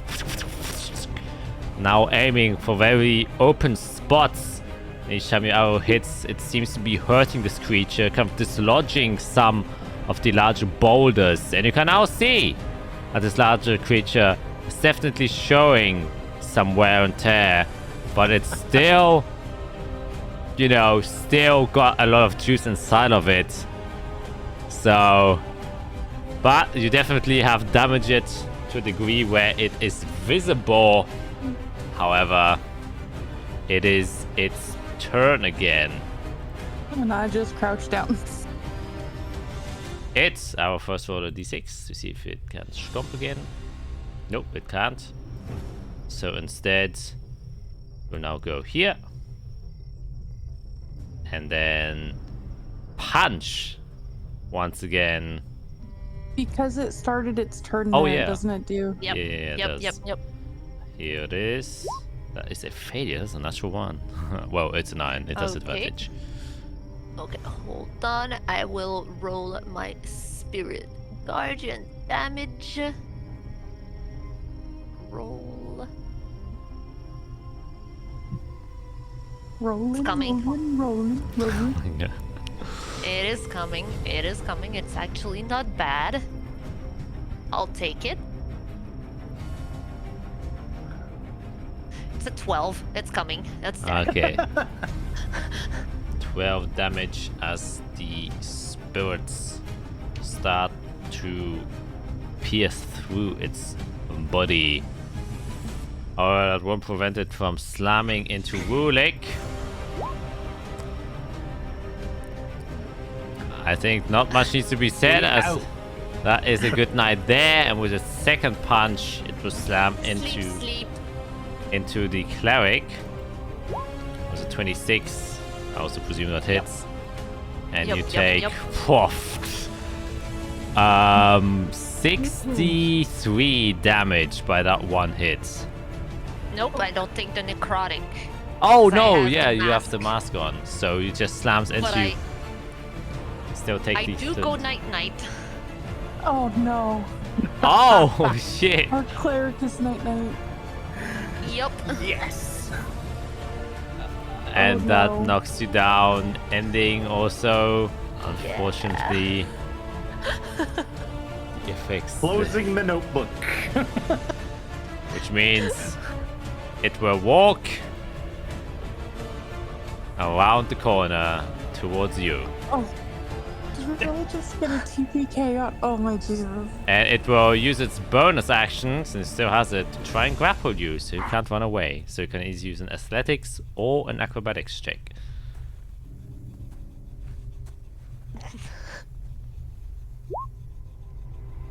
Okay.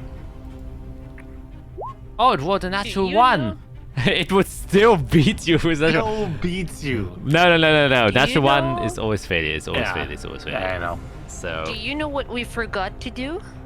We forgot to buy potions before leaving. Because we're big dum-dums. so you managed to dodge its grasp. Come to Rudik, since it's a one shot, I don't mind if you just publicly roll your death save. Hey. So please go ahead. However, you have disadvantage because you're wearing the mask. Me? Because No. swear. I'm not wearing Oh a mask. no, you not. Oh shit. Yeah, I okay. never put the mask on. Oh yeah. I was. I have the mask on. Wow, okay, it didn't matter anyways. That is one fail. Rose, you have to make a death save with disadvantage. Yes.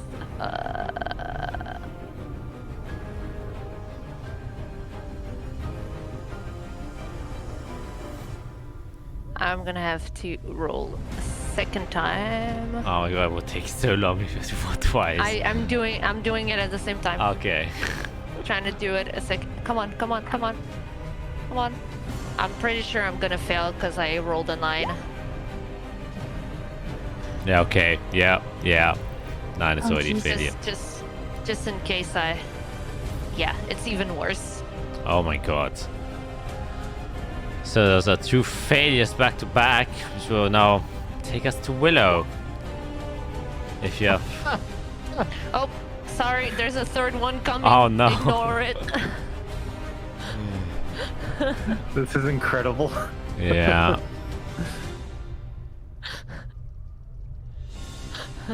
Ignore that one. It's still. Oh, Wait, another one it coming going again? No. Step away from the computer. Okay, Willow. It's still bad. Oh, you would have okay, we're died. done. We're done. None of them were over 10.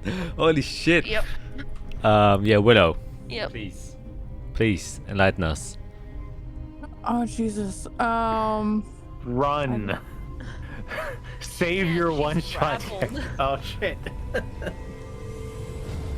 Oh no, she isn't grappled. He rolled a natural 1 to try and grapple her. Oh, right. Oh, run. So I'm definitely gonna run my 30. Will you disengage? Or will you risk taking a hit? I'm going to risk taking a hit. Okay. A 19. I think It's hits. gonna hit. Yes. And you take 42. Oh no. No. 31. Oh, 31. 31. 31. That's fine. I'm still alive. Yes. Okay. You are. To try to help us survive this, he hit me, so as a reaction, I'm going to hellish rebuke him. Okay, he has to make a dex save. Yes. But she fails. So and it was cast at 2nd level, which is 3d10 fire, which is a terrible roll. Flames sprout out of your body, engulf it in flame. However, since it's mainly made out of stone, doesn't damage it as much. She's resistant to fire, but it still deals 7 damage. All right, and then we're gonna. Oh, that's gonna miss.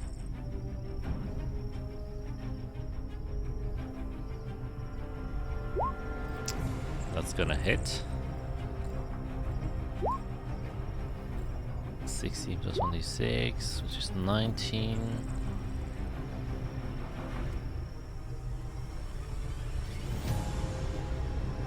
Nice. All right. Wait. That is. Oh yeah, no, nothing. I was like, oh no, did I forget something? No, I was dumb. Oh, okay. And then.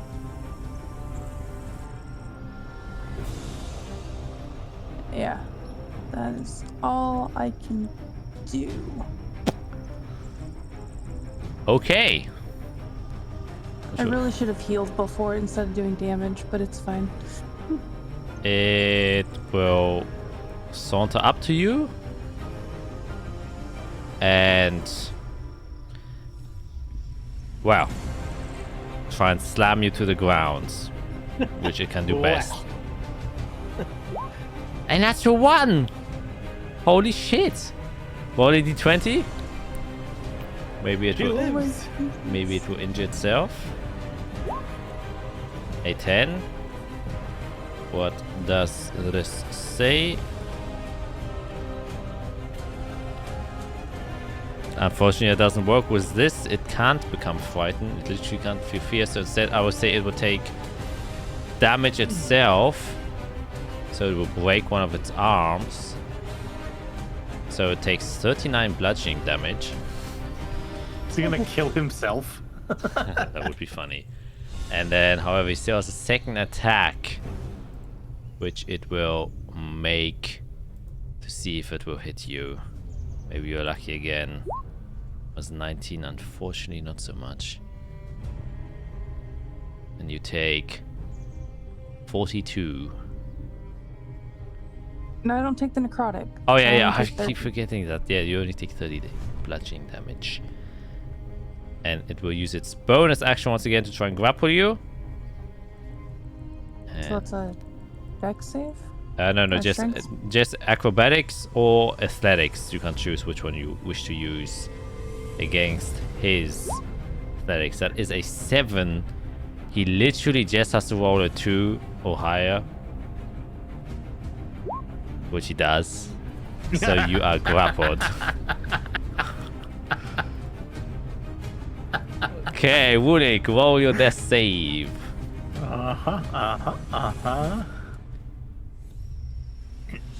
Oh, I just realized you would already have a failed one. Okay, you're basically dead because you would have taken damage last turn since you did have the mask.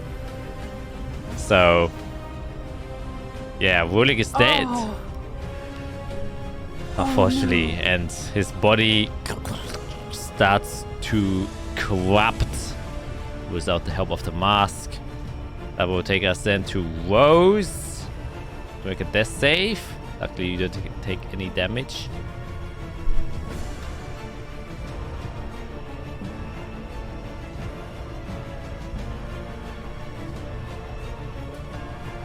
Oh, I think I'm gonna fail it again. Okay. Yeah. Dang! That's like 5 death save failed. And they say you have a better chance. Like you usually have an advantage on a death save. But apparently not. Willow! You're grappled. Look, my disadvantage is here, but yeah. Yeah. What is your plan, Willow? Just talk to him. Maybe he's a nice guy, you know? Maybe. It's all a big misunderstanding.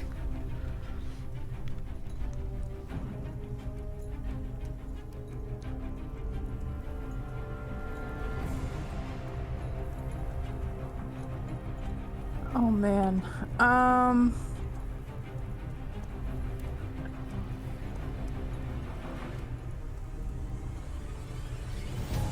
Fudge. There's not much to do. There's really not. There's no reason. All right, we're gonna try to do this at disadvantage because I'm obviously right there in his face or body. Yeah. So we're gonna roll this at disadvantage.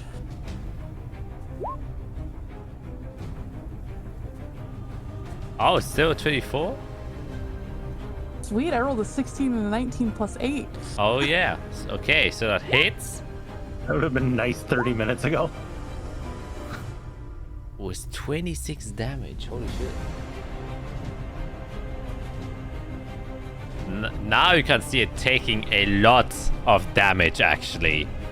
And it's starting to crumble a bit. And struggling to hold itself on its 2 feet. 17 barely misses, unfortunately, Dang it. as it hits. Is there anything that I can do to make it better? I don't know. Do you have...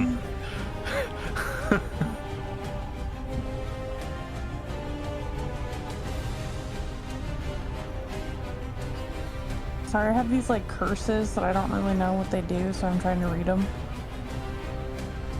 Oh, yeah, you have... All the maledicts.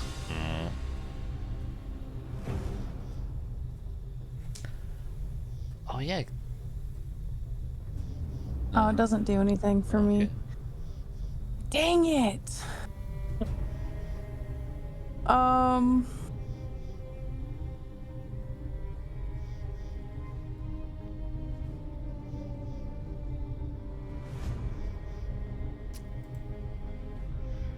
Because it doesn't have blood, I'm assuming, because it's made out of stone. Well, it has a lot of blood in it from the dead bodies. So you don't... Okay, so we're gonna try this then. So as a bonus action, Blood Curse of Binding. You attempt to bind. I'm gonna amplify it, which allows me to affect any creature regardless of size. Let me.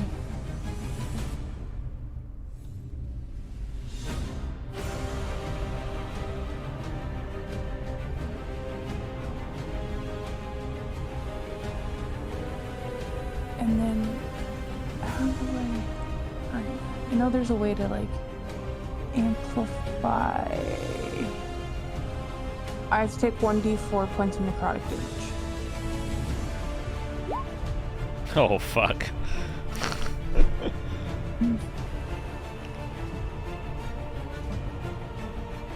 So I guess you have to make a strength saving throw. Oh, really? You're gonna roll like a 50. This is my last ditch effort, okay? It's a magical effect, so it also an advantage. Yeah. You're gonna succeed, because my stuff's not that high. Yeah, I think you... Hey, it was a last ditch effort, okay? Well, then it's its turn.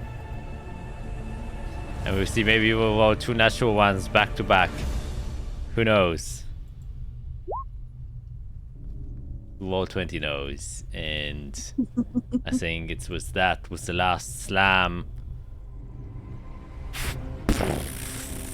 I am knocked unconscious. That he pulverizes the last one of you as your body joins the pile of corpses that is Rulik, and presumably also to be Rose. And you can see as soon as you fall down onto the ground, it just kind of squishes your entire body, and then your body slowly merges with its own. And you can see as your body merges in with it, you can see the mask kind of move from your face slowly all across the golem's body until it reaches its own face and stays attached to it. And you can see the top gem break and the lower gem break, and then the middle gem inside of the mask just start to pulse a bit as it then continues to lumber onwards down the trail. And that is how we, unfortunately and sadly, end the one shot.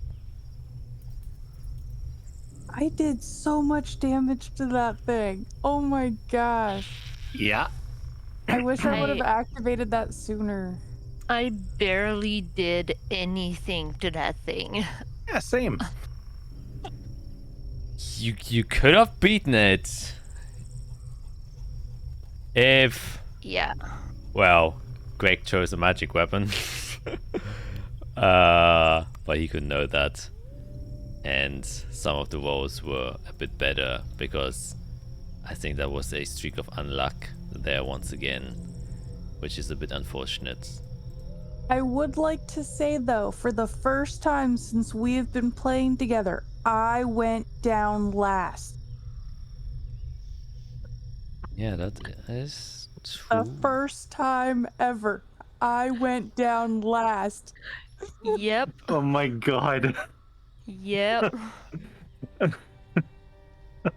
Yeah, I guess this was more like a test session for you to just RP other people. Hey. Yeah, it unfortunately turned out this way. Though I did say at the beginning, well, my one shots are usually very, very, very extra difficult since they're one shots. Yeah. So, unfortunately, it's the end of this one. And I guess I have to make a new one shot for next week. At least I have a bit New characters.